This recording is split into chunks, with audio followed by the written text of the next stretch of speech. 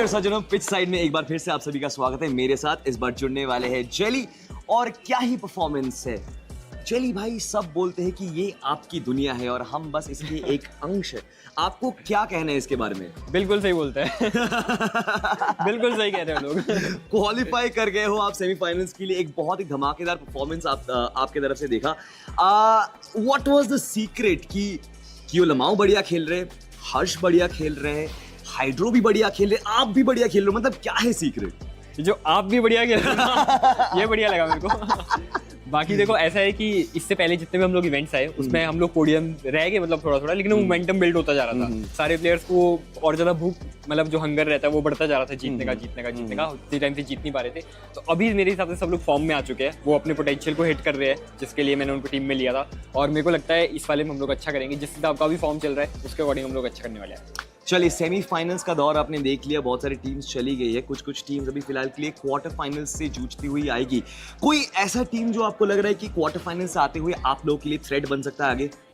नहीं, थ्रेट मतलब अगर आप इस लेवल पे आगे खेल रहे हो और ऐसा समझ के चल रहे हो कि आपके लिए कोई थ्रेट बनेगा फ्यूचर में आके, तो फिर पॉइंट नहीं है। अगर आप इस माइंडसेट के साथ आ रहे हो कि आपको जीतना है, तो फिर आपके लिए कोई थ्रेट मेरे हिसाब से होना नहीं चाहिए। सिर्फ खुद से कंपटीशन रखना चाहिए अपनी टीम को, या फिर खुद के प्लेयर को खुद से कंपटीशन होना चाहिए कि खुद से बेस्ट बनना है। किसी एक पर्टिकुलर टीम का ऐसा मेरे को नहीं लगता कोई भी हमारी टीम के लिए थ्रेट बन सकता है। ऑलराइट, फाइनल क्वेश्चन, इस ओवरऑल रन में अपर ब्रैकेट्स की अपने परफॉर्मेंस को 10 में से आप कितना रेट करोगे? मैं 10 on 8 ही रेट करूंगा। मतलब 8 on 10? हाँ, 8 on 10 वही समझ गए ना आप? मतलब क्योंकि ऐसा नहीं था कि हम लोग बिल्कुल परफेक्ट गेम्स निकाल रहे थे, लेकिन वही है कि ऑलरेडी क्वालिफाई हो गए तो प्रेशर इतना था नहीं, तो शायद उसके लिए बहुत सारी चीज़ें ऊपर नीचे कर दे रहे थे। लेकिन कुछ जगह थी जब हम लोगों को ऑलरेडी प्रेशर था, जब हम लोग क्वालिफाई करने का था, कि उस जगह पे गलतियां हम लोगों ने की है, तो इसलिए 8 on 10 ही दूंगा। 10 on 10 तो अभी थोड़ा टाइम लगेगा। चलिए, कोई बात नहीं। एक और सवाल, आखिरी सवाल रहने वाला है मेरा। आपने बोला था जब आप शतक पार कर जाओगे उसके बाद आप बाकी टीम्स पे टारगेट करोगे, ये हमको देखने को नहीं मिला उतना ज्यादा, तो इसका कुछ राज, या फिर आपने सोचा कि नहीं चलिए खेलने दीजिए सबका? नहीं, मैंने टारगेट नहीं बोला था, मैंने ये बोला था कि मैं मारा पीटी करूंगा। जो मेरे को दिखेगा मैं उसको मारूंगा। अच्छा। मेरा ऐसा कुछ नहीं कि इस टीम से बाहर हो जाए, ऐसा मेरा कभी भी नहीं रहता शुरुआत से लेकर जब से खेल रहा हूँ। तो वही था कि मारा पीटी थोड़ी करेंगे, क्वालिफाई हो गया, जो दिखेगा उसको मारेंगे। आपने देखा होगा आज के 17 फिनिशेस, शायद मजा आया देख के, बहुत ज्यादा। आई एम प्रीटी श्योर दर्शकों को भी मजा आया, और ये इंटरव्यू देख के आपको कैसा लगा हमें जरूर बताएं। That is jelly of course, and this is me सॉटी signing of.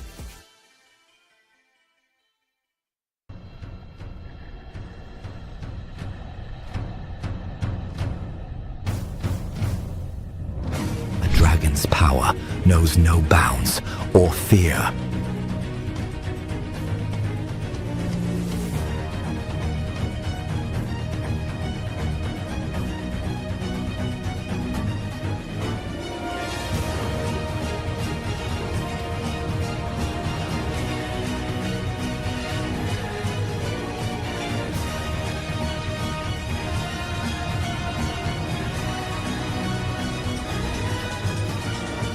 Ready to wield it? Fight with the dragon's might.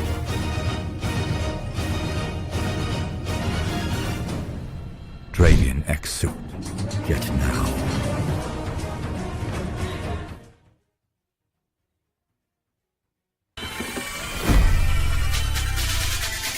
देवी और सज्जनों, पिच साइड पे आप लोगों का एक बार फिर से स्वागत है और मेरे साथ इस बार जुड़ते हुए गॉब्लिन फ्रॉम टीम सोल। एक बहुत बढ़िया परफॉर्मेंस था अपर ब्रैकेट्स के अंदर, बट अब मुझे जानना है कि टीम के अंदर माहौल कैसा है। What you guys thinking? Because हमने देखा था of course Nakul is not feeling that well. Is he better right now या फिर क्या लगता है आपको थंडर को ही खिलाना है? नहीं, नकुल पूरा ठीक है। उसने थोड़ा रेस्ट लेना सही समझा, क्योंकि मतलब थंडर इज लाइक अभी राइट नाउ 5th प्लेयर है, तो उसको भी थोड़ा खेलने का मौका मिलेगा। तो क्योंकि वो भी बोर हो गया होगा पूरा 2-3 दिन से, तो हम लोग ने फटाफट क्वालिफाई करवा लिया लाइक, क्योंकि थंडर को चांस मिले, तो इसलिए आज थंडर खेल रहा था। चलिए, फटाफट क्वालिफाई करवा लिया ताकि थंडर को चांस मिले। आगे आने वाली जो लॉबी है फिलहाल के लिए, सेमीफाइनल्स की जो लॉबी है, जो टीम्स यहाँ से क्वालिफाई करिए, कोई लगता है आपको थ्रेट हो सकता है टीम सोल के जर्नी में to the grand finals? I don't think like a particular team ऐसा कोई थ्रेट है, बट वही है कि इक्वल होते हैं यार हर टीम जो भी खेल रहे हैं, तो मतलब सबको डिजर्व करते हैं, इसलिए यहाँ पे है। तो मतलब ठीक है, सब इक्वल है और हम लोग को बस डोमिनेट करना है। Doesn't matter what the team is. चलिए, डोमिनेट करना है। आपके सामने एक ऐसे शख्स है जो भी डोमिनेट कर रहे हैं फिलहाल के लिए कैमरे के पीछे, बट क्या आपको लगता है कि क्या आप उन्हें पछाड़ सकते हो, specially when semifinals are about to arrive? That's what I said कि नॉट अ पर्टिकुलर टीम में तो फर्क नहीं पड़ता है कौन सी टीम है, हमें अपना गेम खेलना है एंड गलतियां कम करनी है, तो सामने कोई भी टीम में फर्क नहीं है। और आज से क्वार्टर फाइनल्स शुरू होने वाले, थोड़ा टिप्स एंड ट्रिक्स अगर आप देना चाहोगे टू ऑल द टीम्स जो यहाँ से क्वालिफाई नहीं कर पाई है, बिकॉज आप लोग तो बहुत अच्छा खेल रहे हो। कोई टिप? या guys, give your best, last chance है, और इसके बाद मतलब सबको पता है PMGC स्लॉट भी है, तो होप फॉर द बेस्ट। जो अच्छी टीम जो क्वालिफाई कर लेना, क्योंकि इसके बाद सेकंड चांस नहीं मिलेगा। तो all the best, all the best to all the teams and thank you so much Goblin. Thank you so much.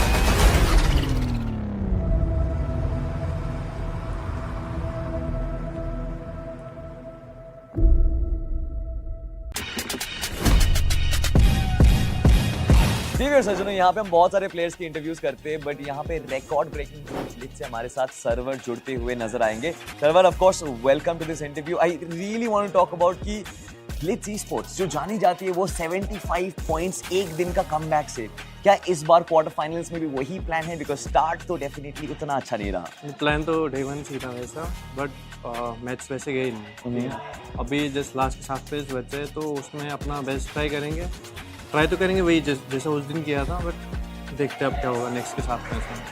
तो आपने अभी उतार भी देख लिए, आपने चढ़ाव भी देख लिए, आपने अप्स देख लिए, आपने डाउन्स देख लिए। अभी फिलहाल के लिए टीम उतना कंसिस्टेंट नहीं खेलती। Do you know what the reasons are? क्यों हो रहे ऐसे मैचेस, क्यों नहीं जा रहे आपके हिसाब से मैचेस? तो अभी हमारा जोन फेवर नहीं करना, पहली चीज़, ठीक है। तो और दूसरा नहीं, हमारा कम्युनिकेशन में थोड़ा बीटी हो रहा है। ओके, बस ये दो रीजन है। All right, going ahead into the quarter finals, 2 दिन बचे हैं। कल के दिन पे 12 मैचेस आपके खत्म हो जाएंगे, तो क्या टारगेट है कल के दिन के लिए एंड उसके अगले दिन के लिए? कल 3 मैच में मोस्टली ट्राई करेंगे 30 से 40 पॉइंट, फिर लास्ट के डे पे फिर वही एवरेज 8-9 के साथ जाएंगे। बस वही हमारा टारगेट रहेगा 2 दिन के लिए। All right, I hope you all the best. Blitz Esports बहुत अच्छा करे, हम सबको चाहिए, and I think सर्वर को अच्छे लॉबी के अंदर देखने में बहुत मजा आता है, so I'm gonna be waiting for that. Thank you so much, server.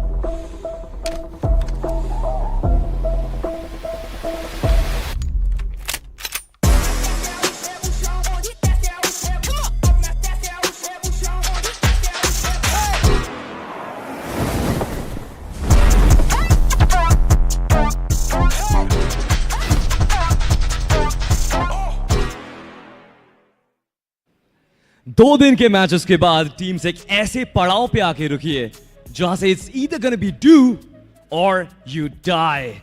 This is where the real comeback begins. Welcome, ladies and gentlemen, to Quarter India Esports presents Battlegrounds Mobile India Showdown 2025.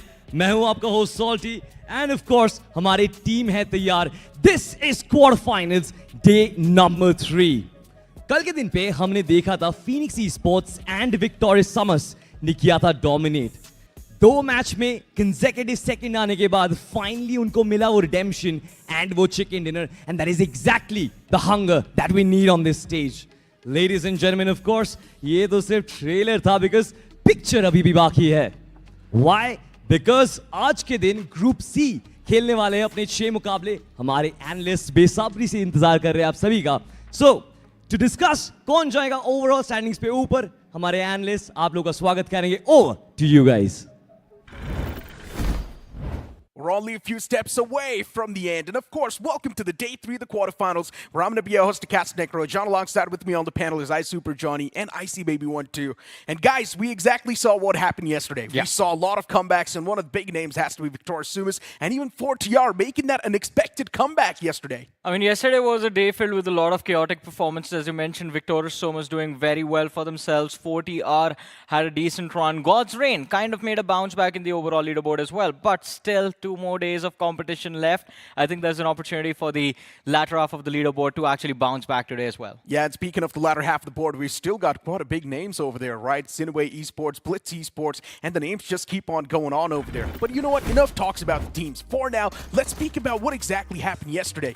We did see some incredible moments, even coming in from the side of Wyld Fangs, boys. No, we saw a lot of amazing plays coming from a lot of teams here.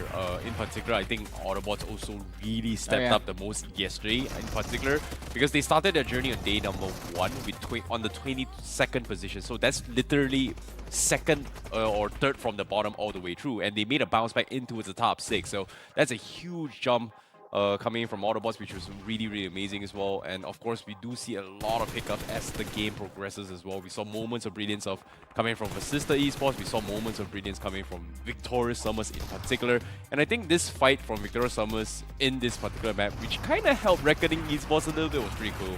Yeah, yesterday we also did see major comebacks from Victorious Sumus, NINZA, 4TR, and somewhere down the line, even Autobotz Esports finally showcased what the team's capable of. And having a look at the overall standings, a lot of those things will be cleared up as well. Phoenix Esports still on top with 87 points. Then you've got Victorious Sumus getting 82. You've also got Revenant Xspark getting 76 points, and Autobotz Esports in the top 4 with 64 points on the block. See, when I look at the leaderboard, I like to think that teams would have their own daily targets, and I think for teams like Madkings, that's there on the 8th position, the target is going to be to hit about 80 points. Phoenix Esports, Victorious Summers, they need to figure out how to hit that 100-point marker today itself, get that qualification sorted, and then you move forward. But on the next page of the leaderboard, we see teams that will have an opportunity to secure a comfortable footing inside the top 5 today, namely Godlike and Nebula Esports. I think this is where the true competition is going to take place today. Yeah, I mean, you can clearly see in the overall standings as well, they've only played 6 games so far, while the remaining teams, they've played 9 games. And today, as we know, Group C is going to be the one to play all the 6 games, which means if they're going to have a positive momentum, we can see them just breaching through the overall standings. We've also got the final page brewing up on the screen for Blitz Esports.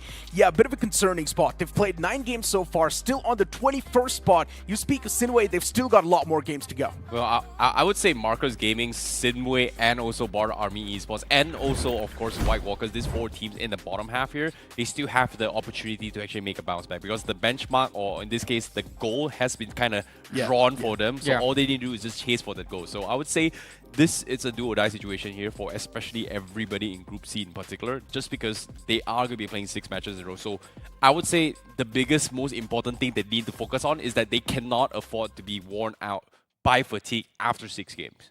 To be honest, the only reason why I really pointed SINEWY especially, it's because we know what this team is capable of. But you know what? Since we saw some major plays from these banners yesterday, we've also got the performance graph on the screen. Yeah, and Autobotz in particular, I think, had a pretty decent day, because you look at how their first few matches went, and they were not doing too well for themselves. And then yesterday, post Game 6 onwards, we saw them pick up the pace. Yeah. On the other end, Victorious Sumus, we see them plateau a little bit, but that plateau was where they got very consistent as well, always placing inside of the top 4 of the matches yesterday, and they took full advantage of the fact that they had 6 games. I know, right? For Victorious Sumus, yesterday's day was pretty much massive. Yeah. In general, all these 4 teams, we saw a major bump in the performance yesterday itself. It was those games where they pretty much made the massive comeback. And as we move on towards face-off as well, now we also need to start talking about Nebula Esports and God's Reign. Looking at these teams, for God's Reign, of course, their playstyle has been a little bit more defensive and passive. While if you're trying to compare them to Nebula Esports, it's a complete opposite side of the spectrum. Nebula Esports, they like to move on and head on first inside of a fight. It's very apparent that Nebula is much more decisive compared to God's Reign here, just because of the fact that the difference in their playstyles are very, very similar. It's just that Nebula is so much quicker in making important, crucial decisions compared to God's Reign, right? So I would say there are moments of brilliance coming from both teams here, but the competition is not truly over yet. I will say the major difference in the playstyle is that Nebula Esports likes to be a little bit more proactive and much more aggressive inside of the firefights. They're not someone who's going to try to avoid those. We've also got the Finnish leaders of the BMSD 2025 so far. Tracy's going to be the man to lead the pack with 51 finishes on the board, and then Autobotz Esports is Lobster. Guys, before this tournament started, did we even expect that Autobotz Esports is going to do so good? Because personally, not me. I mean, I expected them to do well, especially with the duo of Lobster and Ari being present in Autobotz Esports. The last tournament, we saw these 2 players, and there were moments where Autobotz was struggling, and then Lobster just started fragging out of his mind. That ended up boosting the morale of the entire team, and Arib in particular was the only player from the team that could keep up with him in terms of finish numbers. And these 2 individuals proved to be some of the best players we witnessed in that tournament. This time around, Arib's presence is not as prominent as the last time, but Lobster making sure that the finishes are still coming for the team is what keeps Autobot a big threat for everyone else. But hey, speaking of what exactly the schedule is going to look like today itself, we're going to have the map of Erangel Buddha first on the screen, which will be starting on 3:25 p.m. And of course, as I mentioned, Group C is going to be the one to play all the 6 games today. Then later on, we will see the latter half of the games being played by Group A and C, where once again, they're going to be the one to kick things off in the map of Sanhok. But back towards the conversation of Autobotz Esports once again, and whenever I hear the name Autobotz Esports, I get reminded of all the way back in 2023.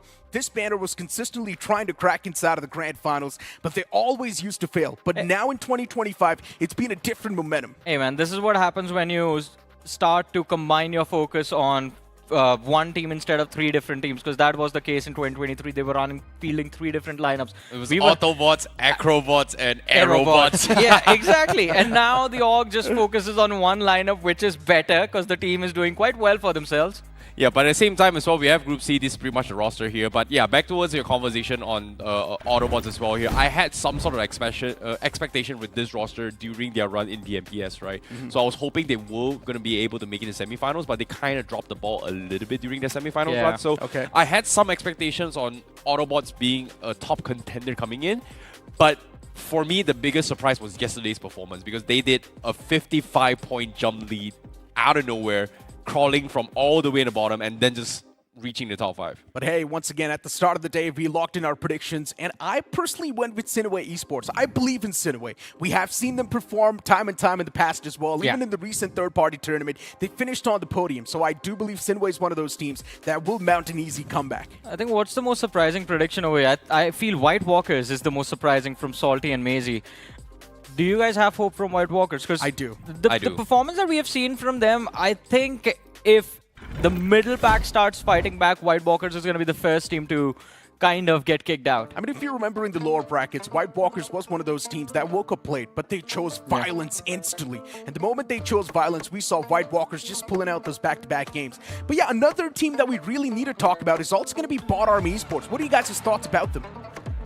I think, do you want to go first on this? Nah, I think we gotta let the match actually, do its talking.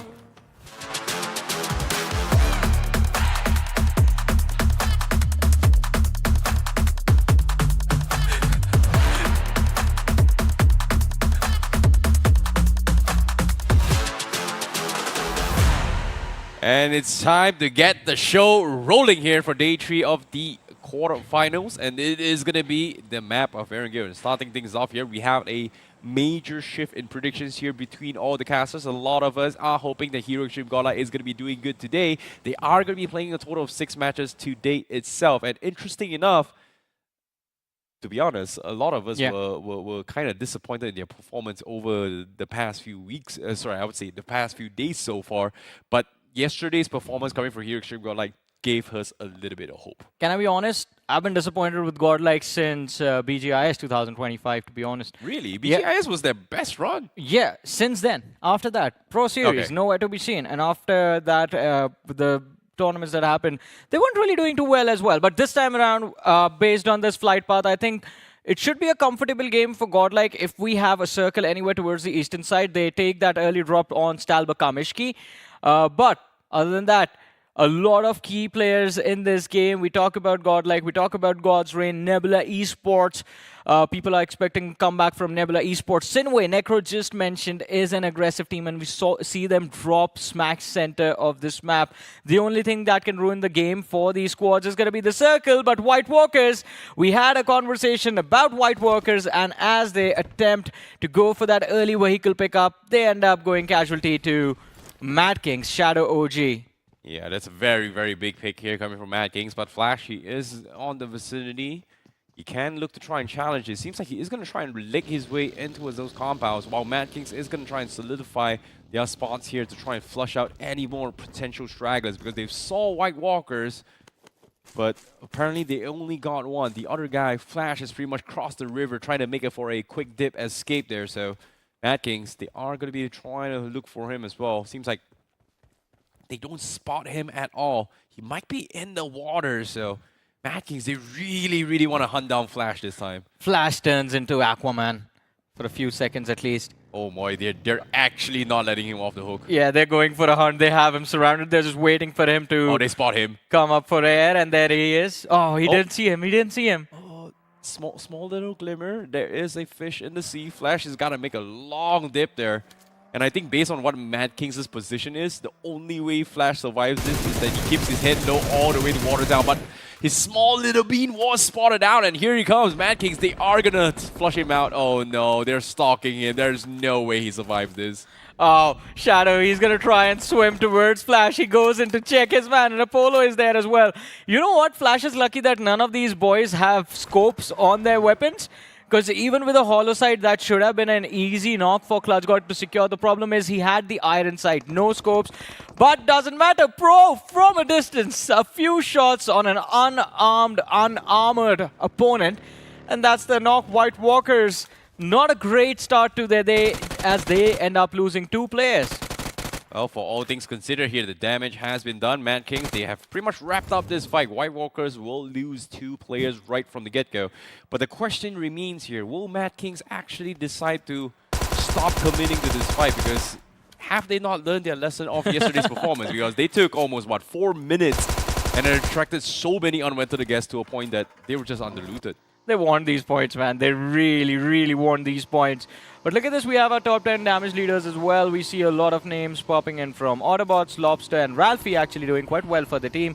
And then there's Veron and Siraj, the 2 young guns from NoNx Esports, who have been kind of a key reason that NoNx Esports sit at the first position of the leaderboard.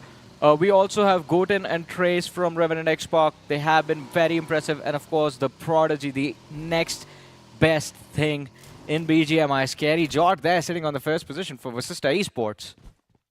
Oh boy. Now, speaking of which, let's take a little replay here and how things actually started off. Oh, Arjun, he was late off the plane, walked into Shadow in the front door, takes him out. That is so unlucky for White Walkers. Not exactly sure what it was thinking, but they may need to consider rethinking the timings on when to drop off the plane there. True. Or maybe just reconsider the drop in general on Erangel in particular. That particular vehicle spawn, it's very heavily contested. I mean, imagine K9 isn't here right now. Otherwise, K9 Esports is also one of those teams that goes for the same spot. NON like to play from Northern Georgia Pole, so that spawn is a key point for them as well. It is for Madkings to get that early vehicle for them. Although Madkings do have a few alternatives present towards Georgia Pole containers, which are well, kind of safer options for them, but this is a team that likes to go for those early fights, so they are going to try and come after you if they spot you out. But yeah, White Walkers, in a map where you know there's a cluster forming around that northern Georgia Pool vehicle spawn area, you have to be extremely cautious, and this time around that caution wasn't really there. They also went for a 2-2 split, by the way, which was one of the reasons why Madkings had the upper hand in that fight. Yeah, but speaking of which here, Godstrain, they haven't exactly left their military base yet. This is their usual drop spots here. We do see a couple of loots here and there, but at the same time, it is a pretty awkward circle for them. So they maybe get kept, and we haven't seen a lot of teams gatekeeping military base for quite some time now. But based on what I'm seeing, I think Phoenix may consider actually stopping Godstrain in their tracks here. The game plan is simple, or at least it looks like it. They want to camp that bridge. Yeah. It's not shown on you guys' screen yet, but for us, we do have a separate monitor. It gives us a little bit of insights on the map rotations. And my gut feeling says that Phoenix may consider stopping them in this track. I think that has been the option for anyone that goes up against Destro. Everyone knows his timing. It is the stage 2 shift, where God's Reign always leave that military island every single time on Erangel, unless the circle is on military island, then they just stay there till the end of the game. But be it Cincinnati Kids, be it Victoria Sumus, be it Phoenix Esports, anyone dropping towards that lighthouse or ferry pier will try and keep Destro and the boys from crossing over. But the question is, how did they find their way out? We'll have to see. Only time will tell. But in the meanwhile, as we move towards Rozhok, we have the players of SINEWY Esports. A split play coming from SINEWY. They have left a few bodies on the southern side of the river. A few players have moved up towards the north. And they're trying to make sure that anyone trying to make that cross can't really do so without at least taking a little bit of damage or getting knocked out against SINEWY. But BotArmyEsports pressure from the other side. Marcos Gaming charging in their direction, and this time, for a change, it is BotArmyEsports that secure the opener, all thanks to Pratik. Yeah, it seems like they do have to get out as well. Marcos Gaming, they started this fight, and now they are about to be hunted down as Fragger. Oh, he's not actually picking this year. I'm really surprised he actually let the boys actually back off, and now Marcos Gaming now in a lot of pain there. Narrowly escapes, able to get his bleeding compadre out, but they need to pick him up real quick as well because Bad LP is about to bleed out. And Stone BGMI, he says, you know what, don't worry, I got you. No, he may have wrong pressed. No, he pressed the wrong button instead of picking him up. That animation cost his dear friend. Oh, that is so unfortunate. Man, in our tradition, you usually end up picking the body after the person is gone, not before. Had to go for the revive over there. Man, oh man, what a blunder coming from Marcos Gaming. One player lost, a finish given away, and now there is opportunity for BotArmyEsports to come knocking at their doors. But here we have Meta NINZA trying to pick off White Walkers, and Arthur, the best man from the side of White Walkers, just completely shuts down the initial push. Meta NINZA, we've seen them drop the ball in plays like this multiple times. Is this going to be a repeat, is the question. Arthur is trying to line up the nade, a little bit of cover from Psycho, and that's going to be the finish secured. The fight is 2 versus 2 now. Oh my goodness, Meta NINZA, they had the initial rush, they lost 2 players to Arthur right from the get-go, and now Psycho says, you know what, I can actually help do something about this. Meta NINZA now playing a little bit more passively. Psycho needs to help a little bit more. Arthur drops down to try and provide a little bit of assistance here, goes for a couple of flank, but can't seem to find Beard Barba off the off angles here, so Arthur needs to be a little bit careful in his decisions. Support fires are coming in, but they are attracting some unwanted attention because on the top right, NoNx is going to be coming very, very soon here. Arthur needs to be a little bit quicker. He sees the nozzle, misses the shot, but he's going to make another attempt, and that's going to be the third one down. But he's out of ammunition, goes for the reload. Poco, last man standing for Meta NINZA. He needs to save the day, but White Walkers, they are going to try and hunt him down. Nades coming through. Arthur finally goes down to Poco, but at the expense of his own teammate. Now he's going to try and go for a kamikaze strategy, 1 versus 1. And NoNx on the finish feed, or in this case, the map feed, is still waiting for a slip up from these 2 guys. Yeah, I don't think they know exactly how many players are here in these compounds. They're just being cautious. And Anonymous from the top of that tower is just going to be keeping an eye on these buildings. There it is. Just waiting to see if he can spot any movement. But NoNx, they need to make this push. They need some cover for themselves, because look at the radar. Wyld Fangs are circling around them. This could cause some trouble for NoNx. Although I have to say, I mean, what an awkward fight from both these two POVs. White Walkers, at least we give them the leeway of the fact that it was a 2v4, but Meta NINZA, what a fumble it was. 3 players pushing towards Arthur and they can't do anything. He secures the opener. Psycho finds the second. And then the 2v2. Both the sides fumbling, but a standstill between Meta NINZA and White Walkers over there. In the meanwhile, Godlike Esports moving in from Severny find themselves in shooting range.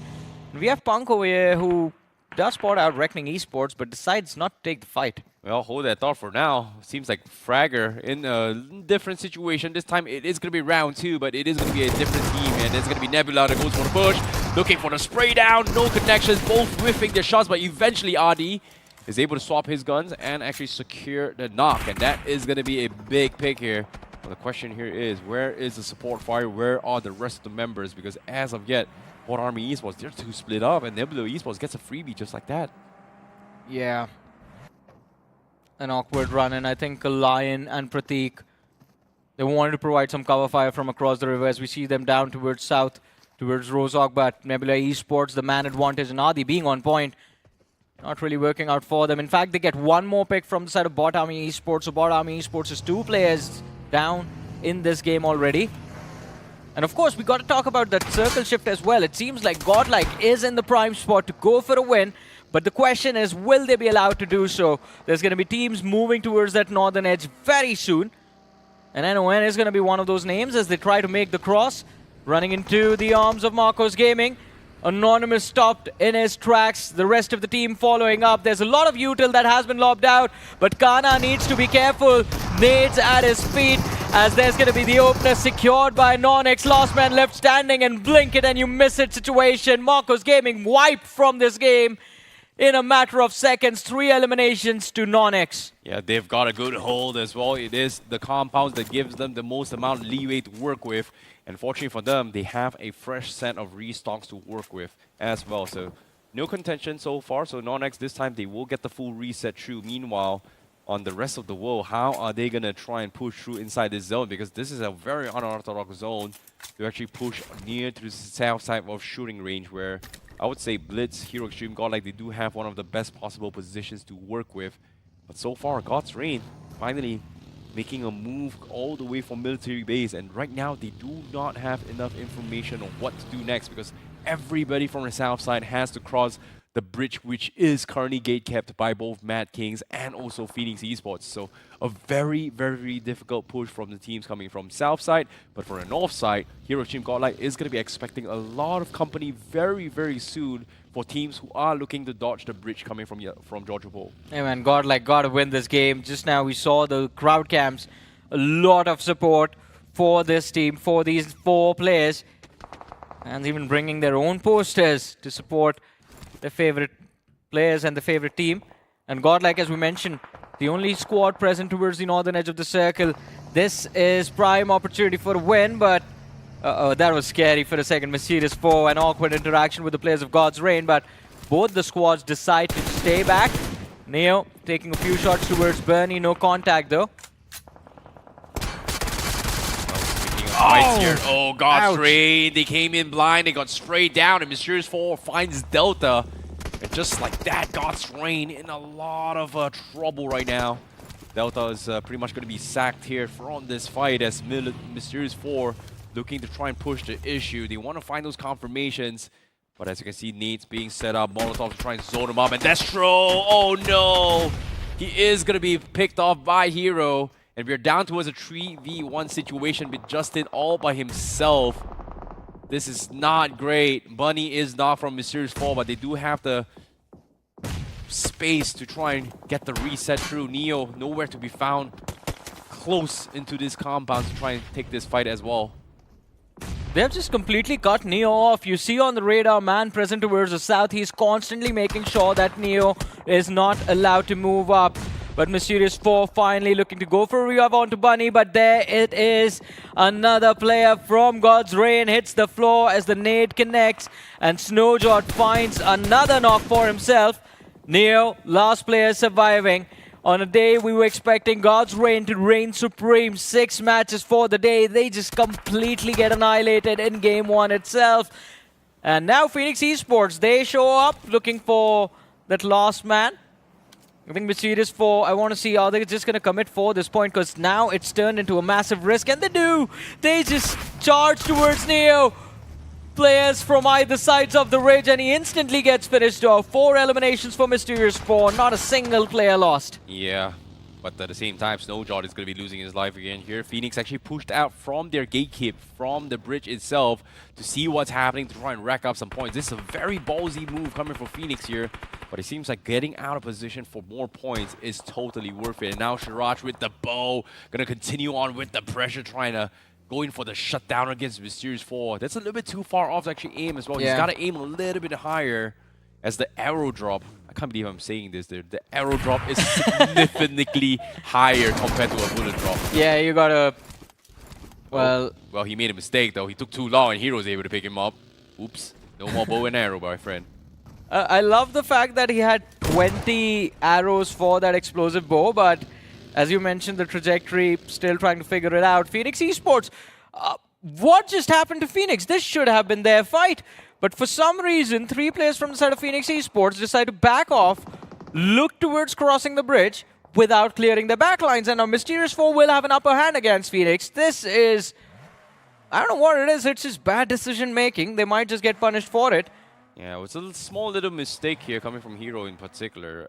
I would say, like, NoNx's initial goal was like they already had the position locked down, and as soon as they heard those gunshots, they came in, take a look, got a couple of freebies, and then decided to back off. But they took too long. Mysterious 4 got the full reset, and at the same time, as soon as the circle was about to move, Mysterious 4 was taking an action, and that's why they made the small little slip up here. It was just a very, very small mistake, but sometimes greed is good. Sometimes it is going to be the reason of your demise. So I would say NoNx, they take a small loss, but it's not the end of the world yet for NoNx. Meanwhile, the rest of the world is going to be playing from the northern side. They have found entry points to try and push through the north side from the George Bull Bridge, or in this case, swinging away from it. And now they're here.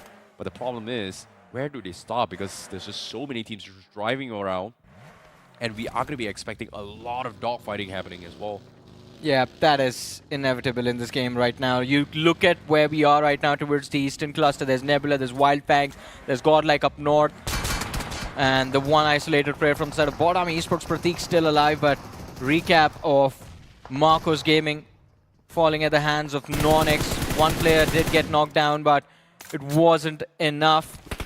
Of course, fans from all walks of life, from all ages, just cheering for the action. Jonathan almost finding a knock over there, but Flock very lucky to survive. Although Godlike, they realize they have the upper hand. Reckoning Esports, Flock did get knocked down. And Blitz, they are looking to secure that finish. Sim needs to be careful. There's another team that has line of fire in this spot. Godlike, they have to be extremely cautious with where they stop, how they pick this fight, and Punk has drawn the attention of the players of Reckoning Esports. One man on the floor, he sees Ninju inside of that smoke, sees him completely exposed, but as I was saying, this position is of extreme risk. Punk gets knocked out, Simp, he's getting juked by Dion, still alive, now sandwich, and finally he falls. 4 eliminations for Godlike, but recovery, I don't think that's going to be an option, I see, as God's Omen with an instantaneous third party are there to put pressure. And let's not forget about Blitz on the other side of the ridge as well. That felt really personal for Hero Extreme Godlike. They wanted to shut down Reckoning Esports. So I would say this is a very successful revenge from them, a very clean takedown. But now the journey continues here because they have been stalking Reckoning Esports for the longest of time, but now they have bigger problems, and that is how to get inside the zone. God's Omen is getting a little bit of angles onto his zone. We had Blitz in the fray as well just now, but now Blitz also being eliminated as well. Not exactly sure how Blitz got taken out, but this time, the biggest fight right now is going to be God's Omen right in front of them. Punk letting up a couple of nades, but they need to reposition. There is not just one team that is also shooting from afar. We do see a Wyld Fangs shooting from the east side of those mountains as well. Very, very far off shot. Not exactly a clean line of sight, but Hiroshi and Godlike, they have to be extremely careful about this next move. Wrap it up or back off. Jonathan has thrown everything to try and take Max out, but finally Punk gets the knock. And I think this is going to be a brilliant punish coming from Godlike. God's Omen, they should have committed sooner. They gave them time to reset. And now Godlike is going to make them pay with SINEWY instantly charging from the rear for a third party as well. Admino, he gets taken out, but the result of the fight is still the same. Godlike coming out on top with 4 eliminations to their name. But as we spoke about them, here comes SINEWY Esports. Now this is a team that's desperate for points. A re-knock onto Admino. The nade, oh! It bounces off the car and just goes in the opposite direction. Ricochets protecting the players of Godlike. Rexboy dropped extremely low, but another team wanting to just get a few points for themselves amongst this commotion. Blitz Esports, they are itching. They want to climb the ridge, but they know if they do, they are going to be taking a risk. Well, they get a temporary reset right now from because of Blitz looking to try and third party as well. SINEWY could not push through against Godlike, but now the major fight happens as well. Godlike needs to push through against SINEWY, but the pick comes through. SINEWY finally finds an off angle. They take down Sim, they take down Jonathan, and now only Admino remains so far in this fight. And Hiroshi Godlike, options very limited. He is stuck. Circle is going to move in 40 seconds. He's got all the time in the world, but as soon as this smoke dissipates, SINEWY is going to hunt him down. He goes in for the push, but unfortunately gets scouted out by Wishu, and that is going to be Hiroshi Godlike bowing out on 10 plays, but the plus side is they do have 8 finishes. Yeah, 8 points from the starting game is a decent outing for Godlike Esports. That's the average they need to maintain today to find a safe haven in the top 6, I have to say. But Wyld Fangs against Nebula, and it is not looking good for Wyld Fangs. The teeth broken, Fangs pulled out, and Nebula Esports a run over for that final frag as well. Nomi getting the 5th point for his team as we are finally down to the top 8 of this match. Oh, this guy is just playing all the right cards here. And look at him, Nomi just doesn't miss, and he finds a pick on Anonymous. It is going to scare off NoNx to actually back off, but the commitment comes through. GalleyOG getting tagged out pretty low. Nomi goes for the pick, but no, he misses the angle. The right-hand advantage on NoNx will get the pick on him first, so he is going to go down. Nebula down towards the last 2 players. Kratos does have the high ground, but they're not exactly safe in zone yet. Same can be said for NoNx, is also kind of exposed as well. But look at this, out of nowhere. Wait, what? How? How did Phoenix get eliminated? I think it was that crossing position on the bridge. They just got stuck, gate kept by the teams up north, and a desperate charge resulting in Phoenix getting taken out. But NoNx now feeling the pressure of Blitz Esports blitzing in their direction. Nebula Kratos running for his life, gets taken out by Zoravar in a very impressive spray. Finish, it's a scramble between all of these sides, and Madkings are the ones who claim that point, lying in the middle of no man's land. That nade, it just shatters him to pieces. Zoravar can't do anything about that. Blitz Esports, today was a day they needed to perform, and Blitz have showed up in a nice form in Game 1 itself. Madkings, one of the big names at the top of the leaderboard, that can stop their momentum. But Blitz, they have the numbers advantage. They have control of the zone. I have a feeling I see either Madkings or Blitz is going to walk away with the chicken of this match. Well, Madkings seems to be in the prime position here. They are having the only good compound left inside the zone, but it's not exactly the biggest spot inside the zone as well, so they do have a lot of space to work with and plan on how they want to take this. But little did they know, there is a potential sneaky rat, and that is going to be Bunny from the side of Mysterious 4, laying low very, very quietly, while Madkings still eyeing to try and take a couple of shots onto its SINEWY. And as of yet, Madkings, they have to make a decision. Oh, Bunny. Play safe or back off. And as of now, Shadow OG needs to consider what the right thing is to do, because Bunny, he is going to be a walking ambush, or in this case, a snake lying in wait, ready to pounce. A strike that could be deadly here for Madkings if he moves the wrong direction, and here he goes, Apollo gets knocked, gets confirmed, back up, not too quick about this. Shadow OG finally takes the knock, but They've lost too much, and that's the opener for SINEWY to potentially make a rush onto his Madkings. Bunny was just there between those rocks for at least the last 5 to 7 minutes. And Madkings just lost complete track of him. Clutch God right before Apollo did get knocked out, and that's the opening SINEWY Esports were looking for. So this is their perfect time to make that bounce. Shadow does get the revive onto Clutch God, and now he's moved up front. This might just cause a little bit of trouble for SINEWY, but Mox with that cover is too precise. Shadow dropped to a pixel of HP, and that's going to be the knock right there. SINEWY Esports having a big advantage in this fight against Madkings. Clutch God, if he finds a knock with this nade, then maybe Madkings still have hope for recovery, but the nade whiffs some damage onto Ninja. Maybe the second one gets the knock, and it does. Rishu in the backline still trying his level best to keep Clutch God at bay, and here comes the damage. This is going to be the end. He's fighting for his life. The shotgun at this range is not the weapon you would want. And there he goes. Madkings now all of a sudden down to the last man pro. And of course, while that fight was happening towards the shoreline, there was a team that was playing extremely smart, and that was Blitz Esports. Look at where they are. They protect their numbers, they stay on the high ground, and now are all set to win this map of Erangel. Exactly, they have been waiting in the zone, and right now time is not in the favor of SINEWY. They need to push out, they need to reset, but Rishu taking some serious damage. Pro OP finally goes down here for Madkings, so this is going to be a major fight between SINEWY and Blitz. And Blitz has got everything locked down. SINEWY hasn't gotten its timings to actually breathe as well. Rishu gets taken out, and now Blitz look to try and clean them all out here. But with those compounds, do they want to take the necessary risk to actually go for the push is going to be the question here. Ninja, can they actually pick him up? They do have the time though. It is right at the edge of the zone, so they should be able to go in for the reset. But it seems like Blitz is not going to give them the time and space to do so. Yeah, I mean, this is perfect from Blitz to just put more pressure on a team that is about to crumble. Mox dropped to a pixel of HP, and the nade almost getting the job done, but it blows up outside the window.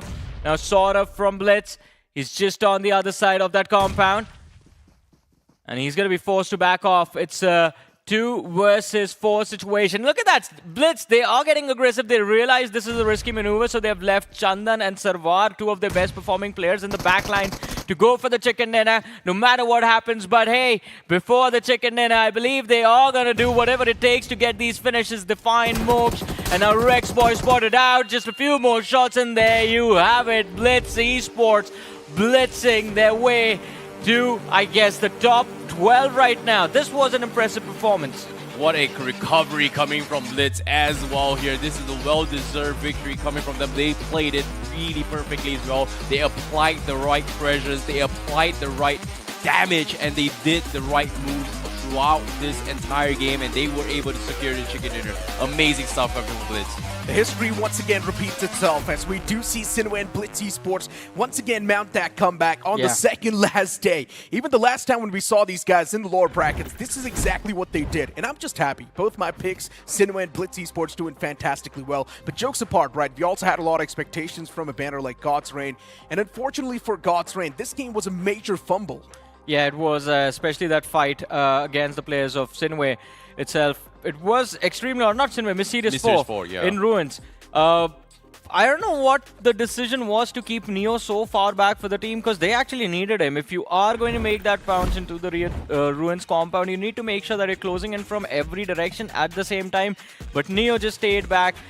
Delta in an off position was the first knock in that conflict, but a little bit of a recap of the final few moments of this match. Yeah, and Blitz Esports, to be honest, the way they played, of course, they had a man advantage as well in the final few moments. Yeah. And somewhere down line, we all knew it is going to be a Blitz Esports' game. And the fact that they once again mount a comeback on the final day, or on the pretty much second last day, Blitz Esports just showcases what they're capable of.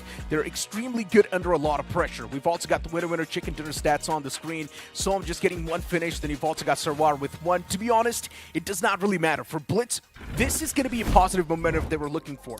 I mean, hopefully it's going to be the positive momentum and it do not get shut down. Because as you mentioned, I mean, it happened in the last stage, round 1 as well, that Blitz Esports day 3 was when they made that bounce back. Day 3 was when they actually found a space, and a decent space, in fact, inside of the top 12. Today, the only difference is they are way too far back. So there is still a lot of concern, but if they can grab another chicken dinner with another 19 points, I think then they are just in a safer spot, and hopefully by the end of the day, they're going to be in the top 5. I think there is a lot of potential here coming from Blitz here. It all started with that initial dogfighting between them, Godlike, and also SINEWY. Yeah. When Xtreme Godlike was taking a little bit tumble as well, they joined the third party. Blitz, the moment they saw SINEWY looking to try and third parties, they immediately back off and let them fight off and then get better position. That was just really, really smart. Yeah, before now, let's move on to a quick break. We'll be right back after this one.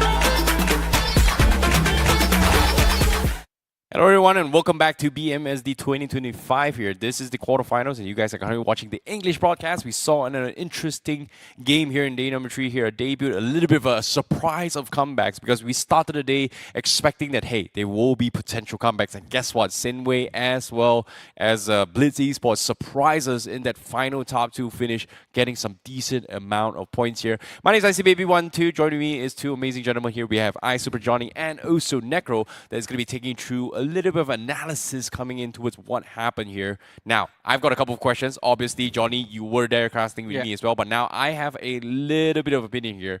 Why did you pick SINEWY and Blitz? I mean, look, exactly what we saw inside of the lower brackets, right? They were not really performing on day 1s, day 2s. But the moment that day 3 struck, SINEWY Esports started to perform extremely well. And Blitz Esports, they pretty much performed on the day 4. Yeah. That's how much pressure Blitz Esports had. And for some reason, these teams are extremely good when they've got a lot of pressure on top of them. Well, speaking of which as well here, they are part of the top 2 here with Vishu and Soref. Soref with from Blitz and also SINEWY who are part of the top 5 in the players. But joining them is also going to be Madkings, Mysterious 4 and also Jonathan from coming from Hero Xtreme Godlike. And with that performance here, this is a very, very big setup for 7 teams in particular. Yes, Blitz, they've got 19 points. SINEWY's got 15 points. Madkings has got 14. Mysterious 4 got 10.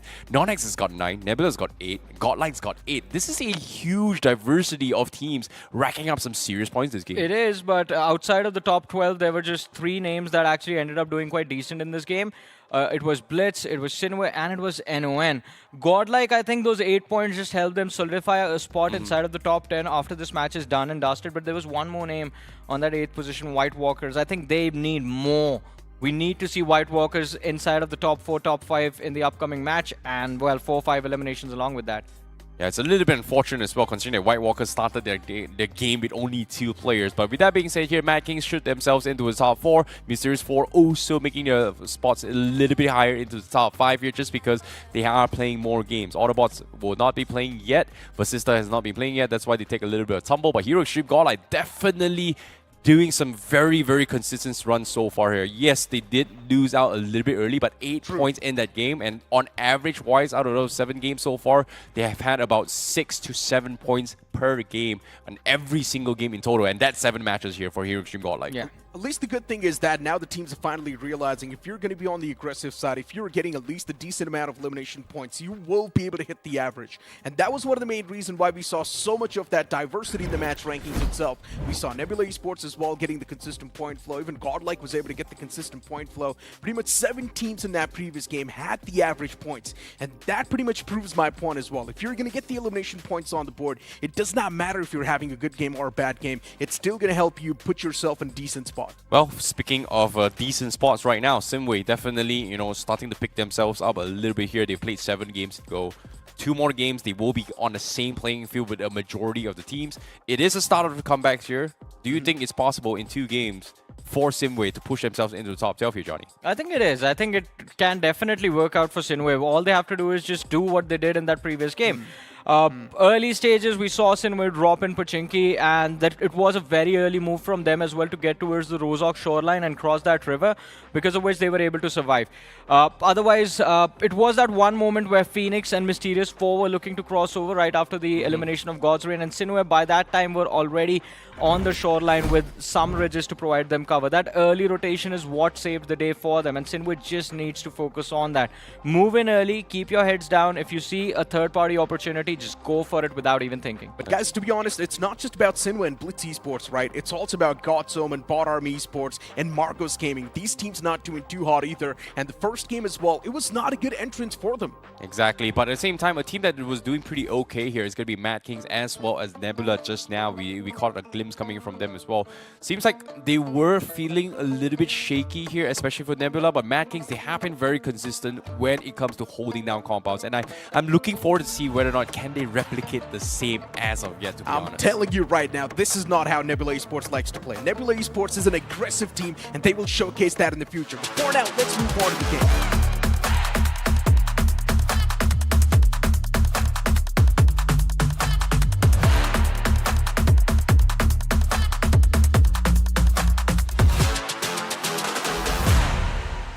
With the plane hitting the skies and a lot of teams keeping those secrets, Nebula Esports is also one of those teams not really showcasing their true aggression yet. We clearly saw what happened in the lower brackets. Nebula Esports is one of those teams that are those ruthless warriors, and they will make sure that they will take you down to the ground in the end.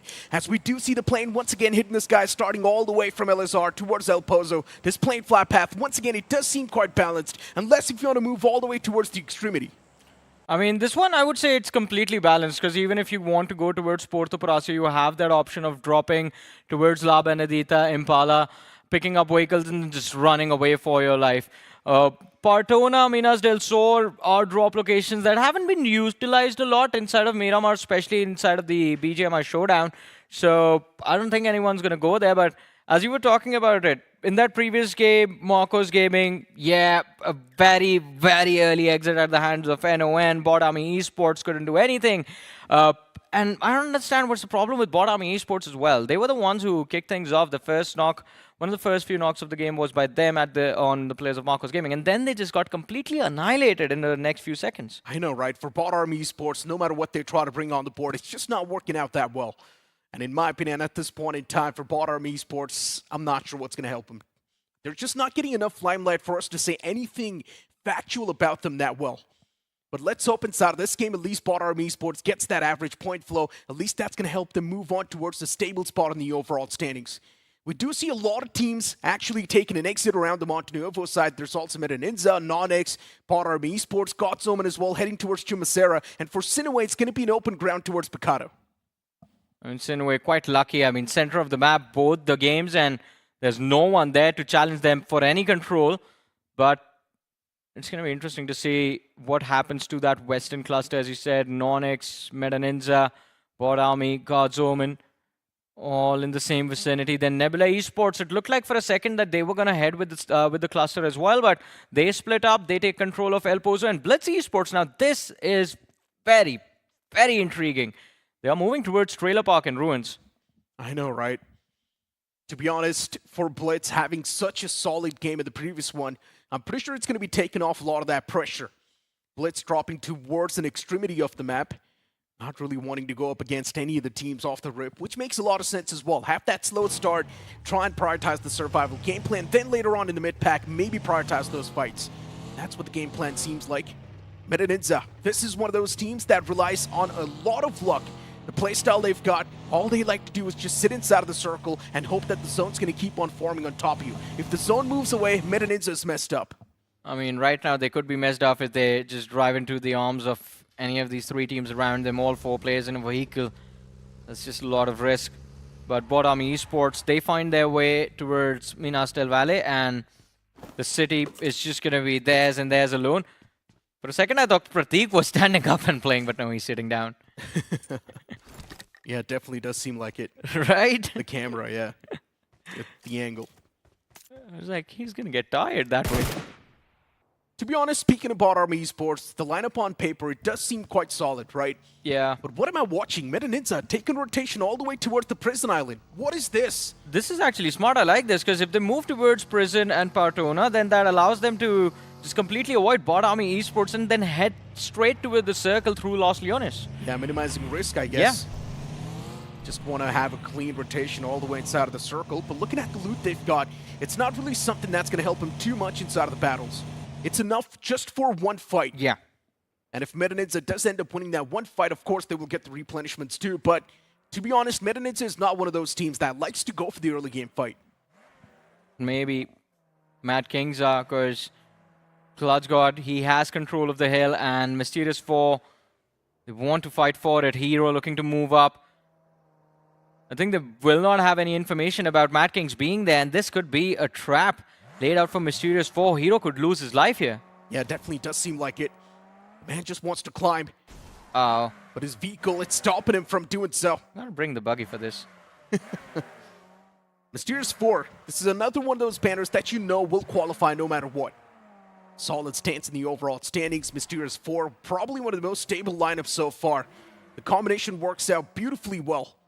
SINEWY Esports all the way towards Picado now, finally realizing it's time to leave Picado and prioritize a better positioning inside of the circle. Also, after the last game, Snowjord has found his way inside of the top 10 finish leaders. We see them on the 10th spot with 36 finishes. SINEWY Esports, I was quite excited to see Rexboy if he was going to be able to keep up with the rest of the talent that is there in this BGMI showdown, but unfortunately, SINEWY Esports, fortunately for them, it's always better to play as a team, so they are doing quite well as a team, as a unit. But Rexboy, man, I had a lot of expectations from him. True that. So far, the man, yeah, exactly, not the Rexboy that we know. Yeah. But one thing is for sure, SINEWY Esports, they're off to a fantastic start, right? So maybe slowly and steadily the man will get back inside of the groove.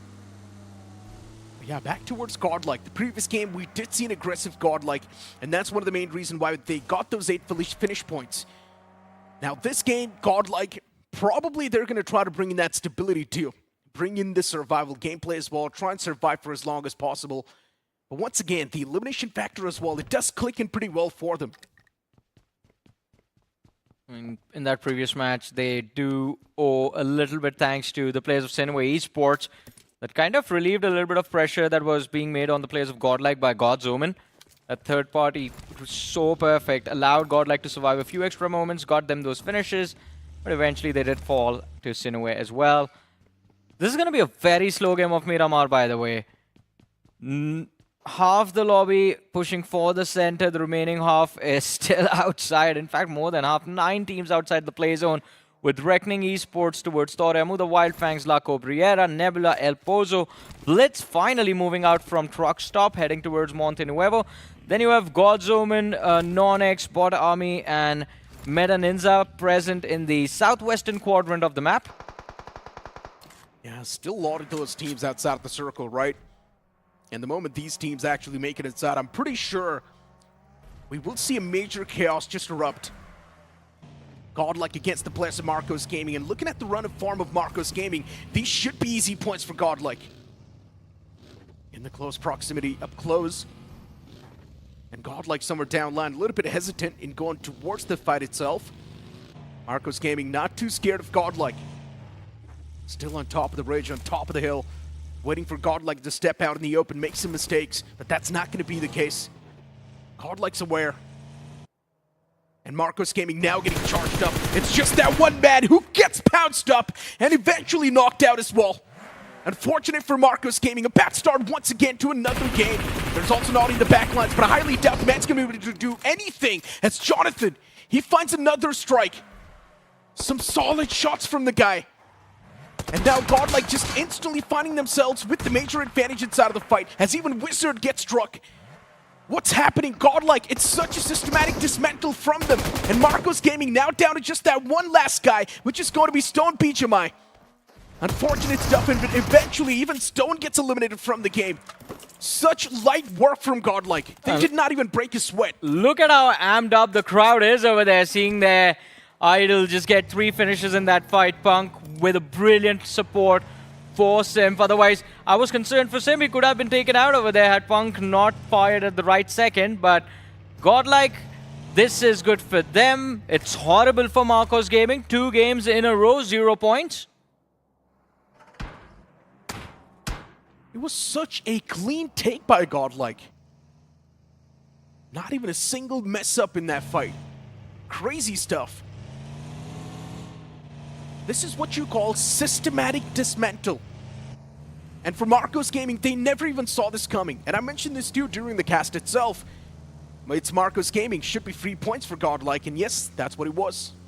I mean, it's Marcos Gaming, 3 points for anyone who takes the fight against them, apparently. I know, right? Just roaming 3 points on the map. Even NON from that previous game. So, we were talking about this in the previous match. Me and IC, Godlike, they did not get placement, but they got 8 finishes. And I think based on where they are in the overall leaderboard, 7 to 8 points per game, that's it. They cruise through the competition if they get 7 to 8 points. They've gotten 4 in this match already. And we see them circling around the players of Madkings as well. But Madkings, unlike Marcos Gaming, aren't an easy team to take on. One thing is for sure, from Nebula Esports recently, we have been seeing a lot of that control. Yeah. It's not the same Nebula Esports that we saw in the lower brackets. This Nebula seems like they're playing for control, they're playing for stability. But the problem is it's like not working out too well. In the lower bracket, when they were actually aggressive, they did phenomenal. And here, when they're controlled, that might actually be the reason, since they are not taking those fights. They're consistent in terms of their matches, but that extra firepower isn't being utilized right now. So maybe they're not getting those finish points. Maybe before moving towards the semifinals, they just want to keep a few secrets, right? Could be. And then in the semifinals, they can just unleash the real wrath. But yeah, once again, having a look at the replay, of course, even Jonathan pumped up. The nod of approval to the fans. Like, yeah, did you see that? Yeah. Nothing taken away from that play. Nebula Esports back towards their conversation, though. As I mentioned, yeah, recently definitely does feel like this team is testing the waters. And I guess that's probably one of the best things about Adi, right? It's not just sticking to that one playstyle. He will try to find different ways. Even if that one playstyle does not work out, Adi does have a second option on the book. Yeah, that's what his entire career has been about, to be honest. Every single year, year after year, players getting poached. Imagine not being able to hold on to your roster. I think that is what makes Adi unique. He doesn't rely on players. His players rely on him. And he will make sure that if the Assaulters do their job, he's going to do his job and the team is going to do quite well. I guess he's probably one of the most underrated IGLs, without a doubt. Agreed. Yeah, it's a whole different story that if you talk about the achievements, maybe the man does not really have a lot. Maybe that's one of the main reasons. But to be honest, if you speak of the consistency, this guy is extremely consistent. Hey, sometimes just making it to the finals again and again and again and again, every single time when you're playing with a new roster, that itself is an achievement. I know, I think the reason Team Insane, so I don't know, this is going to be a hot take, but Insane became insane because of Adi being there. Without a doubt. Knowing exactly how to drive that entire vehicle was definitely a whole different thing. I mean, for Team Insane, they had the firepower, but how to drive that entire vehicle, Adi knew it. Yeah. He was the spearhead. But hold on to that thought. Wyld Fangs, at this point, they've got a decent spot to play with as well. Spotting out the Blitz Mysterious Sport. These shots, they're extremely deadly. And eventually the man gets knocked out as well, but it's someone else who was able to find the knock. It was SINEWY Ninja. Solid stuff. They also do get the confirmation, so for Wyld Fangs, yeah, that's an elimination point stolen away from them. And he closes the door behind him as well. Oh man, that's just evil coming in from SINEWY Esports. Wyld Fangs just left wondering where did the point go. But I think they've been made aware of the threat that waits for them deep inside the circle on the other side of the hill. Now NINZA needs to be extremely cautious.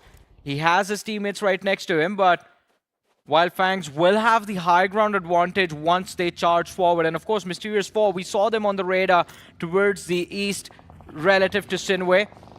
Meta NINZA on the southeastern edge. Having been surrounded by the players of Reckoning Esports, I think Meta NINZA, they might just panic. Yeah, Meta NINZA is one of those teams that's not really going to go for the fight at all. Yeah. Probably try and keep their heads tucked down. We had to look at the loot as well a while ago. Meta NINZA was not looking too good, but now they're decent. This loot's going to last him a while. Decent bit of ammunition on the board. They've also got the shotguns for up close and personal combat. Meta NINZA, they're kitted out. And looking at the circle as well, the weight's forming out as well. You've got SINEWY around the prime spot, even Mysterious4 in quite a good spot. And then God's Reign once again in the open fields. Well, it's impressive for Mysterious4 to actually be able to push for the center, being players down. And it just becomes a question of whether they are able to hold on to that spot or not. But as soon as I say that, or in fact, before I even start saying that, God's Reign are going to be the squad that find the opener. Snowjot from Mysterious4 knocked out, but quite close to his teammates, so should be in recovery, or maybe not. Bunny also knocked. Mysterious4 on the verge of getting eliminated early, second time in the day. Yeah. Nebula spotting out the foes in nearby proximity. And I'm not sure what they can exactly do to make sure that Reckoning Esports, they will be shooed away from that spot. Mysterious4 under heavy fire. Not a lot of place to play with. Snowjot, the man, still knocked out. They need to go for the revival no matter what. The next zone's going to be popping up within a few seconds. Not really a lot of difference. Still, God's Reign's going to be around the open fields, but now God's Reign, they're going to make that pounce. God's Reign, they're done waiting. They want to be on the aggressive front this time, and we already do see Neo pounced up close and personal. Mysterious4, the players are trying to run away, but that nade was well placed as Snowjot gets knocked out. Even Buddy follows up, and God's Reign, they devour Mysterious4. It was a massive risk charging like that, but God's Reign, they make it work. And of course, I think that first opening with the nade was absolutely phenomenal. To be honest, Neo, the way he made that pounce was very risky, but God's Reign smack center of the zone taken away. They wipe out Mysterious4, and then they just head back towards their compound. Nebula still in a bit of that stalemate against the players of Reckoning Esports, but somewhere down Adi knows the moment this fight happens, there's also going to be an instant third party. Yeah. So Adi, the man's taking his time. Needs to find the easy piece of the pie first, and then maybe go for the pounce. But how is he going to thread the needle? That's the question. The nade tossed out. It was overcooked. Nebula Esports still on the back foot. Not getting too overeager inside of the fight. But this time they do find the easy end of the pie. First man's already down from Reckoning Esports. The nade follows up, and now that's going to be the confirmation. Solid stuff from Nebula. Just look at him. They look so well coordinated. All the four players pushing in tandem. They have to be cautious as well, as you mentioned. The probability of the third party quite high for these compounds, especially with all of these nades going off and the guns being fired. Oh, Flock barely avoids that piece of util. He has lost a big chunk of his HP, but Nebula Esports, look at the amount of control they have. They still hold back, not really wanting to commit completely into this 4 versus 2. They know they have the upper hand, but they still do not want to take the risk. Nebula still just on the back of the utilities. They want to make sure they're inflicting a lot of pain and hurt. Another nade was tossed out, but this time it's not finding any of the mark. And now Nebula, they're going to be the one to take the matters in their own hands. And already they've kick-started things. As the first man gets knocked out, Reckoning Esports now down to just their one last string. And even that last string, he just wants to disengage, does not want to be part of the fight anymore. Shoop, the young guy, all by himself against the 3 demons. What can he do? All he can do is just await his own death. He's got an 8 primed up and cooked. And now his ult's getting pushed up, and eventually Shoop, still this young guy, is breaking through the deadlocks, but eventually he gets devoured too. And well, he might have just made things easy for White Walkers to engage into, as he does pick off one. Gets the other man knocked out. And now Adi, he has to deal with the players of Godlike. The pounce is made. The first knock secured by Adi. He looks for the second, but he fails. And Godlike, they secure an easy point for themselves. That's 5 on the board.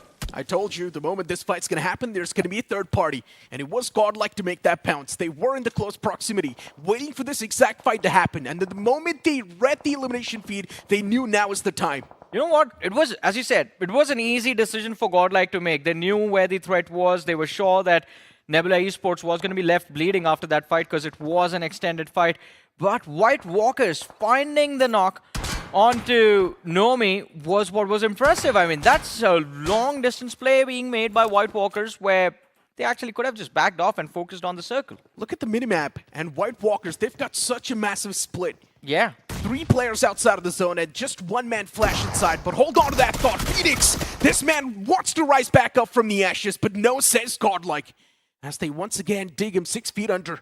But yeah, back towards the conversation of White Walkers. As I mentioned, the split they've got, it's insane.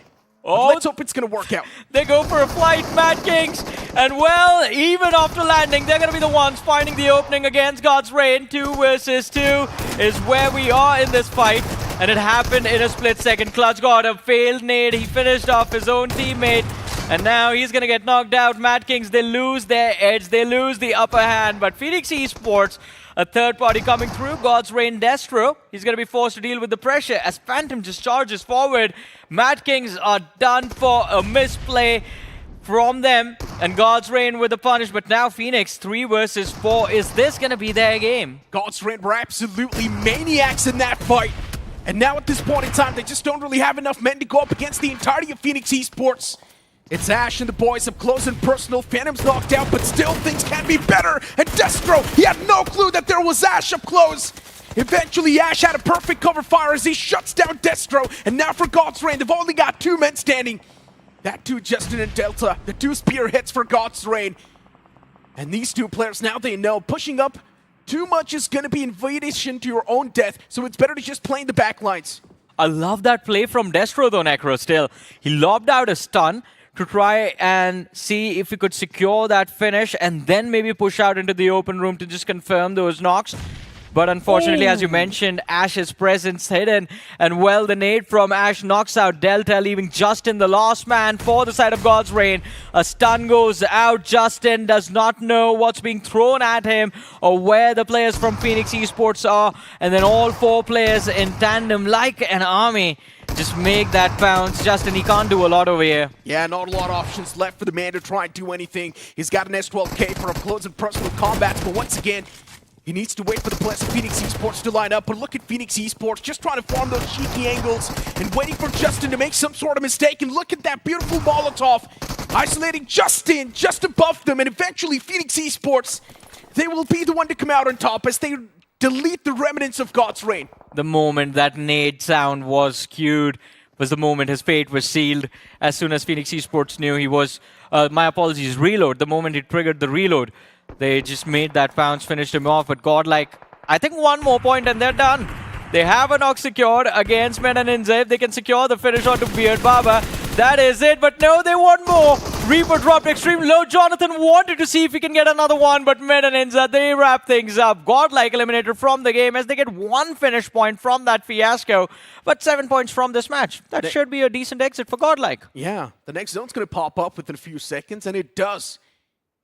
And this is what I'm mentioning, right? For all the teams that were struggling initially, if you know you've got a lot of firepower, just rely on it. Yeah, come on. Pretty much. You will get the average points no matter what, and that's what Godlike's doing. I've noticed one thing. A lot of these teams listen to me, Johnny.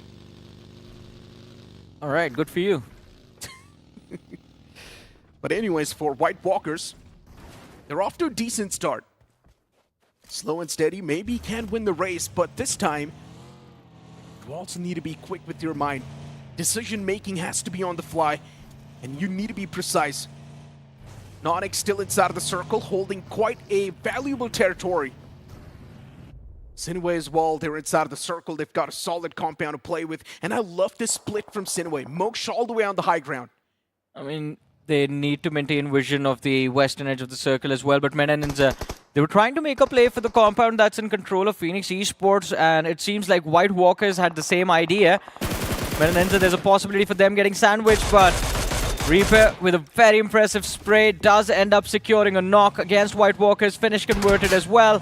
But as he does so, his teammates are losing their lives. They find themselves in open fields, and everyone just wants NINZA out of the game. Beard Baba, he barely survives, gets the revive through, but White Walkers, they show up for revenge. Shots coming in from Phoenix, shots coming in from NON. Everyone just piling on NINZA and White Walkers next. Dragon OP, he knows he has to lob a nade for the finish. The problem is his teammate is right there as well. Oh, that nade was extremely close. Could have actually clipped a lot of damage, but look at Dragon OP's nade. It's going to find a quick succession. Arjun, the big man, goes down. White Walkers, we thought this game could be theirs, but no. Now they're just getting ripped to shreds with these utilities. Nades constantly being tossed against him, and now even the last man of White Walkers is chipped down extremely low. Not a lot of options left, not a lot of playing field options left in the first place. It's Psycho. What can he do? The only friend he's got is the buggy right next to him, and also the smoke cover that's there. But soon it's going to fade away, and maybe with that, even his life will. Yeah, SINEWY has been stealing all of those points, by the way. NINZA did a lot of work to just try and shut down White Walkers, but SINEWY just took 2 of those points for themselves. NON over here, distracted by the players of BotArmyEsports to fight at the southern edge of the circle, and it's going to be BotArmyEsports for a change that end up doing well in a 4v4. Kalyug, he's the last man surviving, and his position is compromised as well. Lion lines up the nade. Wanted, he just kept his ADS on that window, and as the players of BotArmy charge forward, I think Kalyug knows his fate is sealed. He's just hiding for his life, but eventually does meet his inevitable demise. 3 points on the board for BotArmyEsports as they break in the top 6. Man saw the light of God before he was even taken out. And now for NINZA, they decided to take the fight against NoNx Esports. NoNx Esports is already looking extremely comfortable in the overall standings, while for NINZA, yeah, they're doing okay as well. SINEWY steals another point, by the way. Maybe things can be problematic, and yeah, it's SINEWY just doing SINEWY shenanigans.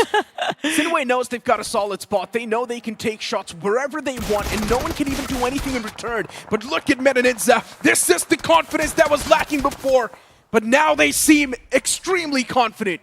But they might have just walked into a trap, because this is the exact position where White Walkers were pinned, because SINEWY could see their heads every time they got up. And the problem for NINZA is that now even Phoenix in the backlines are made aware of that their position. So Phoenix, they are going to circle through. But BotArmyEsports, protectors of NINZA for the next few moments. Look at the amount of rounds that are fired towards NoNx Esports, and that results in Phantom being the first man to fall. Shiraj exits, but his back is going to be exposed. NINZA from the front. Shiraj looking to take that fight, but the jump shot from Dragon OP finally connects, and that's going to be 4 finishes for Dragon OP, as Ash all of a sudden is the last survivor for NoNx Esports, and he's just going to bleed out to the blue. There they go, Phoenix set ablaze themselves. How did this even happen? NoNx Esports, they had all the advantage in that fight, but they still messed up big time. NINZA, they flipped the switch, they flipped the script as they eliminate NoNx Esports from the game, but now still getting the game's gonna be tough when you've got opponents like Blitz Esports and even SINEWY around the block. Sohm is all the way back in the blue, and now a lot of damage is being chipped away against him. You just can't do anything. Sohm's position gets compromised as the man gets eliminated from the game, and now for SINEWY Esports, all they need to do is close their grips and move inside of the zone. There's still that one man knocked out from SINEWY, and he probably does want to make that rescue operation come through, but it's going to be tough. SINEWY with the only team with the most amount of men alive, but there's also BotArmyEsports standing with all the 4 players up. And if SINEWY does manage to get the fallen comrade, it should be a SINEWY game. I think that should be an easy revive for SINEWY to execute as well, but before running into a 4v4, they wrap things up against the players of Blitz. Sarvar this time has to settle for a top 3 finish, and I think Blitz today, in the first 2 games, extremely consistent, exactly what we wanted to see from them. But BotArmyEsports versus SINEWY. Fragger moving up, Moksha up front, both the players spotting each other out. But it's not just about these 1 players, it's about the entirety of the team. Information is going to be key. And luckily for SINEWY, as they charge forward, they're going to find a lot of crates in these open fields. BotArmyEsports, they are outside the play zone as well. It should be an easy chicken dinner for SINEWY in the endgame. When the bells were ringing, BotArmyEsports, they replied. They desperately needed these points, and now they're in the top 2. Usually we all think day 2 is supposed to be the day of comebacks, but now the new thing is the day 3. And day 3 is where you see the real major comebacks. Blitz back-to-back solid games, SINEWY back-to-back solid games, but BotArmyEsports initiating that major comeback they needed in the overall standings. All the 4 players still around the block, and BotArmyEsports, the only possible thorn in the way, SINEWY Esports. BotArmy trying to spread themselves out. They've got the intel, but they still do not know how to initiate the fight. Just waiting for the zone to collapse first. Again, buying themselves as much time as possible, 40 seconds, and then they are going to be forced into the line of fire for SINEWY Esports. It's not going to be easy for BotArmy to run forward unless they find the opening over here with the utility that they have in hand. And that just leads to the fact that how many nades does BotArmyEsports actually have? They've sent Fragger. Oh, that one was quite close to Vishu. Almost getting his feet blown up over there, but does survive all thanks to the haystacks that are there in front of him. And Wanted, look at him.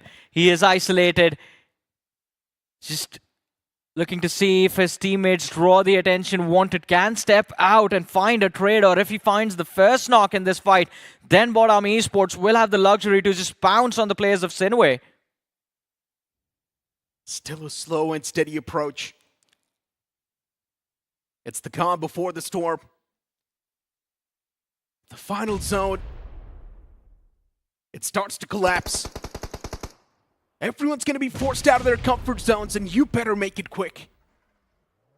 SINEWY, they've got a bit of that cover to work with, but now BotArmyEsports, they're running thin on patience.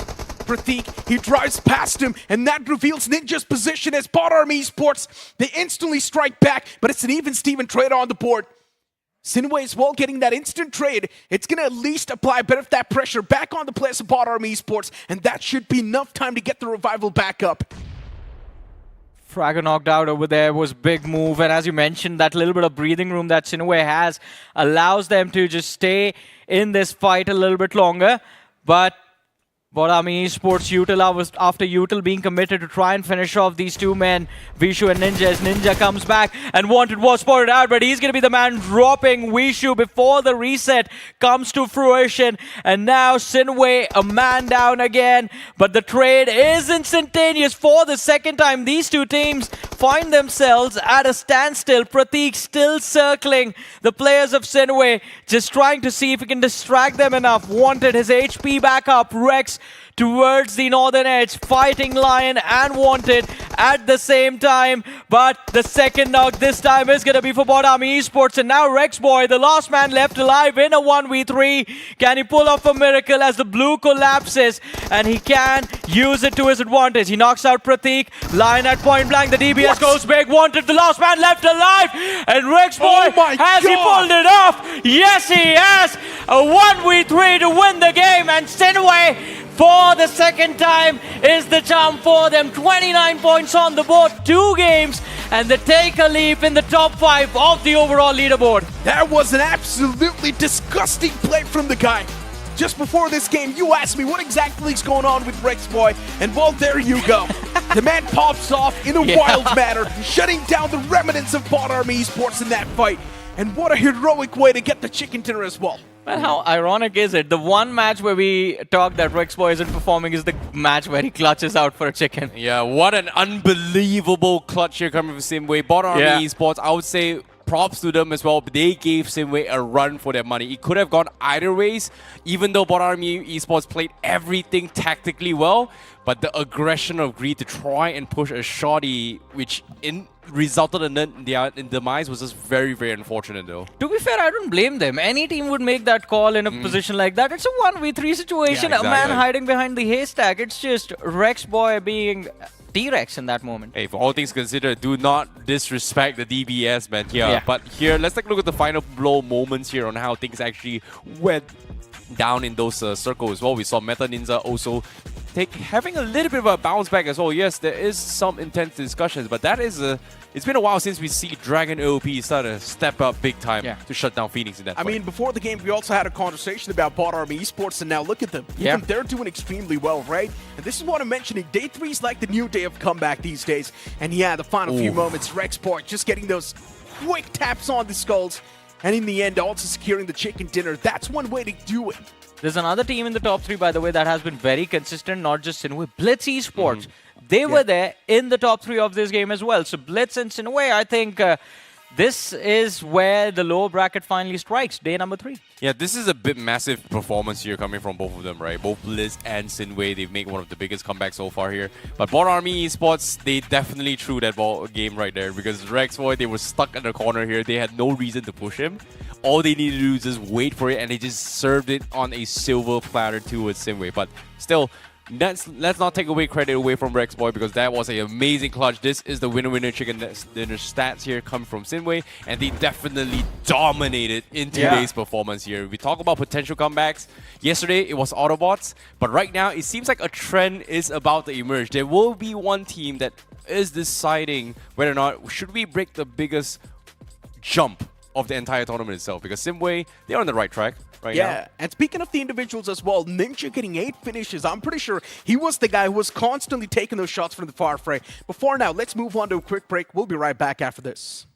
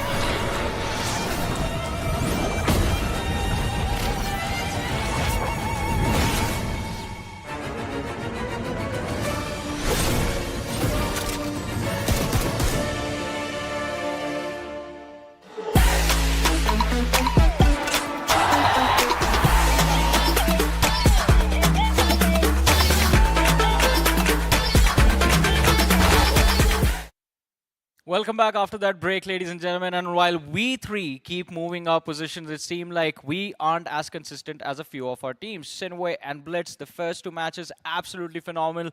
But now the question is, can both of them kind of pull off a hat trick of finishing in the top 3 in Sanhok as well? Well, there is going to be a little bit of possibility here. Signs are showing in the right direction here, coming from both Blitz as well as SINEWY. But I'm generally concerned here. How many points did SINEWY get here? Because the biggest jump yesterday, in my opinion, was Autobotz. They've got themselves 55 points in 6 matches, from all the way in 22nd position to top 4. So now, with SINEWY's 2 games performance, have they overtaken Autobotz' lead? I think they are going to be over Autobotz for now at least, and I just have to say that man NINZA is an absolute ninja itself, because majority of the work for those 8 finishes was done by other teams, and he just kept stealing them. But hey, looking at the standings as well, right? SINEWY getting 29 freaking points in that one game. That's a different beast right there. Then you've also got BotArmyEsports getting 13 points. NINZA getting 9 as well. White Walkers, a bit of a start to the good future. Maybe you can say so, with 7 points on the board. Even for Godlike getting 7. Blitz getting 6 points. Yes, I know it's not a lot, but since Blitz is there consistently there in the top 2, it's a good thing. Yeah, as long as they keep finishing in the top 3, top 4, top 5 of a match and get those finishes as well, I think it's going to be a decent outing for Blitz. But then we move forward to the next page of the leaderboard. Reckoning Esports, the struggles still continue. Wyld Fangs aren't having a great day today. And Matt, what happened to Madkings? Yeah, it seems like they took a little bit of a tumble as well, which is very, very unfortunate for them here. But again, it's a day of comebacks. Yeah. Anything can happen here. There's still 4 more matches to go. But right now, we are all head on towards SINEWY and also Blitz right now. Because this is... I did not expect it. Like, I know he, at the start of the day, you know, we had a little bit of discussion here. This guy was like, oh, yeah, SINEWY is going to do it, this. And I'm like, oh, I predicted this. And I'm like, really? You know, SINEWY has been low-key for quite some time. And then, you know, decides to come in and day 3, you know what? We're going to get 29 points. Oh, wait, guess what? In two games, I'm going to be in the top 2. Great. You know, I'm going to get a chicken dinner. I'm going to get a lot of finishes. And I'm going to... you know, make myself and qualify into the top 12. I like, understand why Necro picked SINEWY as well, because we both of us have been on the same page that aggression will always pay off in the end. The only thing you can control inside the game is the fights, and SINEWY is an aggressive team. Doesn't matter if the first 2 days didn't go their way. It was bound to be a day where SINEWY was going to play like that, and I think 50+ points in 2 matches. And here's the main point, right? Now the upcoming game is also going to be the final game for Blitz Esports. If they do not secure a solid game in this one, then for Blitz Esports tomorrow, the Sword's going to be on top of it, and we pretty much know they will be eliminated. But without wasting any more time, let's head on towards the upcoming game.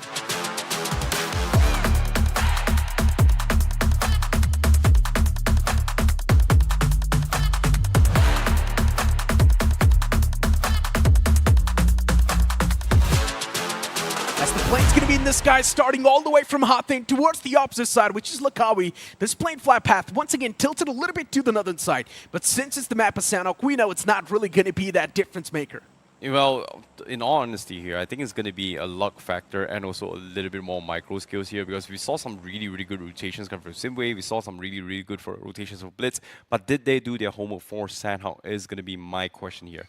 But for now, let's take a look at what the Hero Xtreme Godlike is going to be having installed as well here, because when we talk about consistency, ever since the quarterfinals kind of happened as well, I would say day 2 onwards is where Hero Xtreme Godlike started to show massive signs of life ever since their mishap as well. And I did quote this yesterday as well, alongside even just now, Johnny was also mentioning as well that it's been a while since I've seen this Hero Xtreme Godlike, and it's been since BGIS until now for them to kind of be back in action. So I'm really liking what I'm seeing. Yeah. But the question here is that, is this finally it?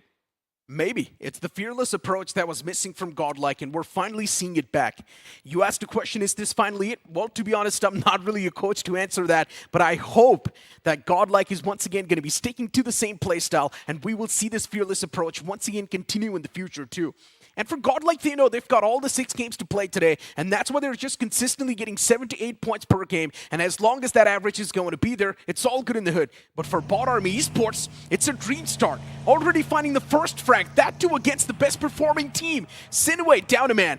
Oh, well, looks like we may have cursed it for SINEWY here, but it's not over yet. 3 players still very, very possible. But another team that has been doing well here is going to be Shoes 4 that has been picked off by God's Omen. So a lot of drop clashes has been made here, a little bit of mishaps, loose ends being picked off here by God's Omen. And I would say for God's Omen's perspective, they definitely need every single point they can get right now.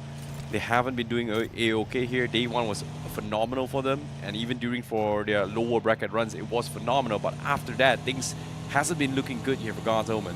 I know, right? But at least they've started things off with that 1 elimination point right now. So maybe you can say a bit of that pressure laid off. I know it's too early to say, but I hope God's Omen does good in the upcoming games. Looking at the lineup as well, I mean, these players, they're quite the experienced bunch. You cannot even say that these guys are like the rookie on the field. They're supposed to be the one to strike no matter what.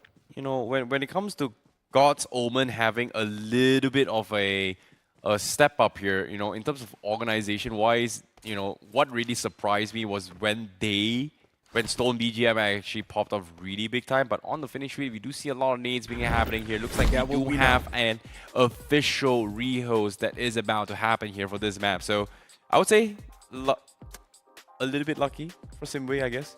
A little bit of reset for them. I know, right? SINEWY just lost out on a man off the rip, and luckily enough for SINEWY Esports, yeah, I mean, to be honest, things are looking on a good note, and to be honest, SINEWY just needs to continue the same way as well.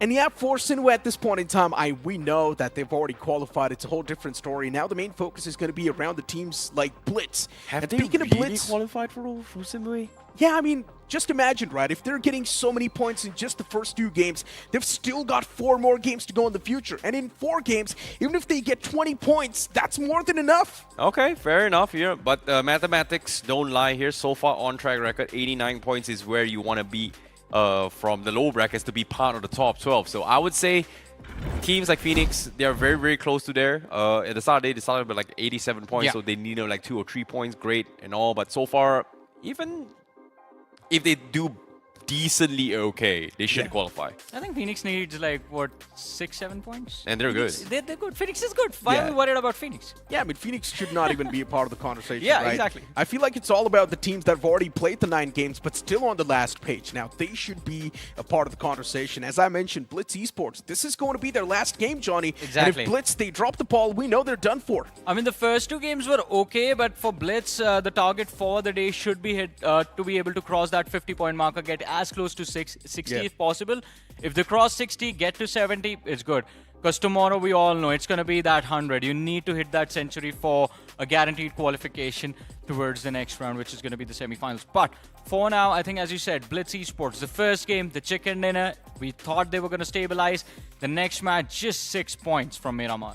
Yeah, it's really unfortunate as well, considering that Blitz actually made it towards the top 4, top 5 moments 3. as well. They needed a little bit more points to actually get in towards that comfortable position, right? So I want to say, when it comes to consistency, as of now, in this current stage of quarterfinals, Hiroshima Godlike is the most consistent team out there. 7 games on average, each and every single game, a minimum. There's one more name I would like to bring to the discussion, because they started off on a decent note. The first few matches they played were actually decent, but the first 2 matches for today aren't good at all. Not even good. They aren't even okay. Reckoning Esports getting taken out early every single time. What's going on? Reckoning Esports is a whole different part of the conversation. That's what I personally think. Just imagine if you're getting 4 different puzzles, and if you try to add those puzzles together, it's never going to mix. It's never going to be added. And that's what Reckoning Esports seems like. This team is just not a good combination. Looking at them, that's what's the feeling that I'm getting. There are a lot of players that we are going to look forward to, and we are going to have a look at one of those teams as well. Well, when we talk about teams as well, I'm curious to see what the spotlight is. Well, obviously, SINEWY. it has to be SINEWY. Duh. You know, biggest amount of points here they've gotten here. They've got chicken dinner from this game. They've got a massive leap here. And currently, they are sitting with 64 points. So, they only need about 30, 40, well, I would say 30 points. They're pretty much guaranteed. Yeah. Into the semifinals. In 4 games, if they get 30 points today, and then tomorrow they've got 4 more games to go, SINEWY, they've already qualified, Johnny. I don't think it's even a question anymore. Well, they're not qualified yet, but Yeah, I mean, yeah, of course. You know, chill, calm Not the yourself. prowess. See, You know, that's the thing. Not yet, but with 1 game to go, before everyone is there sitting with like 9 matches played and there are few teams with 12 matches played, SINEWY already, I think, is going to be in the top 8. I know, right? For SINEWY, one thing is for sure that they just need to continue the sim run of form and just hope that things are going to be better in the future. Yeah, I do understand 1 single game messed up, 1 single game fumbled up. It's going to be tough to have that consistency. But somewhere down the line, the way they've started things off in the day, we know the confidence is going to be through the roof. And we've also got the stats for NINZA on the screen. 16 finishes on the board. I mean, this man, NINZA, he's been the main playmaker for SINEWY since the start. And REXBoy is sort of like the clutch meister. Yeah, I mean, REXBoy, mechanical genius, NINZA, the smarter player of the 2, of course. Even in that previous game, as we were talking about, with so many finishes stolen from the hands of NINZA, from the hands of Phoenix Esports. And he was the man who was pulling it all off. And then REXBoy, you need a player like him as well. When there are moments where you know there's too much pressure, you need a man who can just pull not just himself, but his entire team along with it. And REXBoy with that clutch just showcased us all of that. You know, for all things considered, when you need someone the most, REXBoy is there. You say, you need 7 points? Don't worry, I got you. I'll get the last 3 guys, and I'll get the chicken dinner. That's a total of 7 points in total. So why I say 7? You know, here's to test my math a little bit here. Second place gives you 6 position points. Yeah. First place gives you 10. So that's 4 points. 4 points plus 3 finishes. That's 7 points in total. So I would say 29 points. He's contributed a lot. Let's talk about one more team that has 6 matches left. White Walkers, Necro. First 2 games, not the best we have seen. Yeah, at least the second game was decent, right? So for White Walkers, maybe you can say it's the start for the better future. Yeah. They've still got a lot more games to go, so I'm not really worried about White Walkers on the latter half of the board.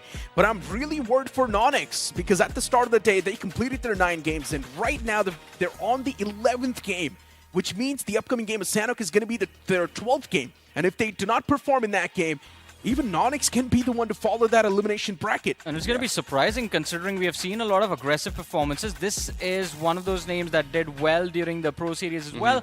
After that, there was a roster change, but the current roster also has a lot of potential, although unable to perform. But today, I think it's a good start for Godlike. The first 2 matches, first game, 8 finishes, 8 points. Second game, 7 finishes, 7 points. Not placement, no placement from the 2 games, but we spoke about this. I see they just need to get those consistent finishes. Yeah, and we talk about Mr. Reliable, Enmino is the guy to watch out for when it comes to Hero Extreme Godlike, right? So ever since BGIS until now, Enmino has been stepping up big time. The only time that I have saw him not performing was during the upper brackets, and that was very surprising here coming from Hero Extreme Godlike. So it was a little bit of a concerning factor. Hopefully things are going to be for the better for them here. We saw a little bit of images coming from Blitz here. It seems like the pressure is slowly getting on towards them. God's Reign, they look very chill, very calm, but their performance today, that is, they look lost. The performance has been nerve-wracking in a bad way. They look kind of lost. They just need to find that stable point inside of the gameplay. That's all I'm going to say. And to be honest, once again, back towards that NoNx's conversation, right? Yeah. This is another one of those teams that we know possesses a lot of firepower, but so far we're not seeing that firepower being inflicted inside of the game. For some reason, NoNx, they're just overthinking a lot of those scenarios they're not supposed to. Yeah, I think it's their frontliners not really working out. I mean, we have seen multiple times Kahana and Viper, that duo is the reason that NoNx is able to survive those fights and get those elimination numbers. But we aren't really seeing them perform to the best of their abilities. On the other side, Kalyug has stepped up a little bit, but that's not going to be enough. And the IGL Anonymous, I think he needs to figure out a way to change the pace of those fights for his team, either find out different ways to engage or just stay at the back, do what Godlike is doing right now, just find the edge of the circle and just shoot at everyone you see until you eventually get taken out. I mean, we had a conversation before this game started, right? Before the map of Sanok started. I mentioned this. The fearless approach from Godlike is something everyone missed, and now, once again, that fearless approach is back. Godlike, they do not fear any name in the lobby. Yeah. They do not fear any team in the lobby, which is a good thing, and that's how you're supposed to play. Yeah, of course, a while ago, we also did see Madkings on the board, and for Madkings, things are looking quite good, which is a good thing. You know, the thing about Madkings is that when you see them vibing out, that's where you know Madkings is feeling okay. But I have a question for both of you right now. We saw Clutchgod say something, and I'm pretty sure it was to the Hindi desk. What did he say? I am the most handsomest guy in Madkings. 3 of my compadres are not as handsome as me. We're called Mad Kings because they're 3 mad people, and I'm the king. Oh. I always love this side of NoNx Esports. Look at this. 2 players, the older athletes on the team, logged in, and then you have the young athletes, Shiraj and Veron. I know why they're playing rock, paper, scissors. Why? It's because they want to decide who wants to be on the front lines. Good. I'm not even kidding. Knowing these 2, that could actually be the case. I mean, these lads are not... They don't take anything seriously. Ash doesn't even talk to them unless it's inside of the game.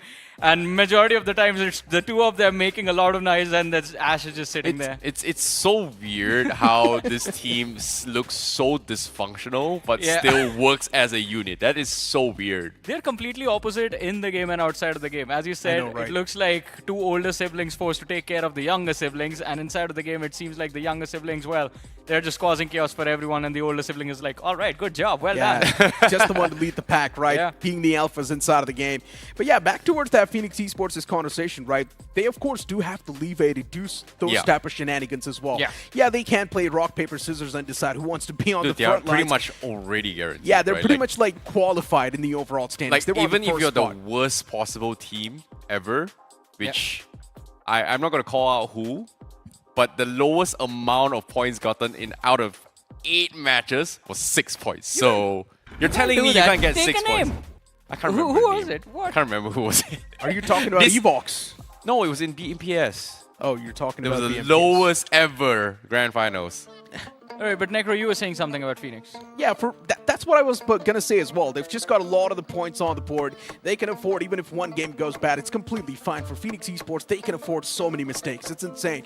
But for now, without wasting any more time, let's just head on towards the upcoming Rainforest, which is gonna be the map of Sanhok. And of course, even you guys, do let us know your predictions in the chat.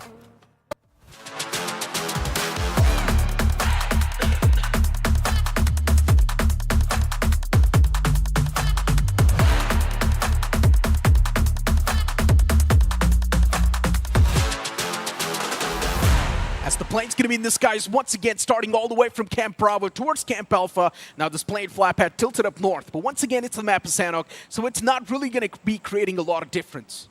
Seems like, speaking of difference as well, seems like the flight path not super skewed as well, so it is kind of fair for every single team thus far. But we did see a little bit of a collision right from get-go, right? Like SINEWY right from the start, they were picked off, and also I think it was White Walkers that had a little bit of a run-in just now, so this time we get the full reset comes through. Hopefully things will be for the better. Now, so when we talk about trends here, what are we going to be expecting of this circle? So far, a majority of Sanhok circles has been favoring either towards Paradise or towards Bootcamp. And so we saw a couple more towards the east side, but aside from that, not too many down towards southwest or northeast. We saw a couple during the quarry vicinity, but aside from that, not much. These are like the three major hotspots of Sanhok for this entire BMSD. Yeah, then we've also got Blitz towards that quarry vicinity. For Blitz, they've got a massive split. Simpal by himself from Godlike, definitely a chance for Blitz to maybe make that pounce and catch the guy off guard, but it's going to be tough. Then we've also got NoNx around the ruin side, and luckily enough for NoNx, there's no Vasista Esports in these groups. So NoNx can go for that easy contention. Nebula Esports as well towards Pineland, they've got a massive split. Then you've also got SINEWY towards Camp Charlie, and right next to SINEWY, there's BotArmyEsports once again. The previous time when we saw both these teams, it was BotArmyEsports to find themselves with a major advantage, but right now, Fragger, the man's trapped. Uzi up close and personal, it's of course a weapon that's going to find the advantage, and that's what happens. Vishu, he already finds the first frag. Well, that is a little bit unfortunate here for BotArmyEsports, but same way, they will get to start things off with 1 point in the back, and that is going to be Pratik out of the equation. He is going to back off. They've lost Fragger. But I'm not sure if you guys noticed this. It seems like there has been a dynamic shift on drop spots for Bootcamp once more. Usually you would expect Phoenix, Revenant Xspark, and White Walkers contesting this. But based on yesterday's performance, Phoenix has actually considered dipping out of Bootcamp and letting White Walkers have it. But this time, White Walkers actually let Phoenix have it back this time. So it's a little bit weird to see this is actually happening here. Something is happening under the tables or behind the scenes here. But for some reason, no major collision on Bootcamp once again here in the quarterfinals itself, considering that it is a hot spot for 3 teams in particular. Things off to a peaceful start. Phoenix Esports towards Bootcamp uncontested. It's weird, right? Like, we've seen it happen when they decide to go for Ruins against Vasista. But for this time, they're going for the comfort. Meta NINZA is going to go for an early rotation here to try and take South Mountain away from Phoenix, which again, we might see a potential engagement here. Poco and Pierre Baba, they are setting up for a potential fight, while Phoenix might not expect company at all. Oh no, but for BotArmyEsports, they're losing out on the stragglers. Second man down, but this time by the hands of Marcos Gaming, and that's going to be a free conversion too. One, it's down. Even Pratik follows up that same frame. BotArmyEsports getting absolutely dismantled. First by the hands of SINEWY, now by the hands of Marcos Gaming. And keep this thing in mind, Marcos Gaming has been getting manhandled consistently, but this time it's Marcos Gaming manhandling the players of BotArmyEsports, which is a little bit concerning. This also raises a lot of fingers on what exactly BotArmyEsports' game plan is going to look like. Yeah, it seems like BotArmyEsports definitely was affected with that final moment just now in Miramar itself here. Losing that 3v1 against SINEWY might have just affected mentally. And right from the get-go, losing 3 players, this is pretty much another punch in the gutter here for BotArmyEsports here. Hopefully it does not affect their overall morale. But all things considered here, another day, another game, and that's going to be Hero Extreme Godlike now. They are going to be making their way inside the center of the zone, coming in from the east side of Quarry. We have NoNx also going to be gatekeeping the trifecta spots of this game itself. Southwest corner, of the zone, and they are going to be expecting company. Wyld Fangs is going to be coming in. And little did they know, Wyld Fangs are going to be expecting some sort of ambushes here. No vehicles has been spotted yet from NoNx, so Wyld Fangs have to be a little bit careful here. Indeed. Yuji pretty much making some noise, and I think that Wyld Fangs might expect them as well. Anya looking for the push-up to try and take the sniper tower. But NoNx, they have not made a single move yet. They know for a fact that Wyld Fangs is around. They want to give them the element of surprise now. NoNx just waiting for Wyld Fangs to walk into their crosshairs. Anonymous, his position's uncompromised. It's Anonymous. And right now, Wyld Fangs, they're on the verge of walking into the open arms of NoNx. But somewhere down line, Wyld Fangs, they know what exactly is happening in the front.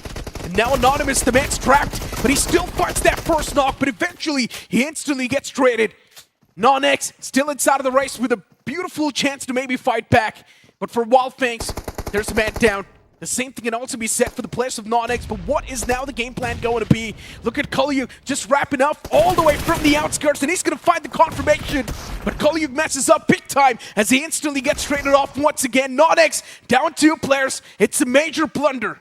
It is indeed a blunder as well. What a nade coming from Seth to save the fight as well. Kalioji could have made it big, but now here comes the rush. Kanha denied the revive here. Now forced to engage against Wyld Fangs in the corner. But while this is happening as well, Phoenix has the line of sight, and they are going to third party. And Kanha goes down. NoNx, they get completely dismantled here. It took too long. They take too much time. And even Wyld Fangs, they have their backs completely exposed by NoNx. And just like that, NoNx Esports completely denying 2 teams, getting no points. Yeah. But shutting down the competition before the competition gets tight here. Yeah, but hold on to that thought, NoNx. Still, they've got that one man standing in Zoraver. Maybe he can make the clutch come through. NoNx Esports, are they running thin on patience? That's my question. But NoNx, they just want to back away from this fight. Zoraver eventually does get caught off guard. I'm not even sure what the man was thinking. Of course, the opponents are going to have the line of sight. He messes up big time, and Wyld Fangs, they get a second chance at life. It's just Zeph and White Tiger standing, but look at Madkings. Now they're the one to knock on the doors for NoNx Esports, as even they've lost out a man. Yeah, they make too much noise as well. So they are going to be expecting some sort of company. NoNx, they may have spoiled to the dreams of 2 teams, but the expense of losing 1 player. So Madkings is going to be able to capitalize on that situation. Meanwhile, on the finish feed as well, we do see a small little engagement between Meta and NINZA as well, finding a couple of picks here, and that's going to be Reckoning Esports losing Dion in the process. The IGL for Reckoning Esports, and he has been in the slums here because ever since their disbandment from the old roster, Dion was the last remaining player of the old roster alongside with Shubei, who is the sub at that time. And things hasn't been looking good ever since this reformed Reckoning Esports, coming in from the upper brackets until now. Meta NINZA still positioned around the outskirts, and now Meta NINZA, a lot of those shots have been taken against the buggy. Eventually, Poco is back towards the safety lines. Things looking good and dandy, but look at the players of Marcos Gaming. Once again, they find themselves in the crosshairs of Godlike. In the map of Miramar, Marcos Gaming was systematically dismantled, and maybe once again the same phrase can follow up. First man's already knocked out. Marcos Gaming off to a bad start inside of the fight, too far away, and out of the open as well, too exposed. A lot of those shots once again taken from Jonathan, but no confirmation found yet. And somewhere down line, we all know, Godlike, they've got the major advantage in the fight. And Marcos Gaming, they're just being ripped to shreds. Not a lot they can do in the given position. They just want to find an escape option. But Marcos Gaming, somewhere down line, that pressure is just getting to them. Now moving away from cover to cover, still the line of sight will be there from Godlike. And now as they spot out the players in the open, that's going to be bad OP to get knocked out first. Marcos Gaming is just running out in the open fields, making a lot of rookie mistakes. And Godlike, they're constantly punishing him. Yeah, Jonathan's got a perfect line of sight, and I'm pretty sure Marcos Gaming wasn't expecting such a shot as well. As you can see, he does have the advantage from Jonathan just because he's prone as well. So for Marcos Gaming to actually trade him off, it is going to be extremely difficult just because of the recoil that they have to manage compared to Jonathan, who does have a little bit better position than them. So it is going to take time, but they are getting picked apart. Nodi getting knocked once more here, Extreme Godlike. They are doing a lot of work. But while this is happening, they've lost Admino on the side. So that means their overcommitment here is not converting to anything at all. And this might be the first slip up from Hero Xtreme Godlike. Yeah, that was brilliant from Simp, though, is forming that off angle. And yeah, as you mentioned, Admino, the big man, getting caught off guard. Not a good start for the players of Godlike, but it's something they need to work with now.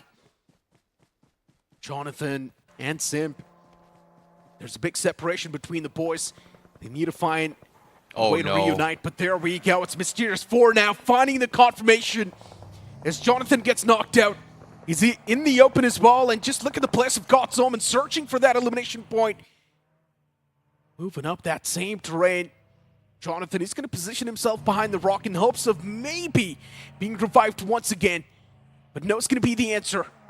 Yeah, it's going to be tough as well. Jonathan is not been scouted out yet by God's Omen. Mysterious 4 has a rough idea. Sim is coming in to try and pick him up, but that is time wasted, and that is still a position that is extremely difficult for Hero Xtreme Godlike to get out of, considering the numbers advantage. And God's Omen, they've been circling around trying to get some sort of information, but they are in the dark right now. They've lost the track of where Hero Xtreme Godlike is, but Mysterious 4 definitely knows what's up. And based on the zone that is coming in, it seems like Hero Xtreme Godlike, they are kind of safe right now, but Team Zone is they have to drive past those compounds before pushing in. And with this circle coming in, it is going to force them out. So Hero Xtreme Godlike, they are going to be expecting a lot of company. They indeed are. Looking at the players of Wyld Fangs as well now, breaching it from that southern side. Even for Wyld Fangs, that early game fight did not really pan out that well. NoNx Esports on the screen. NoNx Esports towards the left. A lot of these early game fights are not panning out well for these teams. Nebula is just going to hold down the centric part. Someone down there now he knows that's how you play the map of Sanhok as well. And there we go, Nebula, they already started to click things off. A lot of those shots were taken. Yeah, it's a whole different story. That conversion wasn't there, but it's fine. Oh, speaking of fine right now, Wyld Fangs, they do have the safer end of this spectrum here. Got two players here. They are in the center. Teams pushing them is going to be forced to take a lot of huge commitments. They have made a noise. They've made a lot of noise to kind of instigate that there is not just two players inside this shack. But the problem is, will anybody decide to check is going to be the question here. Smokes has been deployed. They are playing a little bit defensively. Nobody's making some major moves yet. Seems like they are going to be playing a little bit safe before the next phase of the zone. Everybody's trying to gather their bearings to surely balance themselves out. Reckoning Esports now finally joins the party to find a little bit of spot themselves, but they are taking a little bit too much damage though. Ninju survives. Shube as well. Flock almost getting taken down, so they do have to burn through a little bit of those meds. But aside from that, they're not in the clear yet. Indeed. Reckoning's taken a lot of damage upon themselves. They've also lost out in Dionysus. A bad start to the game. Look at the players of Marcos Gaming a while ago. They were being dismantled by Godlike. But by the God's grace, they still survive. It's SINEWY in the close proximity, and they need to be a little bit more wary of the fact that SINEWY, we all know, they're like the Bloodhounds, waiting for the right opportunity. And for Marcos Gaming, they can definitely be treated as the 3 points on the board. The way the circle's forming out, it definitely does seem like teams like NINZA, Wyld Fangs, and Nebula Esports, they've got the prime spot to play with. But if we do see a curveballing shift, now that's going to be the added benefit. Yeah, but it seems like a Marcos Gaming, they are going to take a little bit of a tactical rotation here to try and swing out. They know for a fact that they are gatekept from SINEWY, so no reason to try and brute force their way into the zone. Meanwhile, BotArmyEsports Lion, he's the solo striker. He is going to brute force his way, and he's not expecting this as well. They let him walk up, and he gets gobbled up just because if he dies outside, the loots are a little bit too far off to take off. So they let him walk in, they take it out, and then now they are going to be able to get a free restock. Meanwhile, Hero Xtreme Godlike, they find a pick here, and that's going to be Blitz losing a player themselves. Unfortunate start for the players of Blitz. What can you do? This can be another bad game, and Blitz, they need to find a good one. This is going to be the last game of the day, and Blitz are desperate. Spotting out Simp. There's also Jonathan right next to him. And at this point in time for Blitz Esports, they're just waiting for someone to step out in the open. Sorov, he's all by himself. And Simp, the man's cooking up a nade. The nade's not even going to be tossed around the right mark. Godlike moving slowly and steadily from cover to cover as they now close that distance towards the buggy. Godlike thinks there is someone behind the rock. Oh, but look no. at the place of Blitz. It's a proper field trap being set up, and Godlike, they're just walking into this trap. Simp, he's still not standing still, and that's what Blitz are waiting for. Oh no, they've got the buggy as well. Jonathan almost exposing his way through. Soref is a little bit afraid, but no! They actually check it! How? Oh my goodness, Soref, he hesitated for the longest of time, and Sim will get a freebie for absolutely nothing. Oh no, that is so sad. Trigger discipline held for too long, and now Mysterious 4, they decide to collide against the players of God's Omen. That's going to be the two confirmations instantly. Mysterious 4 finishes on the block, looking extremely good. And they've also got all the 4 players up close and personal standing, but White Walkers, they make a major mistake as Flash gets knocked out. White Walkers, they were supposed to survive this one, but God's Omen, even they get instantly traded and eliminated from this game. But at least the man did the deed. He found that one confirmation, but now for Mysterious 4, they need to deal with the entirety of White Walkers. Arjun and Psycho right next to each other, while Bunny, he needs to find a way to reroute and also make sure that he's with his teammates. Yeah, great discipline here to actually disengage from this fight. Now Snowjot is able to find ping of Arjun. They get the reset. They may be able to push this, but with the zone in their favor, there's no reason to push out. So White Walkers, they will be bowing out in this place here as well. Psycho, last man standing, has a place for the heal battles, but it's only so much he can do. Mysterious 4 continues to find another player from the sidewalk walkers as they lose their remaining players here. Psycho, no choice but to play the med game. Trying to get themselves a couple points, and Psycho finds one and continues on his merry way to heal himself up before he makes his next push. It might be a little bit of a situation where he can hurt Mysterious 4 even more. Yeah, NoNx Esports right around the block. And for NoNx Esports, they know there's Madkings right in front. But since it's just Phantom standing, he does have a bit of that hesitation. And that's why he just backs away. The entirety of Madkings, if they do end up collapsing on just that one man, NoNx Esports is not even going to stand a chance in right now. Phantom just wants to secure the bare minimum. Well, he's bought a little bit of time. He started the fight with Madkings, assuming there was 4 players. You can see Madkings being a little bit paranoid here. Try to check every single corner. But throughout that commotion, he completely backed off. Meanwhile, here we've got like Sim getting knocked off. Salvar finds a freebie. Jonathan, no way to actually trade him off and save him, because he himself is going to be getting overrun as well. Simway, going for the push. He gets the first knock, but he gets instantly traded off. That will be it for Hero Extreme Godlike. Godlike, not the ideal game they wanted to have. The consistency, the average points, they drop off. Just getting 4 points out of this game now. This is going to sting the players of Godlike. The average dropping off. SINEWY as well, they will be able to get the revival back up, but the Blue's going to do a lot of damage. And NINZA, once again, given the position they've got, they're doing a fantastic job in striking down and hammering down the foes. Even Madkings, they follow up that same vicinity. So many teams getting eliminated within that split second. You've also got Mysterious 4 taking an exit. You've also got SINEWY taking an exit from that game. Insane stuff. Oh, Simway finally dropping the ball here, despite a great start here in day 3 of the quarterfinals. But the journey continues for the rest of the teams as the space of this zone is slowly shrinking as well. Not a lot of cover to work with. And for Madkings, they are going to be the conquerors from the west. But in the middle, Wyld Fangs, the 2-man duo, still surviving in towards the top 6. White Tiger and Seth have pretty much gotten themselves a decent amount of points, but they need even more now because the circle is about to shift in towards them. Can they do a 2-man hold against the rest of the world? It's going to be extremely difficult. The next zone's going to pop up right on top of the players of Wyld Fangs, but this also means it's going to be the added pressure. Soon there's going to be too many teams fighting against the players of Wyld Fangs, and there's a big chance they might just be the center of attraction. And given the fact that they've only got 2 players to defend that compound, it just gets even tough. Not a lot of points on the board, but Madkings, they're desperate.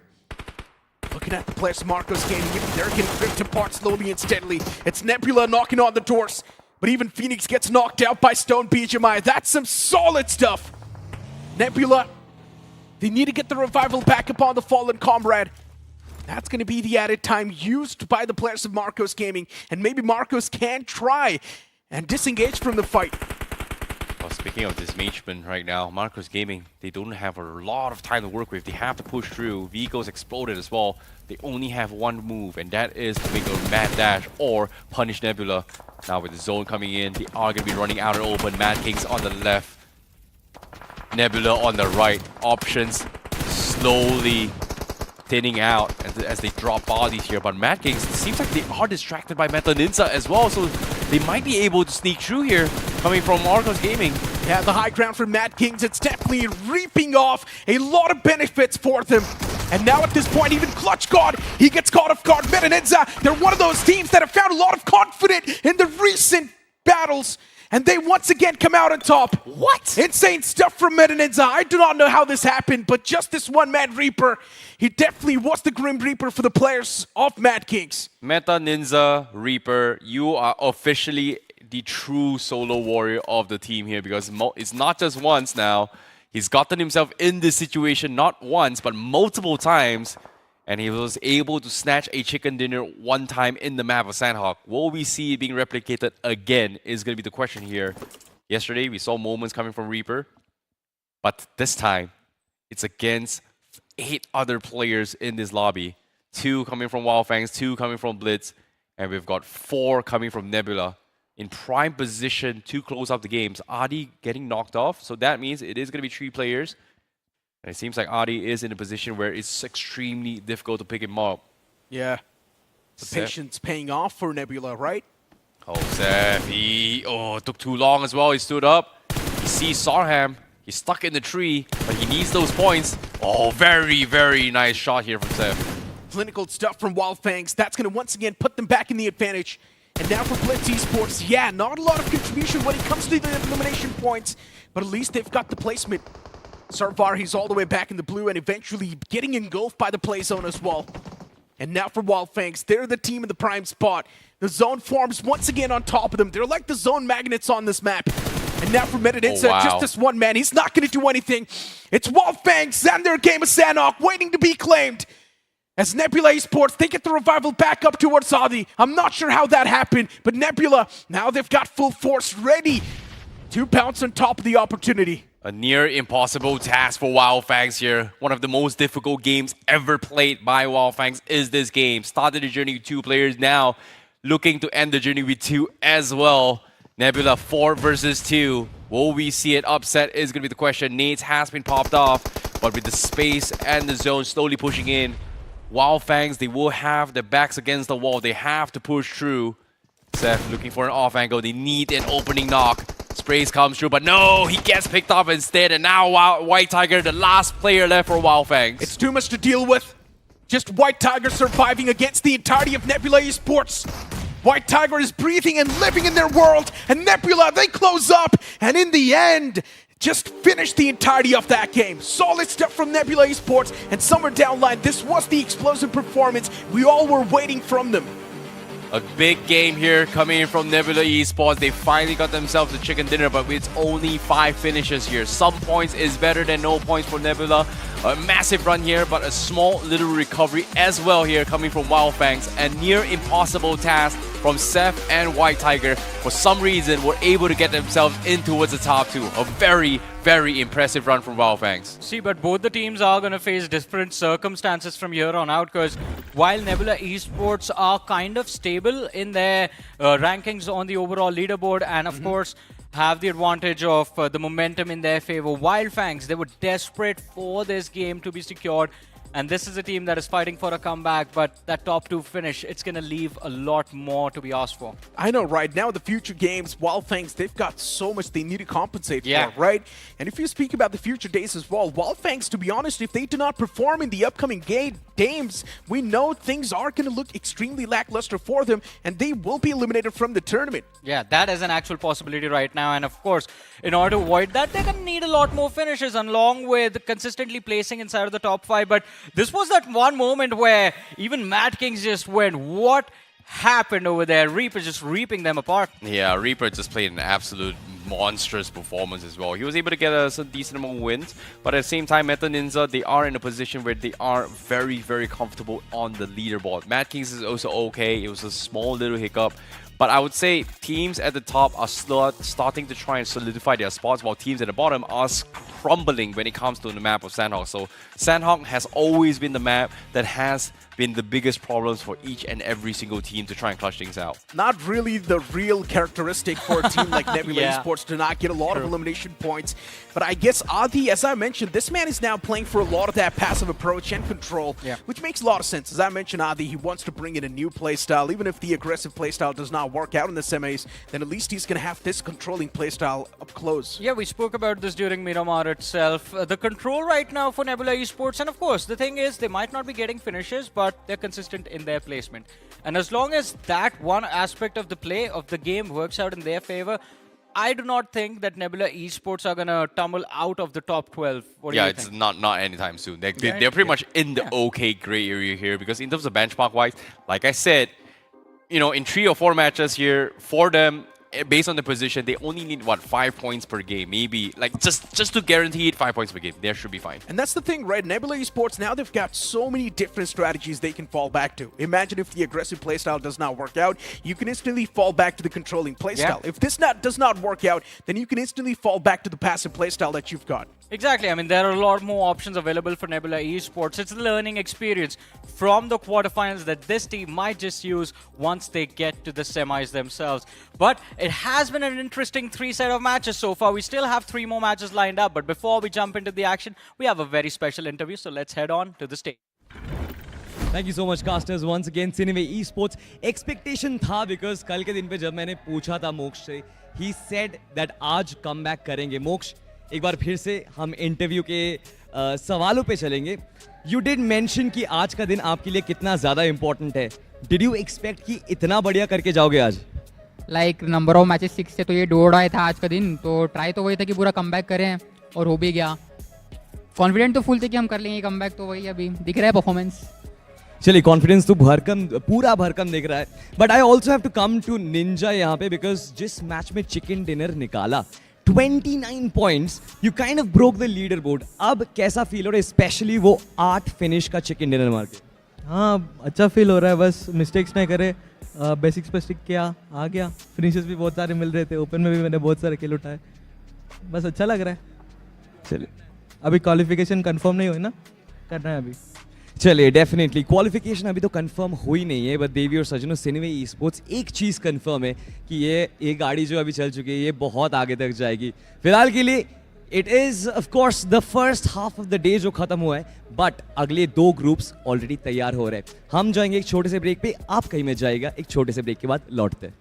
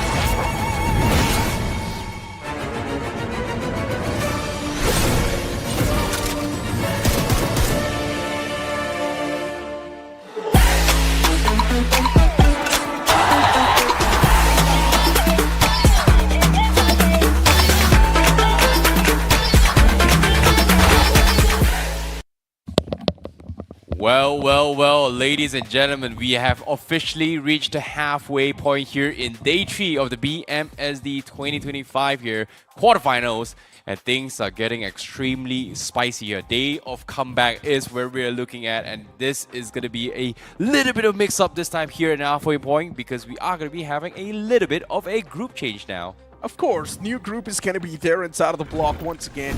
But I guess still the same concerns do remain, right? Even inside of the upcoming group, now we've got teams like EVOX once again inside of the mix. Then you've got a few more names pretty much there on the latter half of the board. And speaking of EVOX themselves, I mean, this has been the worst possible tournament for them. Yeah, it is definitely one of the struggle. I would say, how the heck did EVOX actually end up here?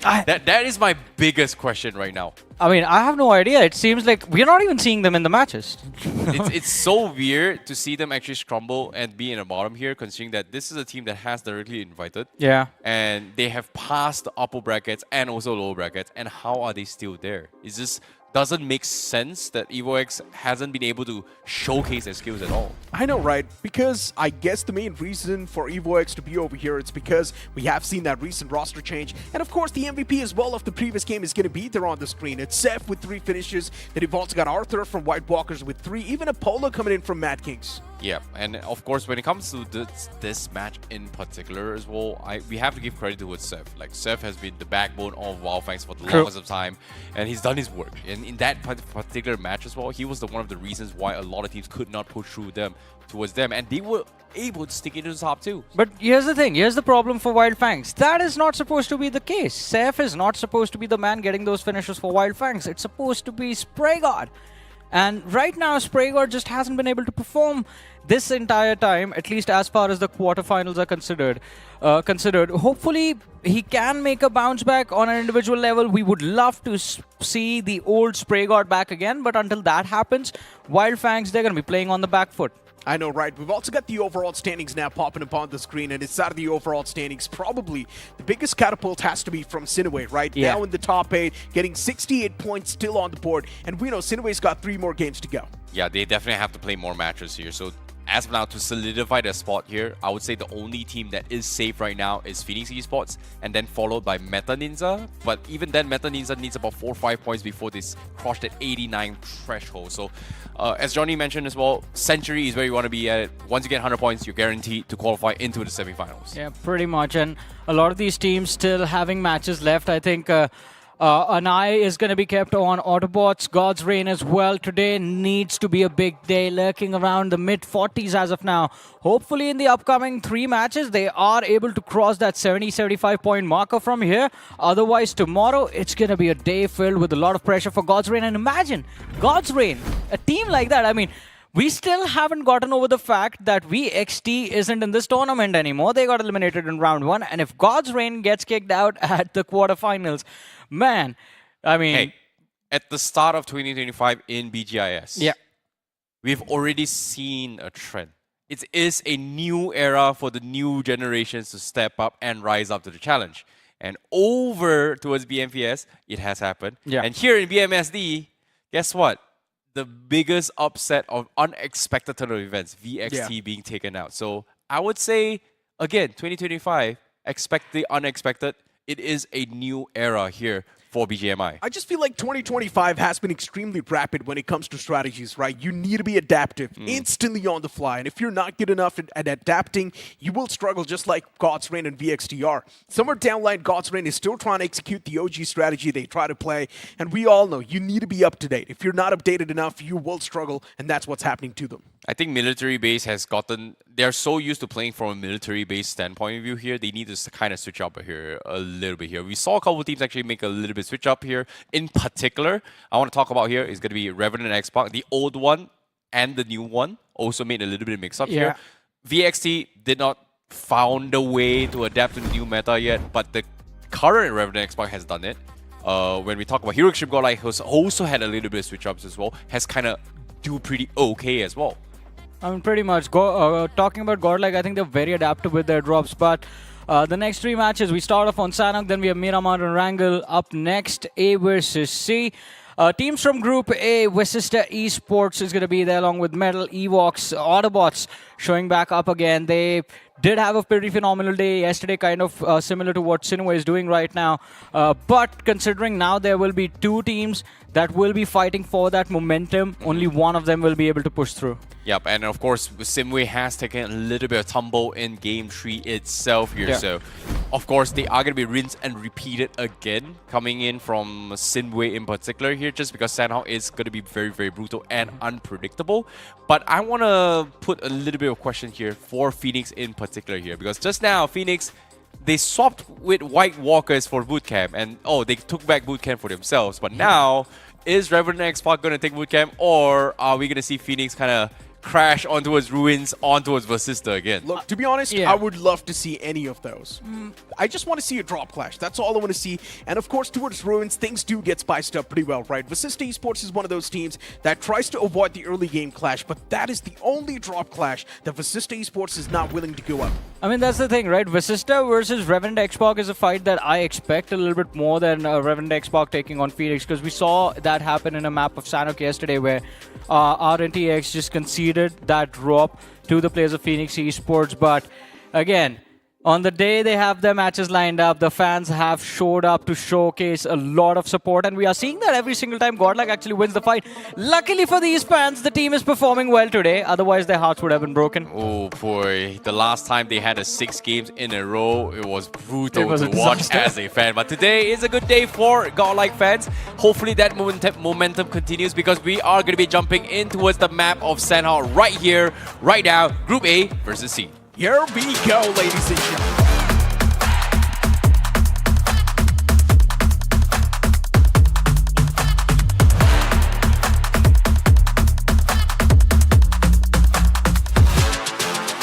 As the plane's now going to be in the skies once again, starting all the way from Kampong towards Hopton. This plane flat path, once again, it's not really going to be something that's going to create a lot of difference. Teams can go wherever they want, and I'm still eyeing out for those drop clashes, maybe towards Bootcamp or towards Ruins. For God's Reign, they're still going to have a smooth start all the way towards Paradise Resort. Yeah, Necro, I just observed. My brother does not introduce me when I come back to the desk. Wow. I mean, there's no see limelight on love. you, my friend, at this point. No love in between the brothers, huh? What do you mean? You were literally on the stage. How much introduction do you really need? As much as we can get. Stop being a fame digger. Oh, all right? Oh, wow, that hurt I'm just me. messing around. That hurt me, ladies and gentlemen. But on towards the map of Sanhok. This time, I am excited. You guys did bring up a very interesting point. Are Revenant Xspark going to face the likes of Vasista yet again? Or is Vasista falling back from their initial drop collision? It seems like they've kind of switched things up, Necro. The way even the plane flat path was there, right? To be honest, I wanted to see those drop clashes, and as you mentioned now, things sort of switching up as well. You see White Walkers towards Bootcamp, and Revenant Xspark dropping around Ruins. Now my question is, are we going to see any aggressive starts? And we already do see that aggressive start. It's SINEWY once again dropping down to the floor. Unfortunate stuff for the boys. SINEWY now with just a 3-man squad. It's going to be a bit of a rough start for the boys. And with BotArmyEsports right next to him around the cave vicinity, let's see how this one's going to pan out. Now, this is interesting. I just spoke to Moksh from Team SINEWY Esports, and he did tell me that they were not really looking forward to making any mistakes. And right off the get-go, they just dropped the ball. One of the players being picked off in that battle against BotArmyEsports. And have a look at this. Fragger, the man with the first pick off the map of Sanhok. I like this already. BotArmyEsports, a little bit of more intensity, a little bit more intent.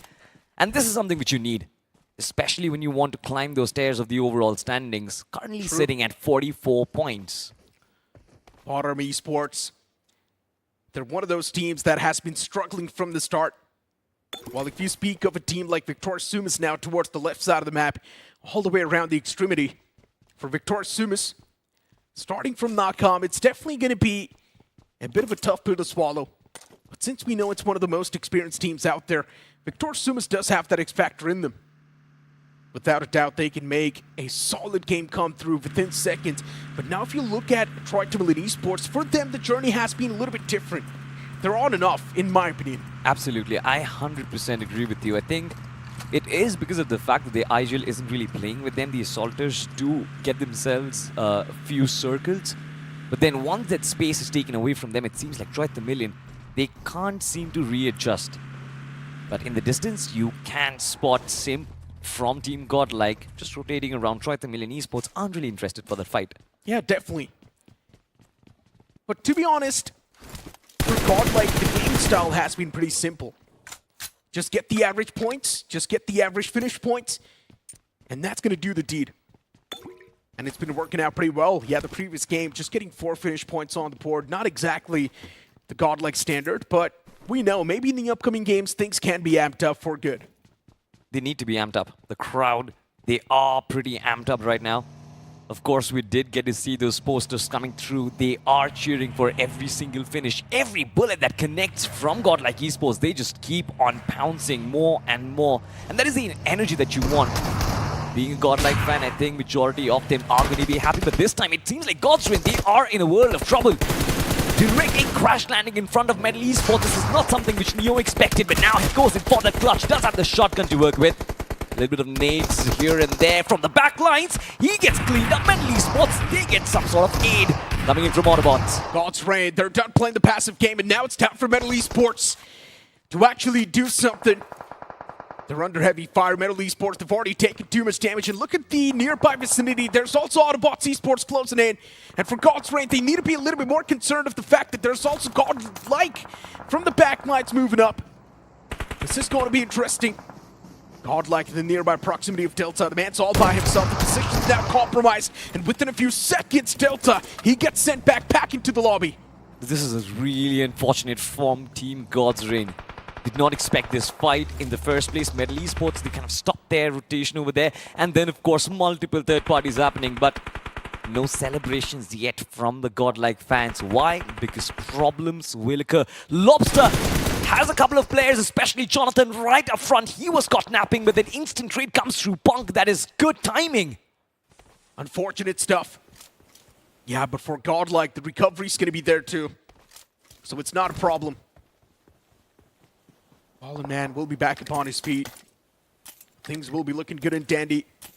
Metal Esports, even they're going for that revival. They want to have that quick reset inside of the game. Looking at the teams outside of the zone as well, there's still a lot of known names outside of the circle. And the moment they make it in, I'm pretty sure we are going to see that scuffle happen.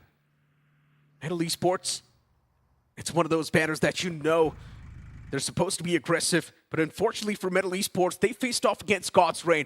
And what's going on with God's Reign? It feels like they're probably one of the most indecisive teams out there. In discipline, let's just say that.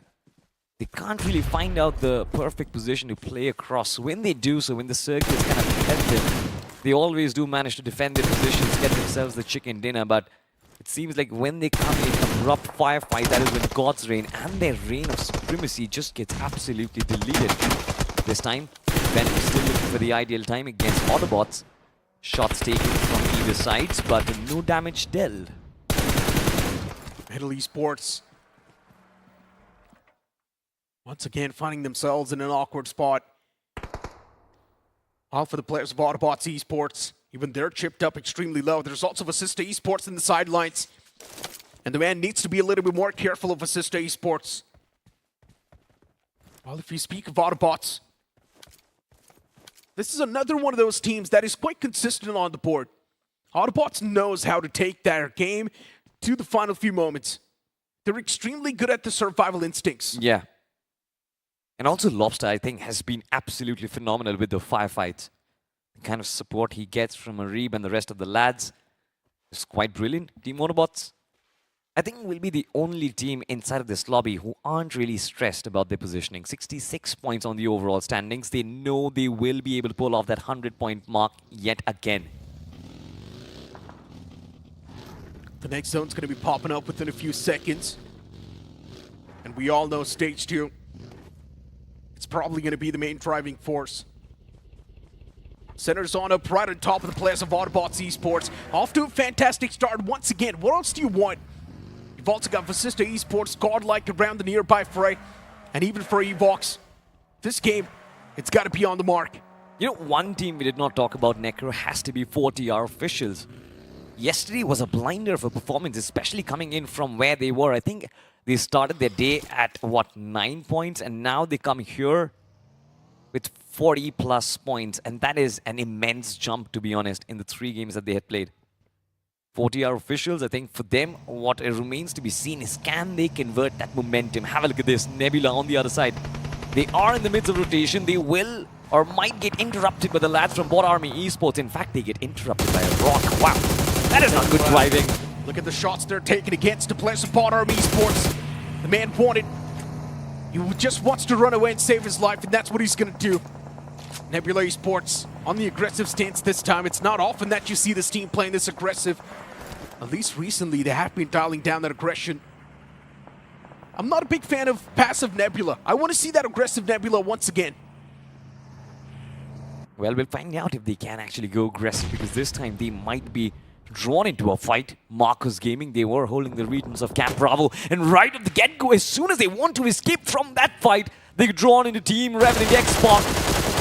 Beautiful spot coming in from Sensei, and of course he is going to capitalize. One finish in the bag is Revenant Xspark. They get off the mark, Necro. It's Revenant Xspark in their shenanigans. All the teams that know they've already qualified, I'm pretty sure they're going to try to pull off those weird shenanigans in the game. Victoria Sumus, Revenant Xspark, Nebula Esports as well, pretty much around that same fray. And looking at the players of SINEWY, this is interesting. A boatation coming through. 3 players inside of the boat. The main question is, where are they going to stop? There's a big chance probably around Mong Nai. But let's see. I think this is going to be a tough stretch for SINEWY Esports, because as soon as they reach the shorelines, a lot of gatekeepers are already waiting for them with open arms. First one's going to be Nebula soon. Yeah. And I think Nebula will be looking to capitalize. They're yet to actually go onto that aggressive run that you were talking about. They've lost 2 players already. Picking up these loose stranglers should be quite easy for them. And we know, as a matter of fact, that boat does not have a lot of HP. You shoot at it from 2 different directions, I think it'll explode in just a matter of seconds. True. And Victor Sumus. Once again looking okay. Revenant Xspark, they decided to take the fight. Victor Sumus, they messed up big time as always. He's the one to straight up ram his vehicle against the players of Revenant Xspark. 2 quick knocks on the board, and Revenant Xspark, they find themselves on the advantageous side. What is now the game plan going to look like for Victor Sumus? That's my question. Showdown and Mafia right next to each other, and look at Revenant Xspark straight up making the pounce against him as if they're not even scared of Victorious. But Mafia eventually, he takes down Sensei extremely low, but Sensei, he replies back in great fashion. Cheyenne, the man is still striking back the foes, and Revenant Xspark, they're on the verge of being eliminated. The blue's gonna do a lot of damage, and Sensei, he gets engulfed by the blue. Major choke coming through from Revenant Xspark, and Salty, this is unacceptable. This certainly is unacceptable. That first slam in, which came in from Trace and Goten, I think nobody expected Victor Sumus to reply that well. Cheyenne in that position, all by himself, he only had to do one thing, that is take down that first ambush. As soon as that first push came by, I think Revenant Xspark and the entirety of that fight was done for, but Sensei did try his best. That is uncharacteristic of this lad, but he still pulled it through. But then, of course, even Fierce, when he joined the party, he was a little too late. Revenant Xspark, it seems like they were not prepared for that fight. Will suffer elimination from this map of Sanhok, one of the rare bad days at the office for Sensei and the rest of the lads. Wyld Fangs. The previous game was decent. They managed to squeeze themselves in the top 2. Not exactly secure the chicken dinner, but this time they got to make sure they've got all the 4 players alive. And that's the only way you can secure a game. All the way around the northern side. Then you've also got White Walkers now breaching in from the northern side itself. Looking at the players of White Walkers, all the 4 players in one vehicle. I'm never a big fan of this. It's pretty much like a surprise package waiting to be delivered. And if White Walkers, they make one single mistake, we all know there's a big chance they will be eliminated too. They will, so I guess they are feeling a little confident right now, especially looking at the way they did make it through inside of the lower brackets. The last 2 days were absolutely fantastic. This time, SINEWY Esports, they will spot a couple of lads from Victor Sumus. Rex Boy did manage to punish them a little bit, but it seems like the trade did come through. Victor Sumus, they're not taking it with kind. Look at SINEWY. Since REXBOY's knocked out, now SINEWY's mission's going to be to get REXBOY back upon his feet. Cheyenne, this man was able to dismantle Revenant Xspark pretty much single-handedly. He could have taken down Sensei as well, by the way, in that process, but luckily enough for Victor Sumus, Sensei got eliminated by the play zone. Yeah. Could have been a massive 1-on-4. He didn't even have a lot of HP, to be honest, as well, so can't really blame him over there. A lot of damage taken in the midst of rotating in from that fight. That's completely fine. I think Revenant Xspark, they aren't really going to mind that a lot. They are still quite decent on the overall standings. Have a look at this. The White Walkers, they are plunging into battle, and Psycho will fall. Where is the fourth player? Wyld Fangs, they just got the opportunity and they absolutely made so much out of it. This was ought to happen. This was supposed to happen. And Wyld Fangs, they somehow just manhandled the entirety of White Walkers. And now it's just Flash in the back lines, but he's not quick enough. I'm pretty sure eventually even that team's going to follow up that same fray. Victor Sumus finally taking an exit from the game. It's not a good game from them, but looking at the overall standings, they're on top. So it's not going to be hurting them too much. Not too much though. But have a look at this. The nade coming through from Marcus Gaming. The one player from that team in the midst of this fight. Looking to take down the flank. It is going to be a little difficult, but look at the way he converts it. Vishu is going to fall. SINEWY Esports, all of a sudden, the handbrake has been pulled up. Don't really want to take this fight anymore, as NINZA is the only man who is surviving, and they need to fall back as quickly as they possibly can. SINEWY, NINZA, the only man surviving. And for Tamilan Esports, 2 players knocked out. They're in shambles. Godlike up close and personal in the close proximity. I'm pretty sure Godlike, they're going to try to make their lives living hell. Second man's right behind the tree. The confirmation should follow up. It's not even a question. But then you've got Dazzle. He's the only person standing for Tamilan Esports. Eventually, even Dazzle's going to follow up that same fray. And that's going to be it from Tamilan Esports. Even SINEWY gets eliminated from the game. Back-to-back eliminations. This circle has been playing with the minds of the players right now. Initially moving in, hard shifting towards on the right-hand side, on towards the northeastern part of the map, and now hard shifts back towards Paradise Resort. Marcos Gaming, they also could not really convert that positioning. 40R officials are going to be extremely happy.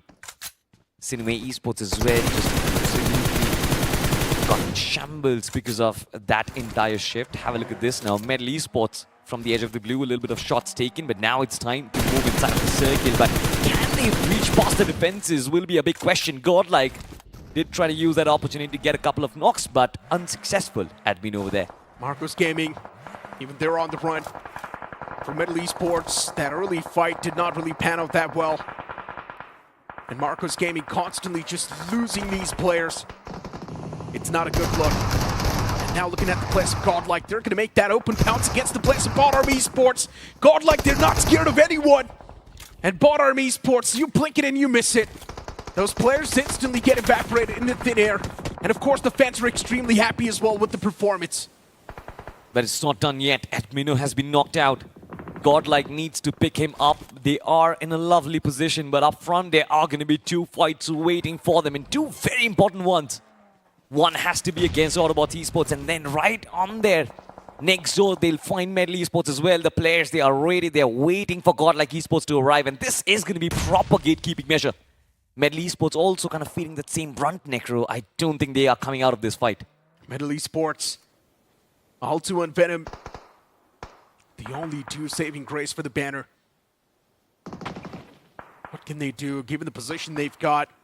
Filled with a lot of risk, but they anyways need to play with that. Just 3 finishes on the board, and for Medal Esports, they know they've got a lot to lose. Godlike now, they're going to be spotted out in the open. They've already found those knocks. It's disgusting play for Medal Esports. Altu, how was he able to find those knocks? It's insane. Punk and me now getting confirmed. Godlike messing up big time. Just a while ago, they were looking so confident, and now look at it. The script completely flipped. Surviving with just 1 mad simp. And Jonathan, he's knocked out as well.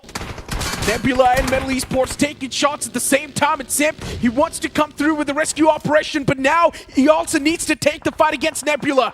Needs to take these fights at least pick up a couple of finishes before going down. Sim trying to go around the block. A little bit of cook-up coming in from Metal Esports as well. But look at this, the final blow from Nebula Kratos. That is good stuff, but that spray from Altu, just like you mentioned, Necro, it was absolutely disgusting. Godlike had no business. They had to utilize their resources to try and potentially smoke off those line of sights, but that did not happen. That is because of the fact that Metal Esports in that position just utilize that opportunity. One spray down and 3 men just go down like that. Vasista Esports. I'm not sure what the game plan is, but moving from edge to edge, it's definitely not the Vasista Esports style. And soon they're also going to collide against the players of 4TR, so it's interesting. Metal Esports, they continue their wrath, taking shots even against the players of Wyld Fangs, and for some reason, Wyld Fangs, they're missing out. Yeah. But looking at the players of 4TR, let's be honest, 4TR, we have seen a major turnaround from the boys. Consistency has been there from them in the recent days, and maybe right now as well. They just want to replicate the same thing, but INF got him messed up big. That nade could have been the day saver, but still, Vasista Esports, they're getting absolutely ripped to shreds. It's also Autobotz Esports taking those shots. And now somewhere down line, Vasista, with just one man who's going to be the saving grace pro, I highly doubt he can do anything, and that's going to be it from them. 4TR, they are going to be so happy with Autobotz and their positioning. Vasista Esports did try to utilize that opportunity. The little bit of a switch-do coming in from INF God as well with the nade did not work out. They were panicking unless Autobot stepped in and absolutely finished off the lads from Vasista Esports. But now the focus switches from their backlines to their front lines. There is currently no threat towards their back doors. They are at the edge of the circle, but right next will be Autobots and their gigantic presence. Will they be able to deal with the threat is the question. On towards another part of the circle, Metal Esports, they are progressing and they are doing good. Against Wyld Fangs, one of their most important player, White Tiger, has been brought down, Necro. Yeah, these two players from Metal Esports, they have been extremely dangerous. And all too especially, this man is clicking apart the players. And now against the players of Wyld Fangs as well. That's some quick readjustment from the guy, but eventually Altu is just too quick on the trigger as she shuts down another man from Wyld Fangs. Mistakes after mistakes made from Wyld Fangs, and now they need to pay the price for that. Blues on the move, utilities tossed out as well, but Altu, this man is always quick. 2 steps ahead. And this time around, Wyld Fangs, they need to find a way to put the full stop to the vehicle of Metal Esports. A little bit of nade action coming in from Seth. That was extremely important. Metal Esports, it seems like they're not going to be making out of this alive. The floor is lava, constant nades, and from the backlines, once again, it is Autobotz Esports. How many freaking eliminations do they pick up from these backlines? It's insane. Autobotz Esports, but they're on the edge, and that's a problem. And this was anticipated. EVOX now, they're the one to knock on the doors and just get rid of the players of Autobotz Esports as much as possible. And even Lobster is all the way back in the blue as he gets ticked away. Autobotz Esports, the days are numbered. They can't survive for too long. The blue's doing a lot of damage. Areeb's out in the open, but he still finds that piece of cover. Moving from cover to cover, there's 4TR right next to him, and Areeb, he still decides to strike, but he's not able to get the confirmation, and eventually Areeb, he gives his elimination point away to EVOX. Unlucky for Team Autobots, but so lucky for EVOX right now. They've got themselves a perfect platform for the chicken. 4TR officials in the midst of trouble. All of a sudden, Z-God falls, Morty falls as well. It is just Pain is live who is trying to keep the mantle of the ship alive for 4TR. But it's not going to be easy, especially with EVOX just firing on all cylinders right now. I know, right? Final 3 teams standing, and Wyld Fangs is also one of them. And EVOX, they've gotten so lucky with the circle just constantly forming on top of them. Looking like the zone magnets. EVOX desperately needed these points as well, and now they've got decent bit of eliminations too on the board. But 4TR, they can definitely be the spanner in the works. Pain is life. He's always the main playmaker for 4TR. But this time, if Pain is life does not make this one happen, then 4TR will be in shambles. At least they're in the top 5, and that's all that matters. Pain is life once again pushes up. He whips all those shots, and he will be eliminated from the game. As even 4TR, they follow up that same fray, but for EVOX, the problems continue. As now the players of Wyld Fangs, they will be the one to knock on the doors. And BMW IGL, he makes the pounds up close and personal. Manya, still inside of the house. He's got the cover to work with, but for EVOX, Now the fight's taken down to a 2v2. EVOX is supposed to win this fight. They certainly are. But Wyld Fangs, I think the timing of the push was perfect. And look at the nade No come way. through. Sav finds a knock. Huge coming in from Wyld Fangs as they're looking to convert this big chicken. EVOX right now, Owen, all he's got to do is to fall back. But a 1v2, especially against so many nades, it becomes so much more difficult. A game served on a silver platter on the verge of being thrown away from EVOX, but hold on! Owen! This man, he knows what he needs to do. Now once again, getting the pace back in his hands. He's got the control. But he also needs to patch himself up first. The Blues on the move, not a lot of time to patch. And Omen now is going to take the fight, but still, Wyld Fangs, they're the one to come out on top. A game that could have been served in a silver platter. EVOX, they hand it over to the players of Wyld Fangs. This is absolutely brilliant coming in from Wyld Fangs, especially after that onslaught coming in from Nebula Esports. I did not expect them to survive, but what a turnaround. And this is why Mania is special, ladies and gentlemen. What a recovery coming in from Wyld Fangs here. It's been a while, but 2 games back-to-back. Wyld Fangs makes it to the top 2 and now finally taking a chicken dinner in the bag. This is exactly what Wyld Fangs needed to try and stand a chance to qualify into the top 12 here. With these points coming in here and the remaining 2 matches to go for Wyld Fangs, they should be able to gather enough points, but it's still not over yet for Wyld Fangs. So obviously consistency has been an issue for Wyld Fangs. It's been a while, but now with these 2 games coming from Sandhawk, now the next bigger picture they have to figure out is here, how do we play Miramar and Erangel smoothly? And to be honest, I'm really happy for EVOX, right? Finally waking up today, because throughout the entire day, EVOX was nowhere to be seen, but now finally getting decent bit of points on the board. But once again, you cannot really ignore this one fact, and that is that EVOX was literally gifted this game. They should have been the one to win it, but they messed up in the end once again.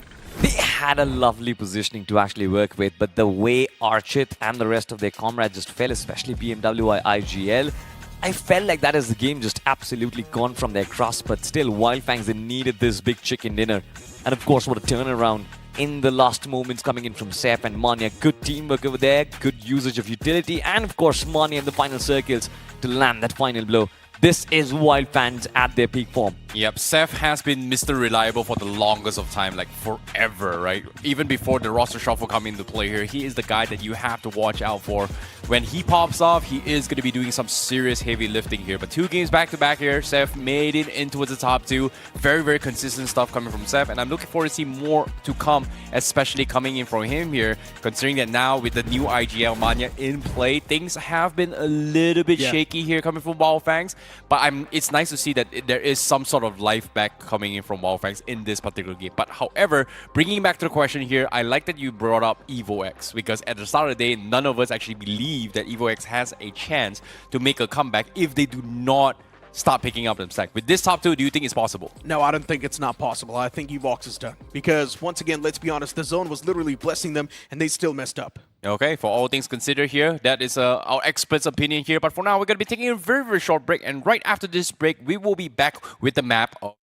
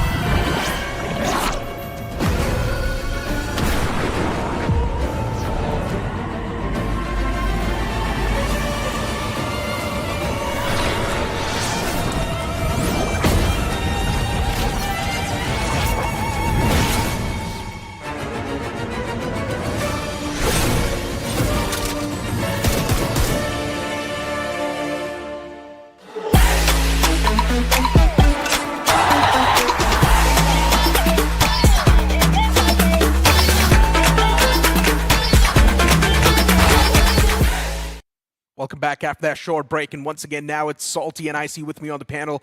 And guys, I guess still the main question remains, right? A majority of these teams are mounting those comebacks from the last page, but still a few known names they're missing. And I would say even for God's Reign, now it's time to wake up. It certainly is, and I had a chance to speak with their coach Robin, and he did mention that they're still playing in from circle to circle, but it's just not working out. Things are turning out to be extremely unlucky. Now, I don't know what unlucky means inside of the Battlegrounds, but then their positioning, yeah, looking at the map feed, you would know they are messing up a lot. No, they look kind of uncomfortable as well multiple times here, which is a little bit weird. And I think they had a couple of roster shuffles with Robin coming into play as well in yesterday's game, and it's just not paying off. But for now, let's take a look at the top 5 players here. Seth, we're going to be part of the top 5. You have EVOX also being part of a picture, but Admino has been also very consistent in today's game so far, coming for Hero Xtreme Godlike. Even Spray God's right there with 4 finishes on the board, and as we head on towards the overall standings, now you will see a lot of the good names on the first half of the board. You also do see Hero Xtreme Godlike now finally breaching in the top 8, which is a fantastic thing. Even Autobotz Esports in the top 7, Nebula Esports as well in the top 6. Pretty much in the first half of the board, I don't think anyone's going to be eliminated here. You know, to be honest, nobody should be in trouble. Let's just put that about elimination. Yeah, exactly. For elimination, I think we still have tomorrow to talk about. But on to the second page, this is where the trouble lies. Now, have a look at this. 12th position, Wyld Fangs at 63 points. I don't think they're safe even from the 16th position team, NoNx Esports with 50 points. One good game and there will be that massive jump. I think these 2 games from Wyld Fangs has given them an opportunity to actually stand and contend for the top 12 itself here. Because right now, they are the gatekeepers.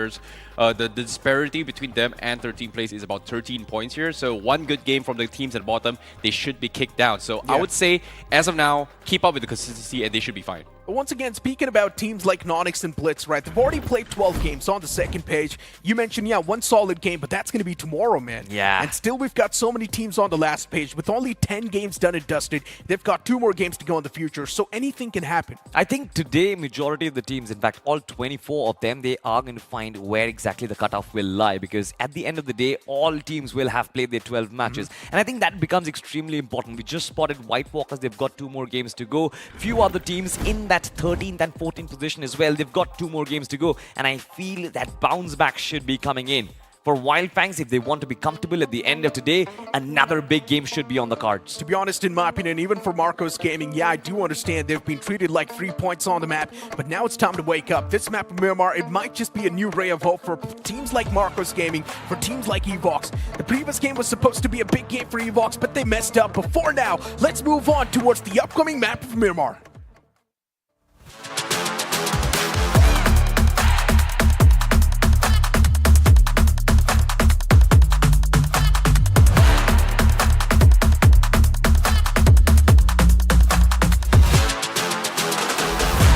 Well, it's time for Miramar, ladies and gentlemen. Here we are back with our second last match of today. It is going to be A versus C, match 17. This is where things get a little bit tactical here with Group A trying to figure things out here, despite Sandhawk being a complete disastrous performance for a majority of teams coming from Group A. Of course, now with the flight path coming in here, it is going to be coming from the south side and the ending towards the north side of La Cabrera. A pretty balanced flight path for all the teams. I would say a pretty safe one for all teams dropping down. So I do not expect a lot of drop clashes here, Salty. Neither do I, honestly, but until and unless, I guess, the teams drop down on the map, it will be extremely hard for us to figure out because a lot of birds are still flying around. Have a look at that. Nebula Esports, they will be looking for the next victims. And I think Nebula Esports are also going a little quiet. I haven't seen Kratos do those fancy celebrations for a while now. Even Adi has been quite on the gun. I think when it comes to consistency as well, Nebula Esports has been the consistent team in finding frags, right? They are playstyle. Like, I kind of have a difference of opinion when it comes to Nebula Esports between me and Necro. Necro is like, oh, they are very aggressive. Personally, I feel like when it comes to Nebula Esports, they are the team that plays very strategically in a sense where they instigate fights, but they're not the ones committed to the fight. They soft poke from afar, giving the projection that they are fighting, but they're actually faking out a lot of these fights and then rotating away. So that's something that Nebula is very, very, I would say, sneaky about it. Yeah. But I haven't seen too much of it today itself. Yesterday, we've seen a lot of it. Today, they've just been testing out the waters, getting hit on a little bit here and there. But aside from that, not too much mind controls yet coming from them. Your description actually feels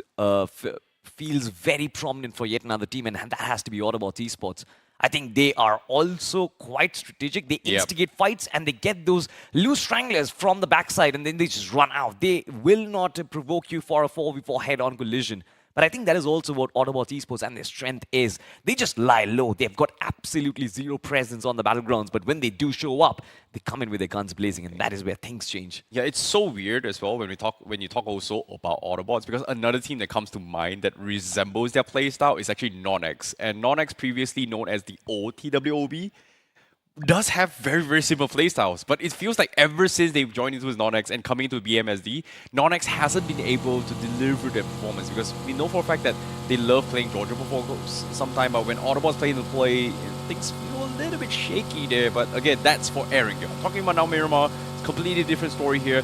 Let's take a look at what Victor Sumus has in play, because right now, very, very early rotations and towards El Hazar. Well, it's their usual drop spot, so nothing super crazy about that. But again, this is a team that is very, very comfortable in the leaderboards here, pretty much in the top 5 right now with 86 points. The points that you need to get safely right now is roughly 89 points, and you're good. So 3 finishes, Victor Sumus pretty much guarantees their slot in towards the semifinals. And I think this was the objective from Victor Sumus as well, to try and let those assaulters lose, especially when the time is right. You saw the way Cheyenne held onto the fort when Revenant Xspark pushed against him. I think that was the signal that Victor Sumus, they are back. All their assaulters, be it Sahil, be it Cheyenne, they are performing in top form, and this is what always also suggested to me at the post-game interview last day, where he wanted these players to be coming back to top form. They do not want to moan about the fact that Thunder was a main man and he's left the lineup. All that story is done and dusted. I want my lads to feel their best, and now it seems like they're doing it. I think Cheyenne feeling the shoes of Thunder is a very, very major step up, right? When you compare a player like Thunder, he is known as Mr. Reliable and the Mr. Clutchmeister. Cheyenne, ever since his debut in the old roster, he has been that guy that has been flashing out in multiple plays, and he's always been fragging out really, really well for the team. So if we were to compare him, he is like the Ceph for Victor Sumus. Yeah.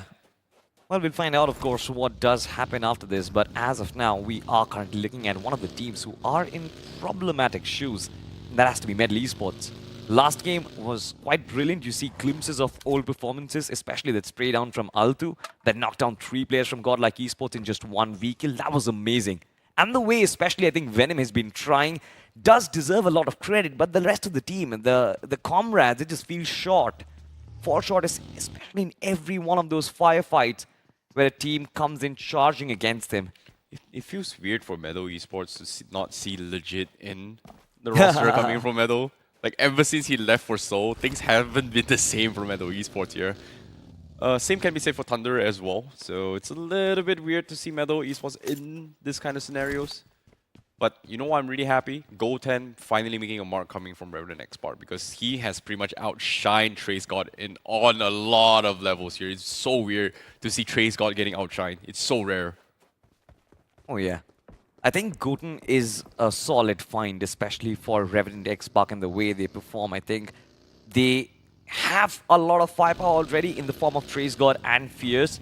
They did not need for more, but with Goten coming around, I think he also fills in a lot of different shoes, protecting the front lines, also providing a lot of backup for the rest of the team, especially Trace God if he does fall in through, and I think his firepower has been absolutely amazing today. Yeah, Vasista Esports now. Here's another question here as well. They are in the middle of the pack with 64 points. And we've heard some very, very concerning news about Vasista Esports. Hopefully things are going to be A-okay. Rumors about Sahil OB having a little bit of a personal problem, which again, hopefully does not affect his overall gameplay. Seems like they are taking things a little bit easier now, especially here in day number 3. And things, well, I would say in terms of the climb here, they only need about 30 points. So I would say consistently 8 games per game, they should be fine. And they should be, sorry, I would say 5 points. Like, let's not set it as 8 points. So 5 points per game, they should be fine. Yeah. I think 5 points per game, it is a tough task, to be honest. to maintain that consistency. Surprisingly, today, I think Godlike has managed to achieve that average. Every single game they step up, they get themselves a 6 to 7 elimination points, and that is extremely crucial for their progression to the semi-finals. The only 2 games that they kind of dropped here was in Sandhawk. Like Yeah. the previous one was 4 points, and even the second one they did really, really well. So they are in somewhat of consistent. But as soon as I say consistency here, Admino, okay, he's fine. he salvaged the vehicle.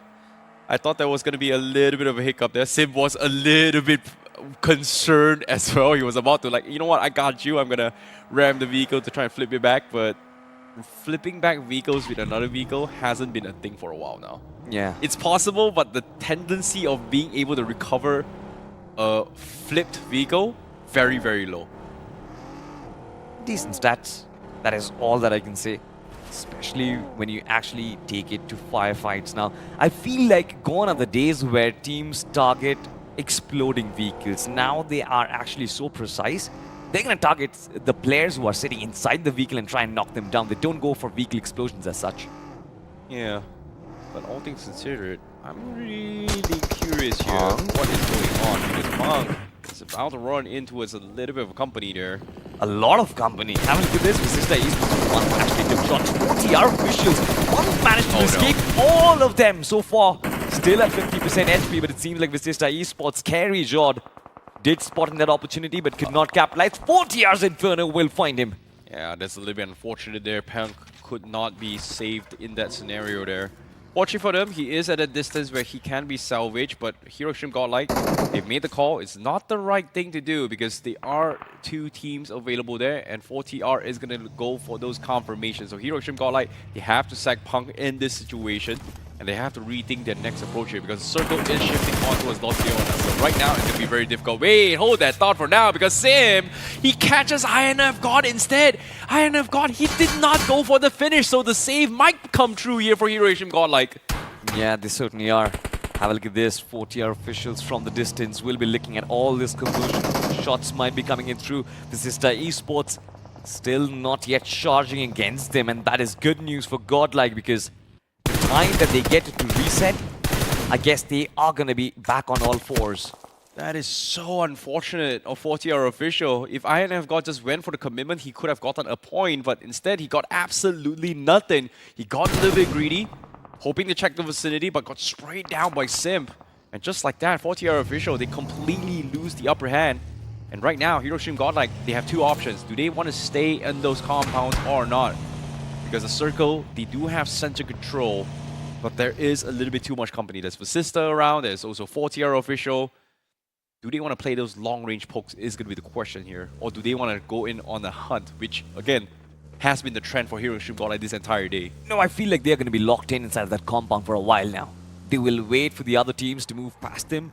One thing is for sure, with the teams, the way they are positioned around Godlike Esports, it's almost as if they're going to get some virtual protection because any third-party slam that comes in through, I guess they are going to be drawn in towards Vasista Esports, and that allows Godlike the perfect opportunity to strike. Will they be able to use that opportunity is of course a question, but Nebula Esports still in the blue. I think this is very surprising, but also the rotation that they are actually pulling out. This is brilliant. They're coming in from the western part of the circle through Chumasera. They are going to be facing absolutely no threat while they are injecting themselves inside the circle, and that is good news for them. Yeah, that is indeed, but they do have to play this without Kratos. There are 3 players outside the zone with barely enough information. They need to find a way to push through. Meanwhile, speaking of information, God's Reign does have a lot of information from the east side. They do have those mountain terrains on Los Leonas, and if the circle shifts outside Los Leonas, they should be prepared, but they're still hesitant on committing to the anchor on top of those mountains. And it's going to be a little bit of a problem for them as well. SINEWY also going to be checking on towards Los Leonas City as well. It is a very, very big city. A lot of places and spots for people to actually push through. And we might actually see our first urban warfare here in the entire quarterfinals as well. It's been a while since we've seen moments like this. And things like this, especially a fight like this in Los Leonas, it is going to be very, very tricky. You need a lot of utilities. You need to be able to clear every single corners methodically. Or I would say religiously as well. You have to stick to the basics. But it seems like the circle is going to shift into the city, so we are going to be expecting that closing quarters urban warfare. Now this is where confusion strikes, I see. I'm pretty sure the teams are going to be extremely confused because rarely do we get to see a final circle inside of Lost Linus. It always pushes you outside of the city, but now it seems like we're moving towards an urban fight. That migration from the south to the north will lead a lot of teams into firefights, might force them into battle as well. Even a few shots were taken by Hero Xtreme Godlike, but they will survive that unscathed.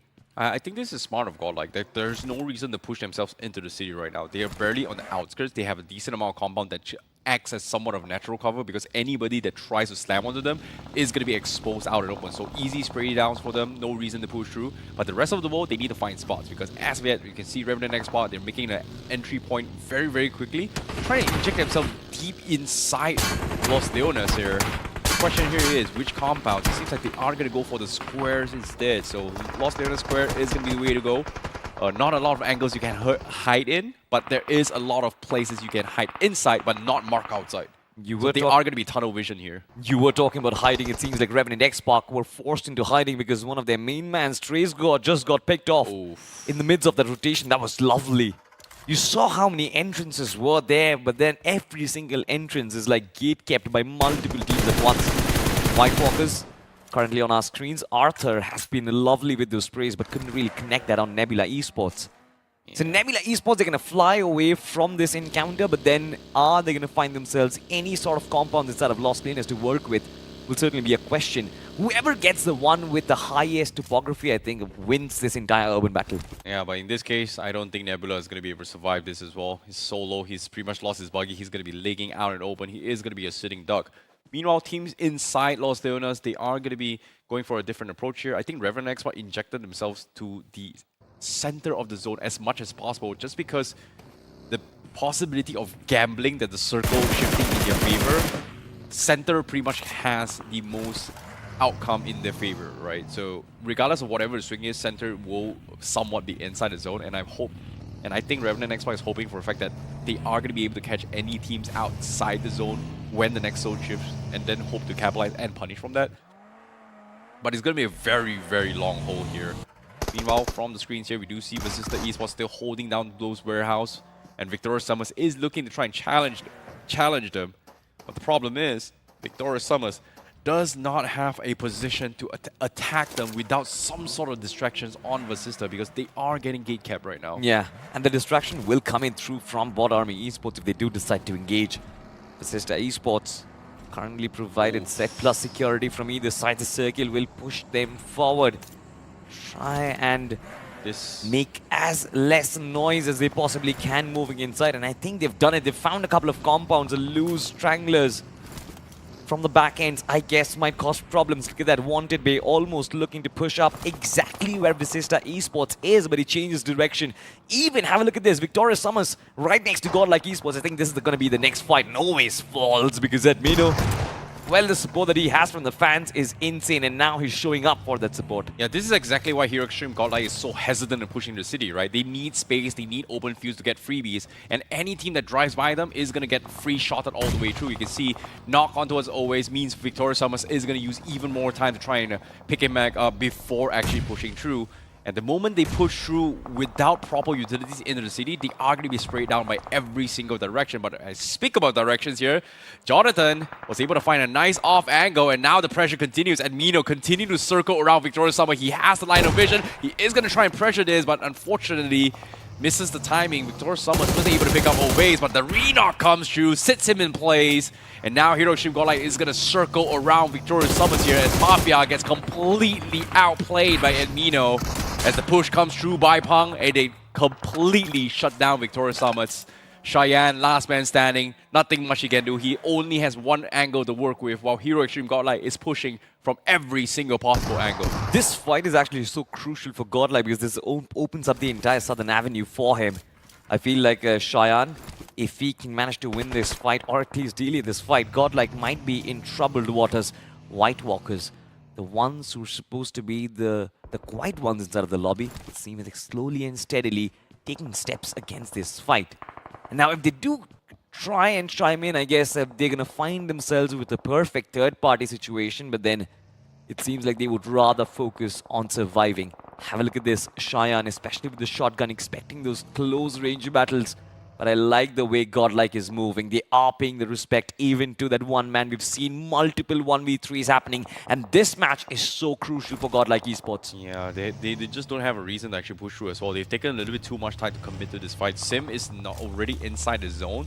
And that's the reason, that's the next pit stop for them. Meanwhile, let's take a look at the replays coming in on screen here. We saw EVOX also trying to go in for the push. Was hunted down by Metal, and they just get completely shut down. And that's the problem of urban warfares, right? You just don't know where all the teams are going to be hiding from. And even if you try to smoke up every single possible window, you just don't technically have enough utilities to push through. So I would say the biggest plus point here is whoever gets center control is going to have a little bit of advantage here. And I feel like Revenant Xspark has done that, but they just don't have the manpower. But on the bright side here, there is a huge congestion of teams down south. So that means the team that came in from the north, Wyld Fangs, does have one of the safest possible buildings to work with. And they should be able to outlast everyone in terms of overall utilities and overall mets compared to everybody else who is going to be scrambling to find space, find angles, find some sort of picks. And by the time they get to the center, they should lose a couple of players here because this is going to be I would say, the definition of a zombie apocalypse right now. Absolutely right over there.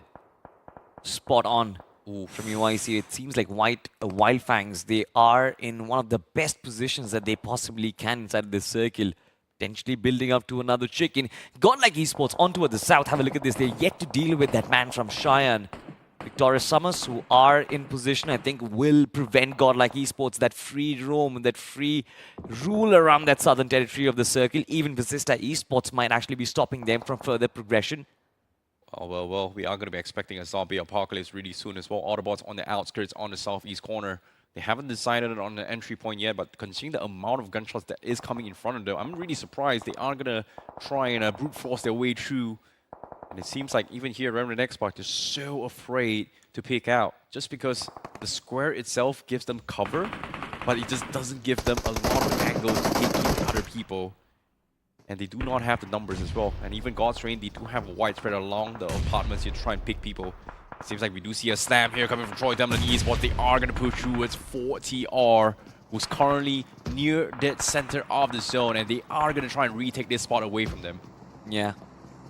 As of yet, the fight did not break in through, and I think this is good news for 4TR because they don't really have that manpower to contest against Troy Tamilan.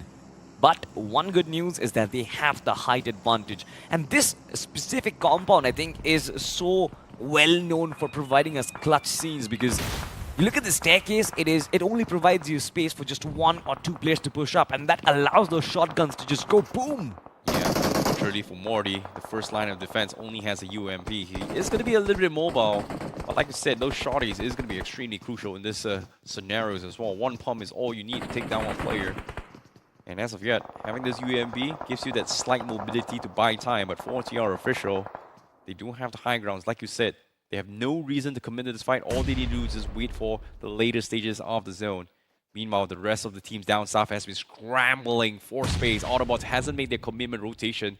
Seems like they are pushing west, but they are expecting company from BotArmyEsports to try and take them out. So if they defend against BotArmyEsports, they should be able to make a different approach. Yeah. And that is provided they secure those vehicles for Autobotz. This is not company from BotArmyEsports. This is the war horn being rung by them. Almost Autobotz Esports. They are aware of their presence, and it seems like the push comes to shove as well. Arim in the corner, of course, with the shotguns does manage to fall. Fragger, he did kind of last quite long in that fight, and have a look at this. BotArmyEsports seems to have absolutely turned it around, and from the back lines to save the day yet another time, it is going to be Lobster from Autobotz Esports. Lovely little finish, lovely little team play, but do they have time to celebrate? As the Cheyenne from the backlines, Victorious Sumus, might be arriving at the party anytime soon, I see. Yeah, they should be fine, but it's really unfortunate that Autobotz, they wanted to clear the compound, was third party by Meadow, but at the same time, Cheyenne, he was hunted down by Hero Xtreme Godlike. They have been keeping tabs of all this noise, and Admino, you sneaky little man, was able to find a couple of loose ends himself, and just like that, Hero Xtreme Godlike, they hunted down the last remaining player from that small little warehouse down south initially. They hunt him down, and now they've cleared the angles, but the next big threat here for Hero Xtreme Godlike is that the circle finally forces them out in the open. They need to push through, and right now they need a major fight to happen as a distraction, as an entry point. But it seems like Revenant Xspark, they're going to be expecting company. Meadow loses 1, loses 2. Sensei was able to get the confirmation, but they are having a company now. Sensei gets hunted down. Meadow were able to take it away from Revenant Xspark, and now Trace, last man standing, he's got the hold angle. 1v2 right now, the shotgun, it strikes. A lot of HP being chewed up, but Metal Esports, it seems like they're not in the mood for taking any sort of invitations towards the lobby. They send Revenant Xspark back. That was lovely, especially that ambush, the timing of the push, as well as the way they efficiently finished off all those loose stranglers. Revenant Xspark, they've been sent packing, but Metal Esports, pretty important game for them, needs to turn this around so that they get those big numbers on board. Autobotz currently, they've spotted the likes of Godlike Esports, this big movement coming in through for them. Migration was successful in order to get those compounds, but can they keep themselves safe is the question.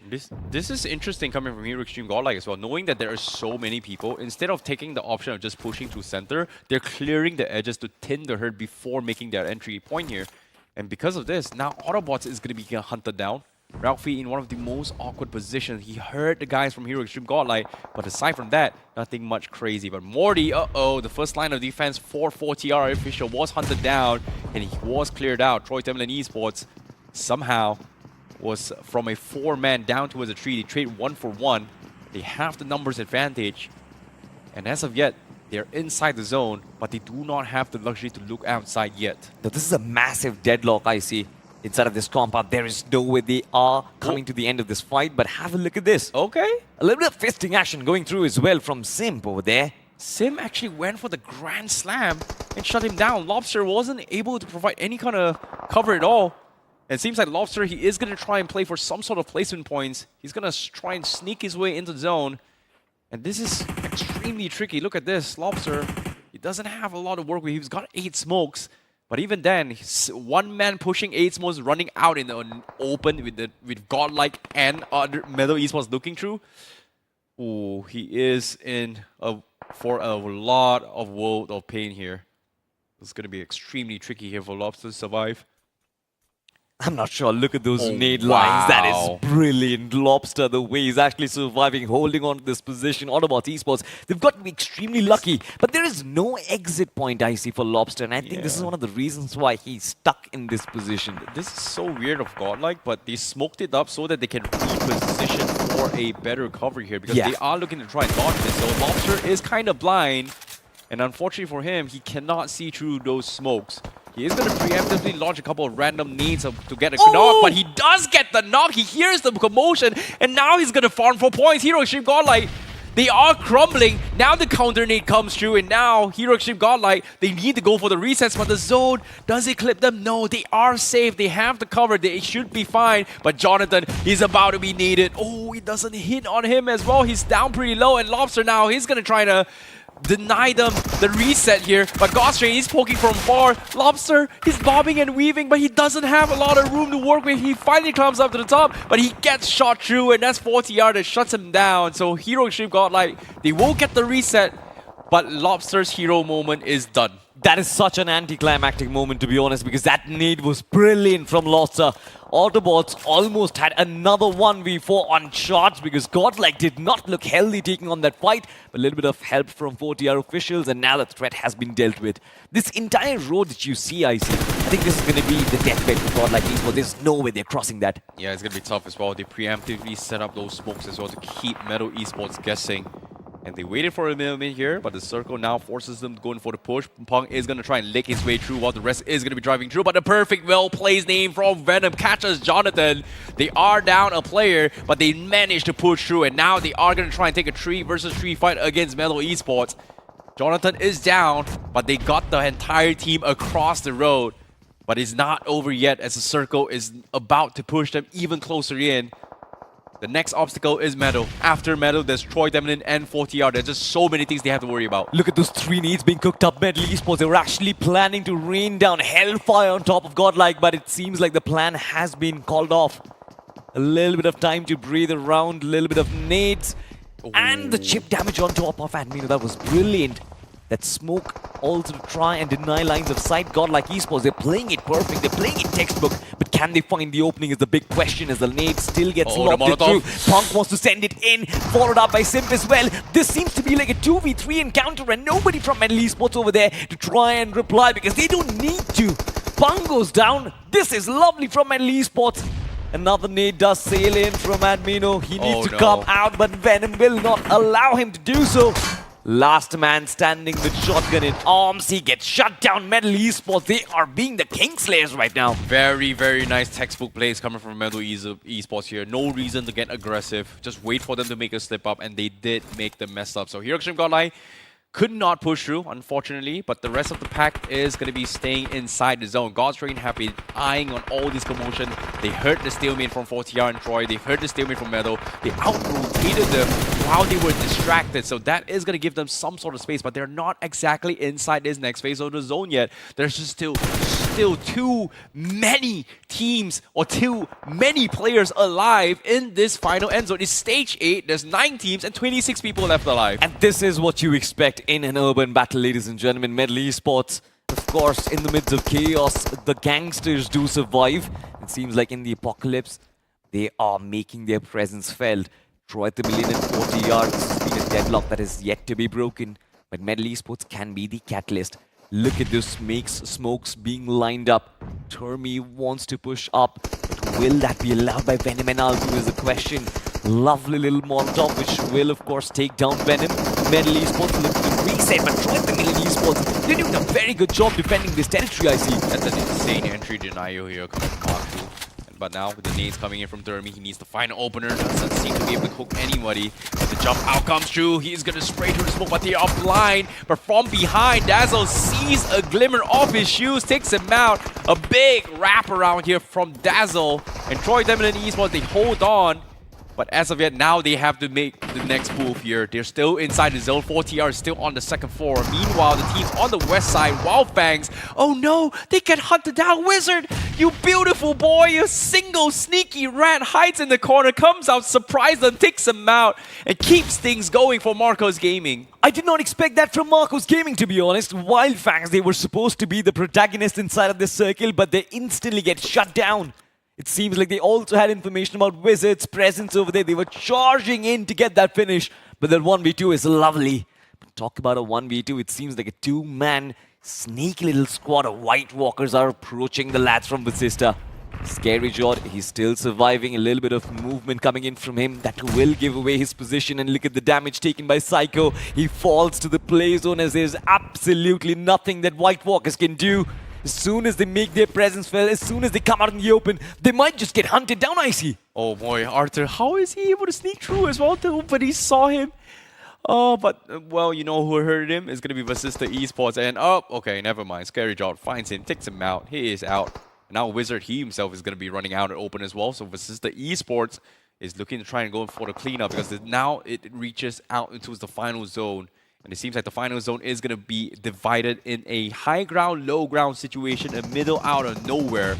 And 4TR, they need to get out of those compounds. Troy Tamilan needs to get out, and Godstrain has got it completely locked down. And Godstrain, the moment they wrap up everyone from this house, they will have high ground advantage. They certainly have the high ground advantage. Pain is live up top. 4TR, they are looking to make this pounce work for them, but on the fly, they have been shut down. God's reign. They're looking to thrive under pressure, and they're doing such a good job at it.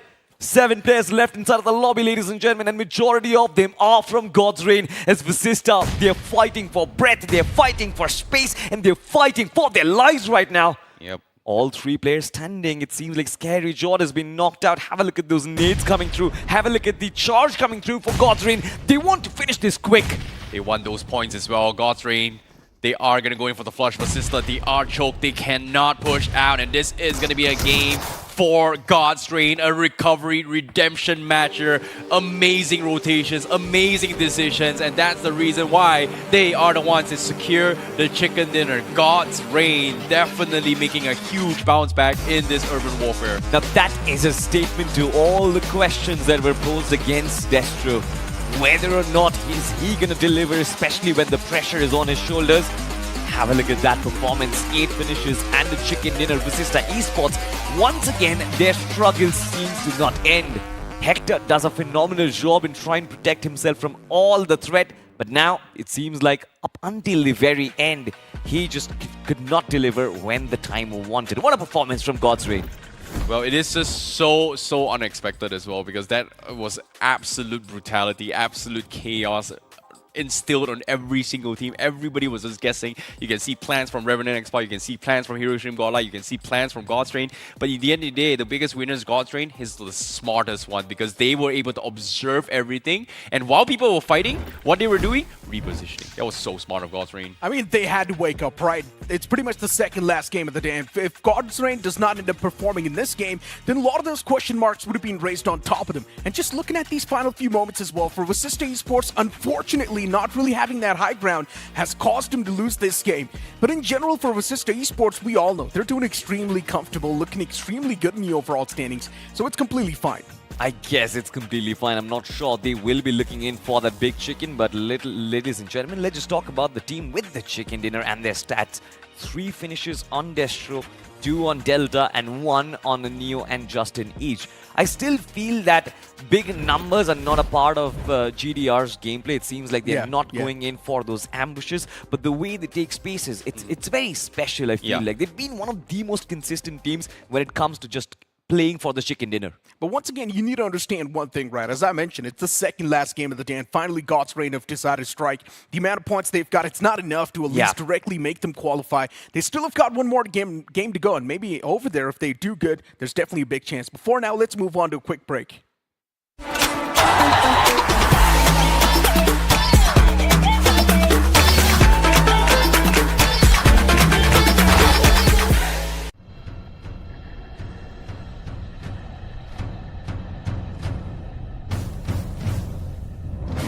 Dragon's power knows no bounds or fear.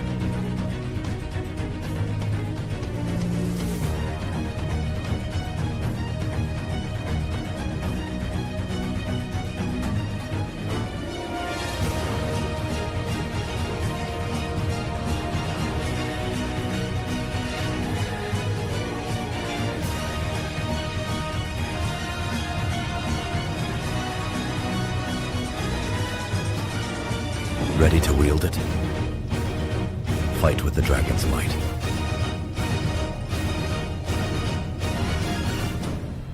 Dravian X suit. Get now.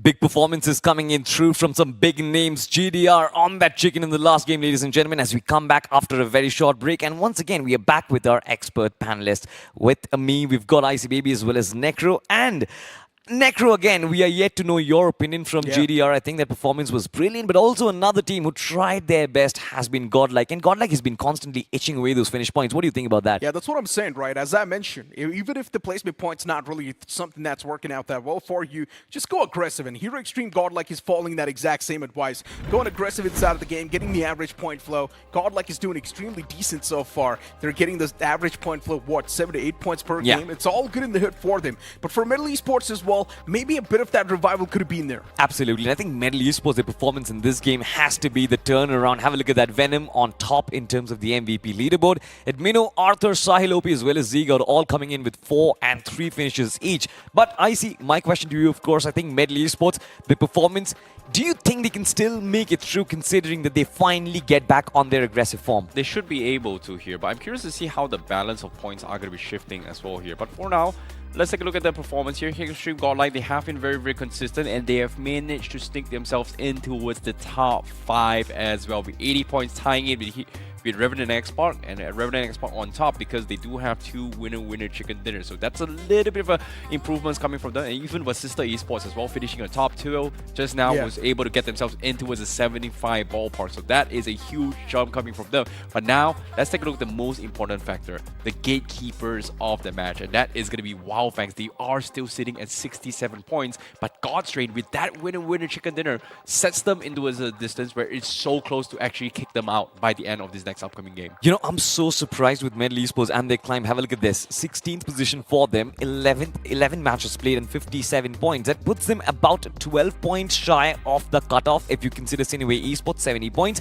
I'm not sure, but one good game seems to actually do the job for Nebula Esports, Necro. Yeah, it's pretty easy to say, but then you know it's Nebula Esports, and you know they can easily choke as well. Yeah. And we have seen a lot of those chokes in the past. And yeah, speaking of God's Reign once again, right? Yeah, God's Reign is getting those chicken dinners, but the main concern for God's Reign is not the survival aspect. It's about the amount of points you get outside of the game. And for God's Reign, that's always been a concern. In a chicken dinner that you're supposed to have worth somewhere around 25 points, you're only getting 15 to 16 points, which is not enough in my opinion. I kind of agree with Necro as well here. When it comes to Godstrain, I think out of all the teams here in BMSD, Godstrain is the most unique team when it comes to what their priority is, right? When we talk about aggressive teams, oh, Hero Xtreme Godlike, yeah, great, they are going to be aggressive, they are going to be hunting here, that's the Hero Xtreme Godlike playstyle. But when it comes to Godstrain, they are the team that prioritize placement over everything else. And while people are looking for finish points, they're looking for placement points all the time. You know, I don't mind a team fighting for placement points or positions if they do actually survive when it comes to their 4v4 fights, but it seems like their Salters at some point in time, they just seem to under-deliver in many choking situations. But nonetheless, ladies and gentlemen, we are moving over to the map of Erangel. One final game of this day.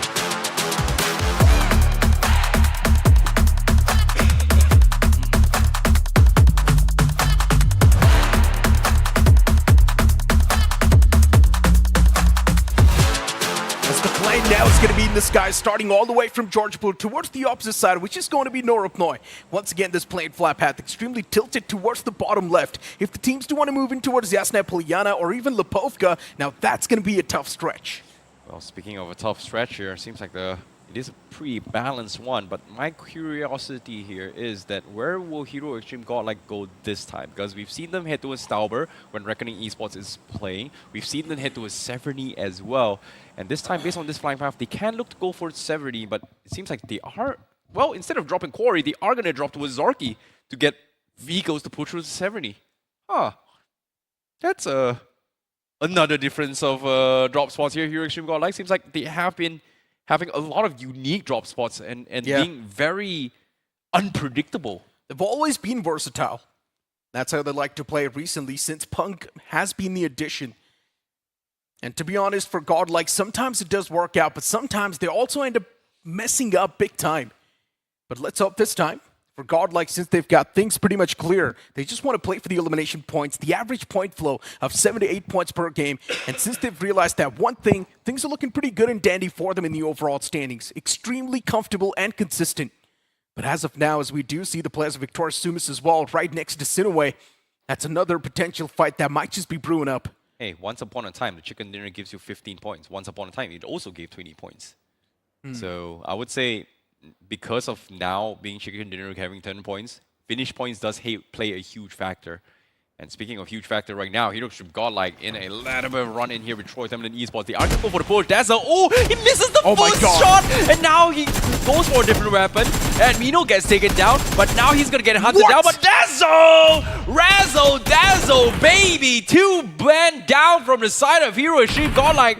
A small little mistakes converting, salvaging the fight, and now Hero Xtreme Godlike are going to be on the backs here. Nades will flush him out, but the damage has been done, equalizing the fight. 2 versus 2. They need to get those points here for Hero Xtreme Godlike, and now they have to play defense, but look at Punk, he's down to his last 15 bullets. That's the main problem, right? For Hero Xtreme Godlike, the manpower is just not enough, and Tamilan Esports, they want to go for the revival, but look at that knock! Jonathan not really coordinating that properly. He made the pounce all by himself. Making those solo plays really put your team in a bad spot, Jonathan. You should not have done that. And now for Godlike, Punk is the only saving grace alive. With the pump shotgun available in the hand, I highly doubt Punk can put in a lot of difference. And eventually, Hero Xtreme Godlike will be eliminated from the game. Once again, the same miscommunication in the place of Godlike. Why did Jonathan push out for no reason? That was so unlucky as well, and even for Sim, as Admino, when he went in, crawled through, Dazzle missed the shot. He was able to out-juke him, but he still lost his gunfight. And Sim trying to salvage the fight, also losing his gunfight against Dazzle. Beautiful headshots though, Dazzle, with the AK, but nevertheless, Tamilan Esports, they get 4 points in the bag. And it seems like Hero Extreme Godlike did not do their homework, expecting Tamilan Esports to be dropping there as well, as they try to make their way into a 70 or Stauber. Luckily for Godlike fans though, they've already got a lot of points on the board. So they're looking extremely comfortable. They're safe. Maybe you can't say so. If they get 10 points tomorrow, then yes, they're safe.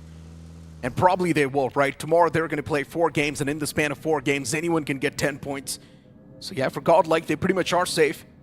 Nebula Esports, it's another one of those banners that we know Nebula Esports can also easily qualify. One last game to go. And if they do find a solid stance and a solid game, Nebula Esports can easily make the pounce and come out on top. And as of now, they just want to shut down the players of EVOX. It's BMW IGL in the front lines. The shots from the Uzi not really finding the prime connection, and that's why somehow BMW IGL, he makes it out alive. Phoenix wasn't expecting to see the rock right there. Might have a little bit of mishap, and because of that, EVOX will be able to survive this. PMWI on the run, he's got the buggy, but it seems like he will be able to escape this. So very, very close call for EVOX. But Nebula not too happy they lost a point. Yeah. Unfortunate. But it's fine. Nebula is also one of those teams. Somewhere down line, I've got a bit of that trust on them. Nebula Esports can make a comeback, bounce back anytime. And looking at the overall standings, Nebula Esports is looking comfy. But once again, have a look at the replay of that previous fight. Yeah, the few initial shots were missed from the double-barreled shotgun, but then Dazzle, he switches over to the AKM, and he instantly finds those 2 crucial knocks.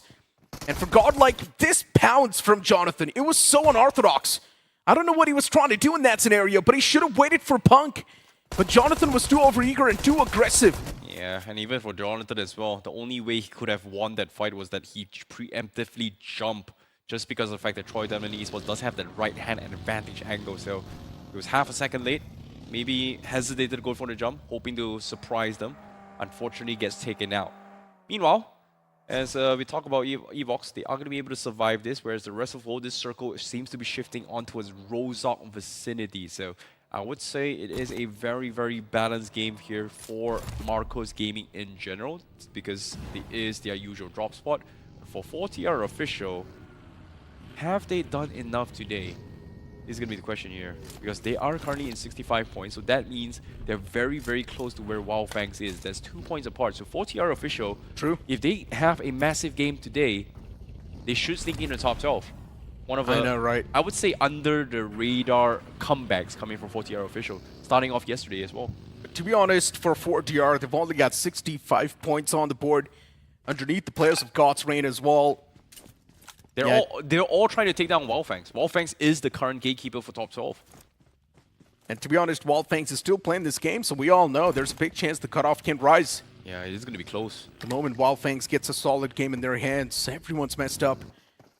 Once again, there's going to be someone else that's going to be the edge keeper then. We talk about big comebacks at the start of the day. SINEWY's got that very, very big lead of a comeback that they have pushed themselves into its top 12. But that lead has slowly been closing in as well. They are in 17 points, so that means between them and getting knocked off the top 12 is only 3 points apart. You want to talk about Victor Sumus? I think they started the day off with 82 points. 2 games are done and dusted, now they're on 86. Dude, they don't even need points. They've only got 4 points in 2 games. Technically, they need 4 more and they're qualified. Yeah. They've been trying a couple of new strategies, that's for sure. Maybe potentially you can say 7 more points to be around the safety block. Yeah, fair enough. So far, statistically, cut off based on lower brackets and upper brackets, 89 points is the highest thus far. Even before that was 87. So I would say safety number, 100 points, of course. But once you get across the 90 points, you can definitely be at ease to kind of figure out what to do next for the semifinals, because we have 8 other teams that is going to be looking...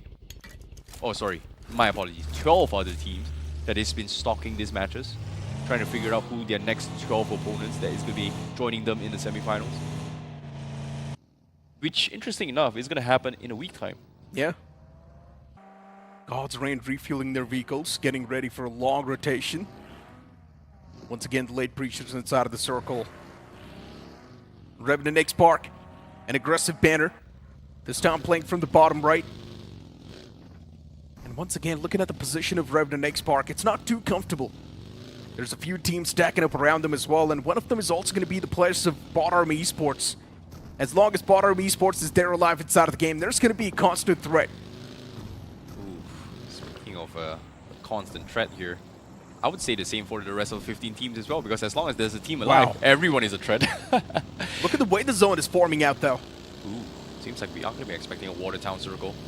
Seems like it is going to be divided from the north and the south as well. Vasista already getting first dibs on center control. Same for Wyld Fangs, same for SINEWY as well. So we are going to be expecting a lot of congestion here down towards school, potentially.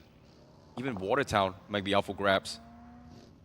This is going to be a tricky zone to play as well. Those radio towers on top near Watertown does give a lot of elevation. But considering how small of the playing field is, that radio tower is going to be a death sentence. Too many teams in the close proximity. Too much to ask for. Victor, Sumus, all the 4 players looking good and dandy. Oh, interesting. Vasista actually left Watertown. Huh. True that. Okay. For a second, I thought they were gonna anchor Watertown. It seems like 4T are gonna be playing for the north approach instead. They are gonna try and scout out any potential rotations that is coming in from the north side. But based on what we see on the map, absolutely no one is coming from the north, except maybe northwest side, Autobotz maybe. Maybe Troy Tamilan Esports from the east side as well. Vasista are chilling. Then you've got Nebula as well, making that rotation through Ruins. And for Nebula, there's also EVOX in the close proximity, so maybe that can be a bit of that trouble. But to be honest, for 4TR, they've got a solid spot. I highly doubt anyone's going to be boggling the players of 4TR. It's going to be free roam for them. Yeah, I would say 4TR's next game plan is for wait for the next zone, hear a major fight, and then look to try and out-rotate them. Meanwhile, Wyld Fangs expecting company here. We did see Nebula Esports getting picked off from Wyld Fangs from afar, so they lose a player. That's going to be White Tiger that takes a point from them. But the long-range pokings are coming in, and that is going to be BotArmyEsports and also Revenant Xspark stalking them on school. And this is going to be a historical moment as well, because once upon a time, we saw HeroXtreme got like clutch things out when the circle shifted to school. Yeah. But unfortunately to say, HeroXtreme Godlike is the first team that got eliminated in this game. True. This game's also pretty important for Wyld Fangs. Let's not forget. On the edge on the 12th spot. In general, this game is extremely important for teams like God's Reign, Wyld Fangs, and a few more teams that are right there on the second page. This one last game is going to be something that's going to fill these teams with a lot of hope. Tamilan Esports starting things off in such a good manner. It's also going to give them a major confidence boost. Revenant Xspark, that's another one of those teams that we know does have a lot of potential as well. And to be honest, for Revenant Xspark, it's a team that possesses a lot of firepower, and they can easily make it towards the safety line. It's not even a question. Yeah, they're just waiting for the pit stop right now. They know for a fact that school and apartments is occupied. Now the next strategy is that where will the zone shift? And now, oh my god, the circle shifts up northwest, 4TR, prime position. Vasista, they may look to go back towards Watertown now to anchor this, while every single team is going to be scrambling for space because Rose-Up entry point is going to be stuck. We're going to be expecting a lot of teams coming through Rose-Up. We are going to be expecting team driving past school as well. We are going to be expecting a lot of teams out in the open on the south side of Watertown. They mess up big time. Autobotz Esports, even they're on the verge making that rotation. Actually do find a clear breaching point inside of the circle too, but still the question remains, what if the next curveball and shift is going to be all the way up north? Dude, Autobotz, as soon as they saw this circle, they know for a fact that north is going to be safer. Wow, interesting. Autobotz Esports really booking it and just relying on luck heavily, making a massive prediction, but as of now for BotArmyEsports, they're under heavy fire, and it's Marcus Gaming just constantly knocking on the door. BotArmyEsports is not a good stance at all. They need to fight back against the players of Marcos Gaming, and bad OP's knocked out for Marcos. It's an even Steven trade on the board, but let's see how Marcos Gaming is going to deal with this one. There's a big separation between the players. I'm really surprised Marcos Gaming actually let BotArmy through here, considering that Rose-Up is their home turf as well. And they went for a 2-2 split. 2 guys down south here, 2 guys on a northwest corner near the warehouse area. They need to get a reset, and they need to find a better spot to regroup as well, because Marcos Gaming, they do have sensor control. They need some sort of backup for his teammates, but unfortunately to say, they have to cross the road. Meanwhile, the rest of the world, they have been scrambling for zone control. Revenant Xspark re-rotates again to try to find a different entry point, and they themselves are going to be coming from the north side as well. And even White Walkers is going to be joining the fray. Everybody wants to dodge the major, massive cluster in Rozhok right now. But the question is, what if the zone shifts all the way down south? Well, then they have to deal with it. Then they're going to be messed up big time. It's like these teams now making a massive prediction in the hopes that the zone's actually going to form once again on the northern side. It's so hard if you think about it, right? Rozhok mountain terrain is occupied. School is occupied. Most, even from the south side as well, the usual camping before school as well is pretty much also occupied. Those 3 are the biggest roadblocks that everybody from the southeast corner had to go through. And do you want to run the risk of driving through that, getting caught off, and then being stranded out in the open? Which I don't think they will do it, and maybe that's the reason why everybody is rotating like this a little bit more.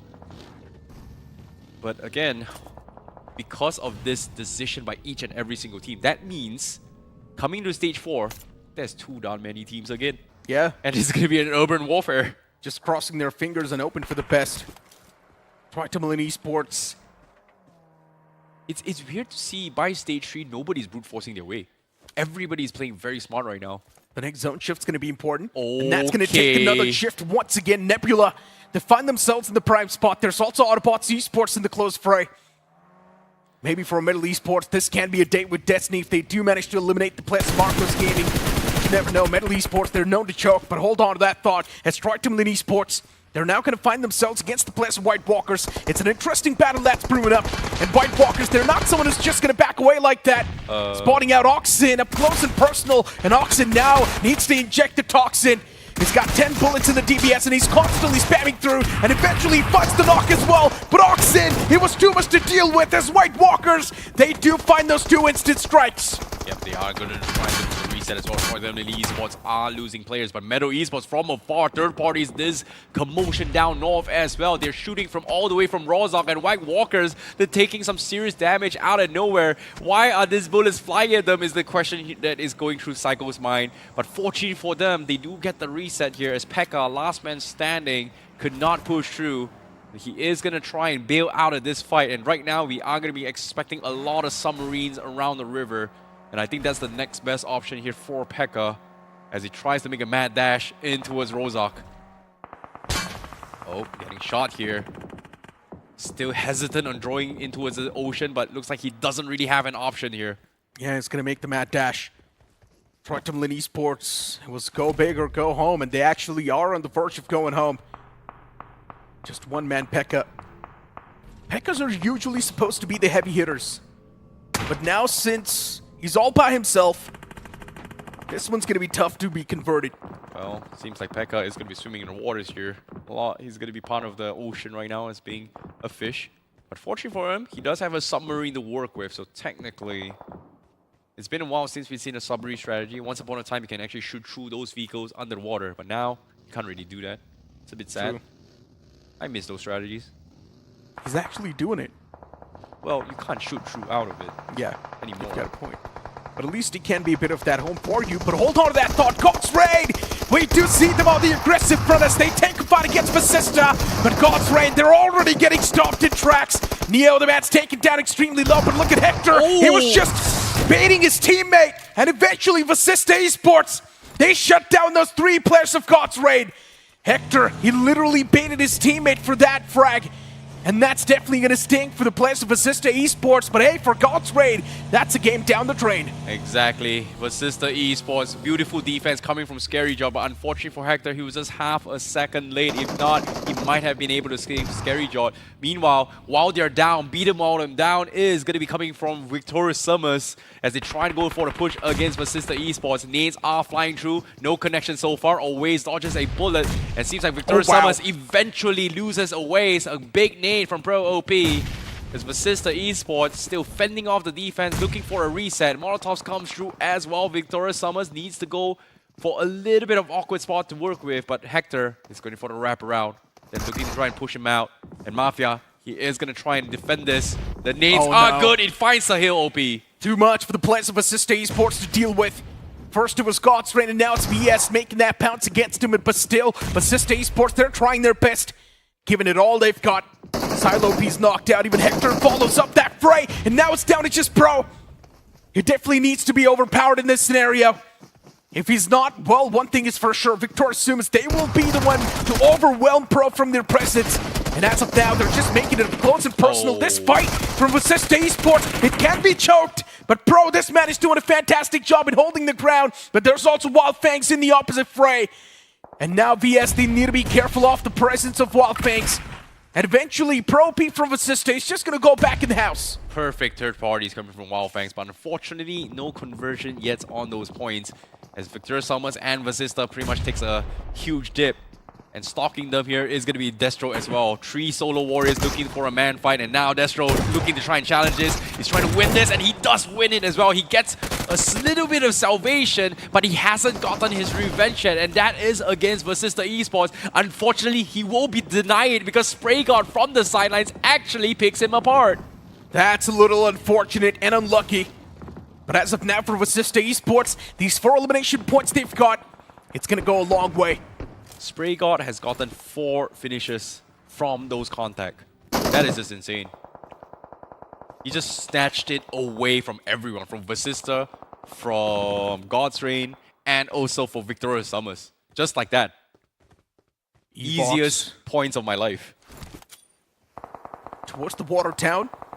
Now just want to deal with that one man from Vasista Esports, and Pro P is going to make that run. These shots, not good enough. Pro P still alive. And he makes it away, but eventually in the open arms of Wyld Fangs, as they're going to be the one to convert that elimination point. And just look at these devastating shots. They're so deadly.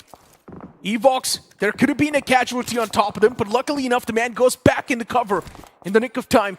This is huge for Wyld Fangs. Like, because they gatekeep from school, everybody was dodging them, and because of that tendency, everybody was afraid. Wyld Fangs had free entry point into what's in front of them, and now, considering the amount of teams that is not in their vicinity, Wyld Fangs is going to be able to choose whatever fight they want. And all they need right now is just another massive fight, and here comes the third party again for Wyld Fangs. EVOX.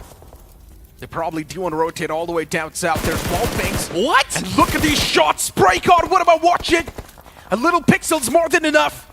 And SprayGod's able to dome him down. Insane one-way smoke from SprayGod. Yeah, there's still SINEWY right in the close proximity though, and SprayGod wants to manhandle them as well, but it's going to be tough. But EVOX, they never even would have thought that this is going to happen to them. Wyld Fangs, it just seems like they're dominating this entire final few moments. But there's still a lot of teams around them. It's SINEWY, 4TR, and soon even Autobotz Esports is going to make that pounce on 4TR. Right now, the biggest threat here is 4TR official. They have been laying low on the northern side in terms of the compounds for the longest of time, especially in the western side of Rozhok. And they have unlimited amount of utilities here. And that's a big problem because everybody else is weak in smokes, weak on the hills. But the question here is, will everybody serve them on a silver platter? Oh my god. But for now, Rozhok Circle, oh my goodness, it actually shifts onto his 4TR. 4TR has perfect line of sight of everybody else. Shifting out in the open, 4TR is the only team with a solid spot, and maybe you can't say MG as well. But for Marcos Gaming, we all know confidence has been an issue. Metal Esports is right next to Marcos Gaming, and right behind the players of Metal Esports, there's Nebula. So yeah, problems constantly there. And how is Metal Esports going to deal with the entirety of Nebula Esports? That has to be the toughest pill to swallow. But hold on to that thought, as EVOX, they're now going to make that deadly pounce against 4TR. And EVOX, they straight up just send it towards this building. 4TR, 2 players in that close proximity. They're inside of the house, just completely trapped. It's ZGod and Pain is live, with close and personal, but Pain is live. He fights the first man, executes Executor. Pain is live, he gets struck eventually. The trades now start to happen back and forth, but ZGod, he needs to be the one to save the day, but ZGod messes up. 4TR, they're still in the race as they eliminate the remnants of EVOX. That's the timing Autobotz has been looking for as well. Somebody to shut down 4TR, and it was EVOX that makes the opening, and now Autobotz is looking for the third party. Same can be said for Wyld Fangs. They have been waiting for a slip up, and they are looking for those third parties. But while they're rotating, guess what? SINEWY picks off Wyld Fangs, so Autobotz, They have to wrap things up quickly. They're all hurt right now, and the biggest winners right now is SINEWY. But Spray God, he defends against SINEWY. He gets the pick on Mosh and tries to buy more time for Wyld Fangs, but the damage has been done. Manya down, White Tiger down, Spray God left stranded out in the open, trapped between Autobotz and also SINEWY, and even then Lobster picks him out. That is it for Wyld Fangs. Everyone wants a piece of this pie. That's what's happening. Everyone wants to get their hands on this compound, and even Wyld Fangs got too greedy in the process, as they've been eliminated too. For a moment, we thought Wyld Fangs is the one to dominate the game, but just that one bad pounce, it just messed things up. And look at Lobster, so confident with his approach as he eliminates the last man of 4TR as well. That is insane confidence, but Autobotz, their patience paid off. They just needed somebody to get their hands dirty on 4TR, and they come swooping in, and that guy was that team was EVOX. And unfortunately for Autobotz here, do they actually convert into this game? Because now it's a major fight against SINEWY. They finally got some sort of position, but right now Vishu, he is kind of out of position as well. Lobster lobbing for nades here. He's going to try and trade him off. Almost tags him out, but Lobster, he's taking a little bit of damage. He is going to try and reposition here, but SINEWY, they have to push through. That nade was extremely close, but at least as of now, things are avoidable. And look at Autobotz Esports. They once again find the positive trade. The nade's going to find the exact mark. Lobster, he's been the main playmaker with 5 finishes on the board for Autobotz Esports. Who would have thought a team that was playing like the betas is now going to turn into the biggest Sigmas? And now for SINEWY, I highly doubt in this stance they can do a lot. Yeah, they're just trapped. one shack to play with, absolutely trapped. One nade through the window is going to seal the deal. Yeah, but I don't think they're close enough to push this as well. The circle's about to shift them. And they've lost almost all their vehicles. Even the buggy tires is over as well. SINEWY, they're trapped. Oh my and God. no, they have to push It's out their and game. open. Autobotz has perfect line of sight. Everybody else will be taking some serious damage. And Autobotz does have the peripheral vision to work with on the second floor. So Nebula now, they have to make the move. And Toxic was able to get the knock in. Phoenix gets knocked. Nebula will be able to get the reset through. But while this reset is coming in, Metal is also slowly knocking by. Yeah, there's 3 teams actually inside of Rozhawk still. It's BotArmyEsports, White Walkers, and Marcos Gaming, and these 3 teams, they can prove out to be devastating freaks of nature. You never know how this game's going to turn out, but as of now, Metal Esports definitely does have the advantage over the players of Nebula, and Nebula needs to be a little bit more concerned and careful. From the backlines, they're being shot at. Even from the front, it's the players of Autobotz Esports constantly applying the pressure. Where can Nebula go? Avi, the man's taken down extremely low, and eventually, he also gets knocked out. Metal Esports, they find the perfect opportunity to make that pounce, and Nebula, with now nowhere left to go, it's probably their day where they're going to be eliminated from the game.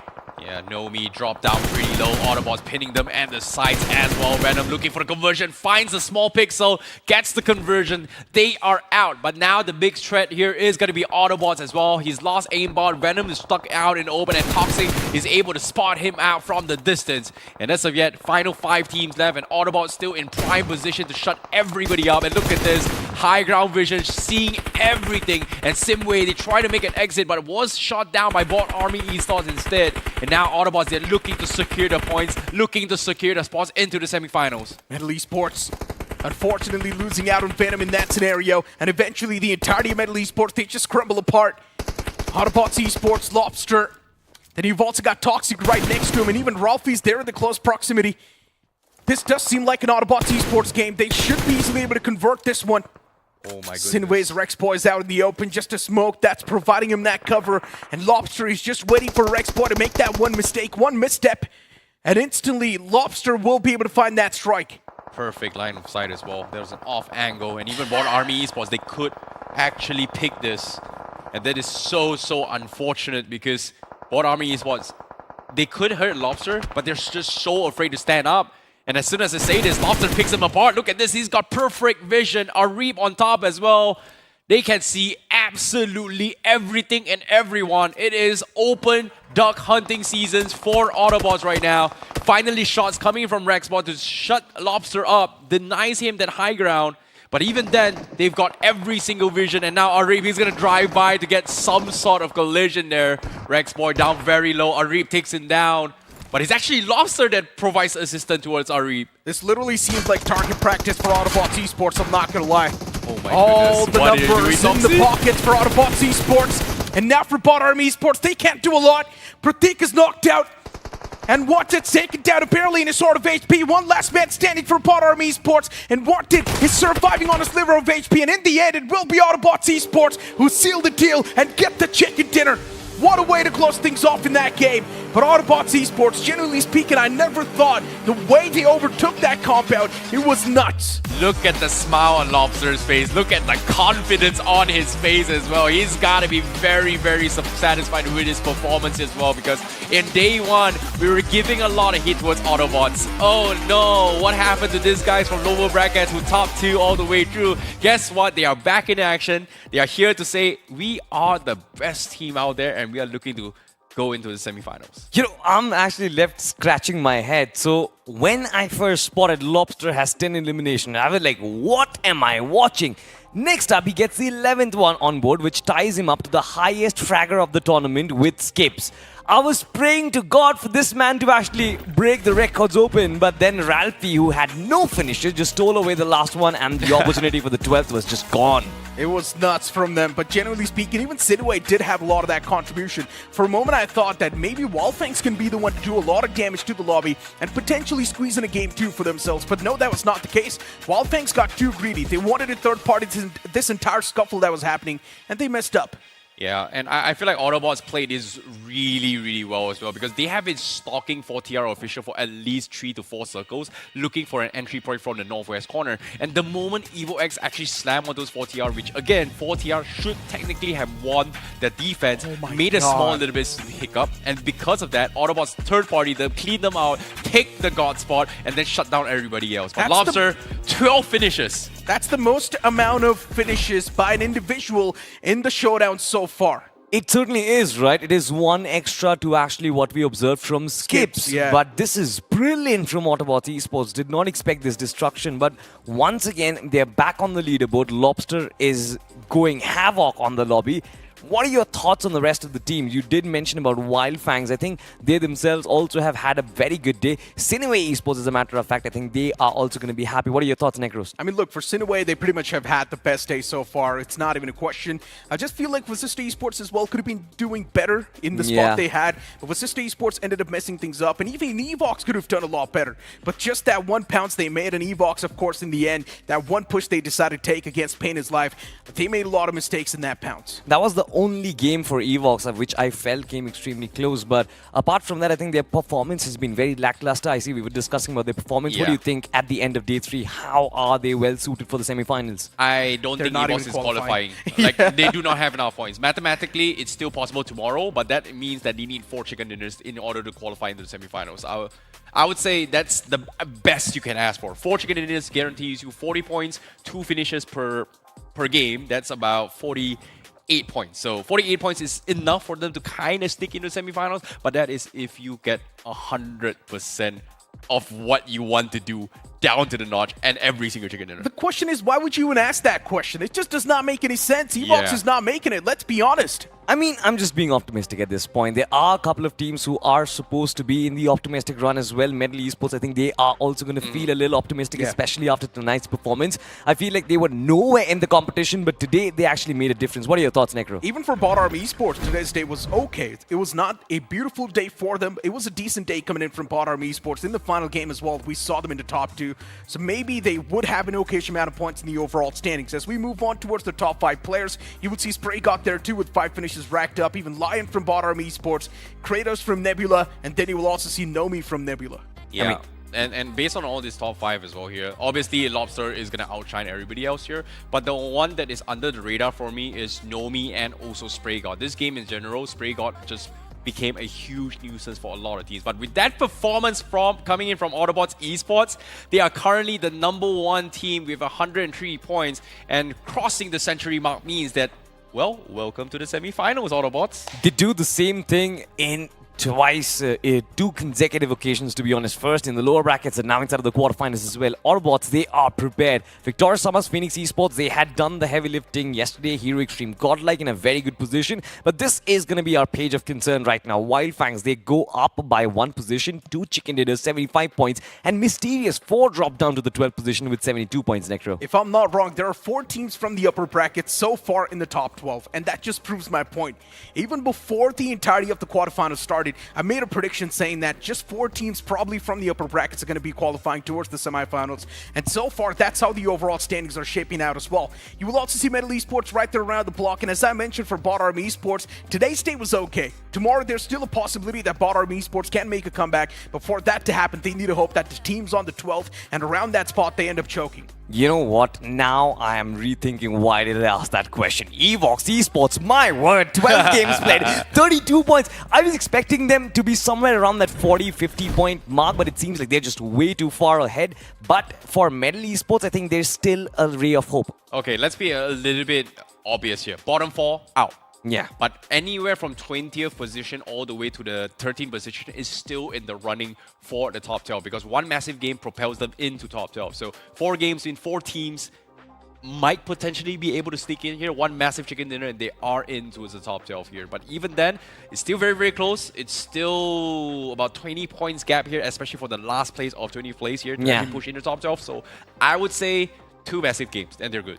2 massive games, and that is a very difficult ask, especially because tomorrow no Sandhawk is going to be played. It's going to be Erangel and Miramar back to back to back. So I am very well excited. I think Godlike, as a matter of fact, they were the talking point throughout this quarterfinals because before this they were struggling. They've kind of worked on their mistakes. Yes, for sure, those big chicken hitters aren't really coming through, but they are maintaining those average points, and I think that will be tomorrow's aim for majority of the teams who are struggling right now. Now let's talk about the major turnarounds that we saw today, right? The major comebacks that we saw. SINEWY Esports was able to mount a major comeback. Even Blitz Esports did pretty good for themselves in the first 3 games they played. Even BotArmyEsports, a decent bit of comeback. We did see them in the overall standings. And now even from God's Reign, yeah, the previous game in Miramar was definitely decent, but those points are at least going to keep them in the race. Absolutely. Wyld Fangs is also another team that you have to be watching out for as well here. So I would say there are still at least 8 teams that are not safe in the top 12 here. So why I say the top 8 teams is because, arguably the top 4 is pretty much, they just need like 2-3 points. Everybody else at the bottom, it's still not exactly safe. They still need like 10 points to kind of secure their spots as well here. So no one is safe yet, but obviously the teams outside of 12-12, the pressure is on them for tomorrow. I think to summarize it, anybody who actually is in between the 80-point mark to the 60-point mark, they are in contention. Of course, that will be very important for us to watch out. But ladies and gentlemen, it seems like the man, the myth, the legend, Lobster, who had 12 eliminations in the last game, is up for an interview at the center stage. Let's go over there and find out what he's got to say. बढ़िया chicken के साथ lobster, एक बड़ा game आपने निकाल कर दिया lobster, क्या कहना चाहेंगे? How are you feeling? Hashtag 12 finish के साथ आपने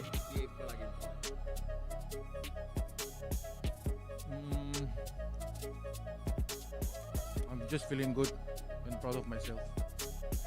That's good. और हैशटैग 4 से आपकी टीम हैशटैग 1 पे पहुंची है. You have already crossed 100 points. So how are you feeling and कल के दिन के लिए आपने क्या सोचा है? Feeling very good. बस कल भी ऐसा ही खेलना है. And then I hope we carry the momentum. Autobots बहुत अच्छा खेलती हुई नजर आ रही है. हम कहते हैं कि लॉबस्टर जब चलते हैं तो ऑटोबॉट्स चलती है, और आज वो देखने को मिला. 12 फिनिशेस, 12-16 फिनिश यहाँ पर लॉबस्टर ने निकाले. कल के दिन किस तरीके से ये टीम खेलती है वो देखने वाली बात रहेगी. बट मैं आपसे जानना चाहता हूँ लॉबस्टर, आईजीएल को लेकर आप क्या कहना चाहेंगे? किस तरीके का आईजीएल आपको देखने को मिलते हैं? अरीब, किस तरीके से वो प्लानिंग करते हैं? एग्रेसिव आपको खिलाते हैं या फिर वो अकॉर्डिंग टू सिचुएशन आपको खिलाते हैं? बस अरीब तो उसका प्लानिंग नहीं होता है, गेम में ही आके प्लानिंग देते हैं बस. आप कह सकते हैं कि लॉबस्टर अभी पूरी स्ट्रैटेजी अपनी बताना नहीं चाहते, रणनीति पूरी बताना नहीं चाहते, बट हाँ अरीब बहुत अच्छे आईजीएल हमें देखने को मिलते हैं. और ऑटोबॉट्स ने आज के दिन बहुत अच्छा गेम प्ले दिखाया. हैशटैग 4 से अपने आप को हैशटैग 1 तक लेकर गए. एरेंगल आपका स्ट्रॉन्ग सूट है. मैं जरूर जानना चाहूंगा कि एरेंगल को लेकर आप क्या सोचते हैं? सेम ही है. The maps are all same for us. There's no good bad, ऐसा कुछ नहीं है. चलिए ये तो नहीं बताना चाहते बट हम आपको बताते हैं कि एरेंगल बहुत अच्छे तरीके से ऑटोबॉट्स खेलती है और कल के दिन जो चिकन हमें देखने को नहीं मिला था आज के दिन उस टीम ने एक बढ़िया चिकन 16 फिनिशेस के साथ निकाला है। और अब देवियों सज्जनों, जिस तरीके से हमारे साथ यहाँ पर लॉबस्टर जुड़े थे from the side of Autobots, और अब कल के दिन टीम कैसे परफॉर्म करती हुई नजर आती हैं वो जरूर सवाल रहेगा। क्वार्टर फाइनल्स का डिसाइडर डे, टॉप 12 टीम्स वो जाती हुई नजर आएंगी कल के दिन वहां पर, और देखेंगे हम कैसे वो खेलती हुई नजर आती है।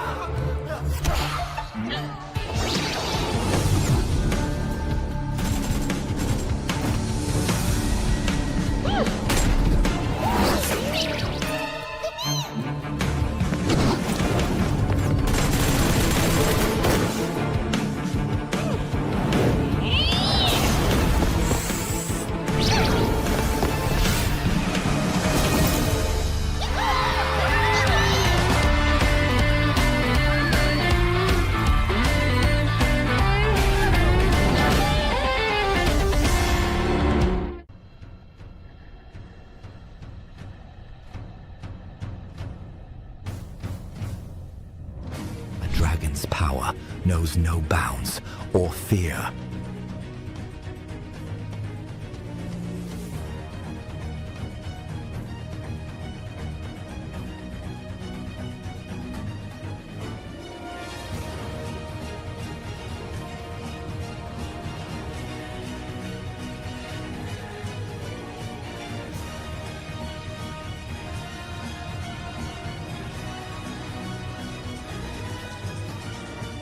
Ready to wield it?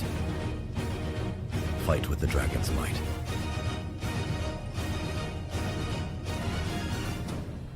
Dravian Xsuit. Get now.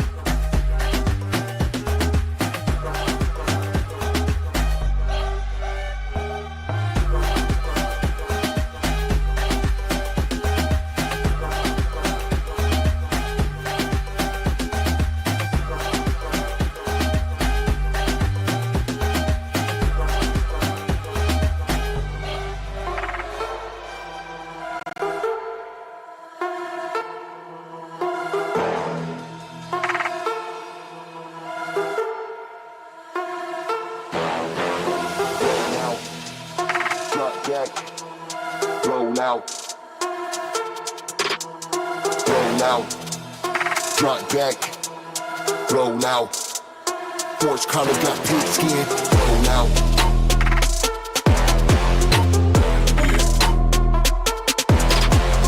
Roll out.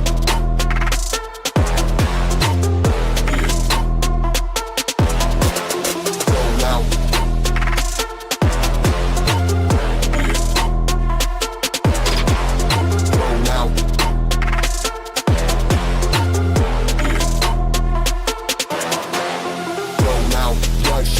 Drop back, defend on the gridiron, got another head, no horse collar, got pink skin. Roll out, rush in, drop back, defend on the gridiron, got another head, no horse collar, got pink skin. Roll out, rush in, drop back, defend on the gridiron, got another head, no horse collar, got pink skin. Roll out, rush in, drop back, defend on the gridiron, got another head, no horse collar, got pink skin. Roll out, drop back. Roll out,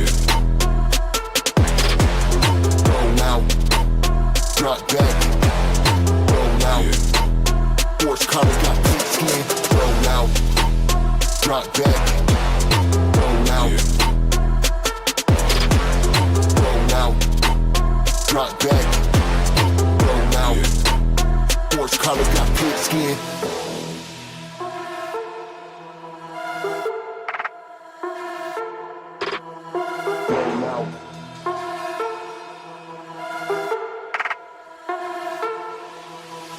Roll out, drop back, roll out, roll out, drop back, roll out, horse collar got pink skin, roll out, drop back, roll out,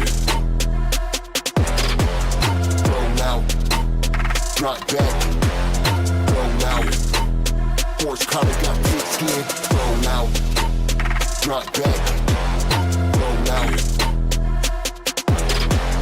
roll out, drop back, roll out, horse collar got pink skin, roll out, rush in, drop back, defend on the gridiron, got another head, no horse collar got pink skin, roll out, rush in, drop back, defend on the gridiron, got another head, no horse collar got pink skin, roll out, rush in, drop back, defend on the gridiron, got another head, no horse collar, got pink skin. Roll out, rush in, drop back, defend on the gridiron, got another head, no horse collar, got pink skin. Roll out,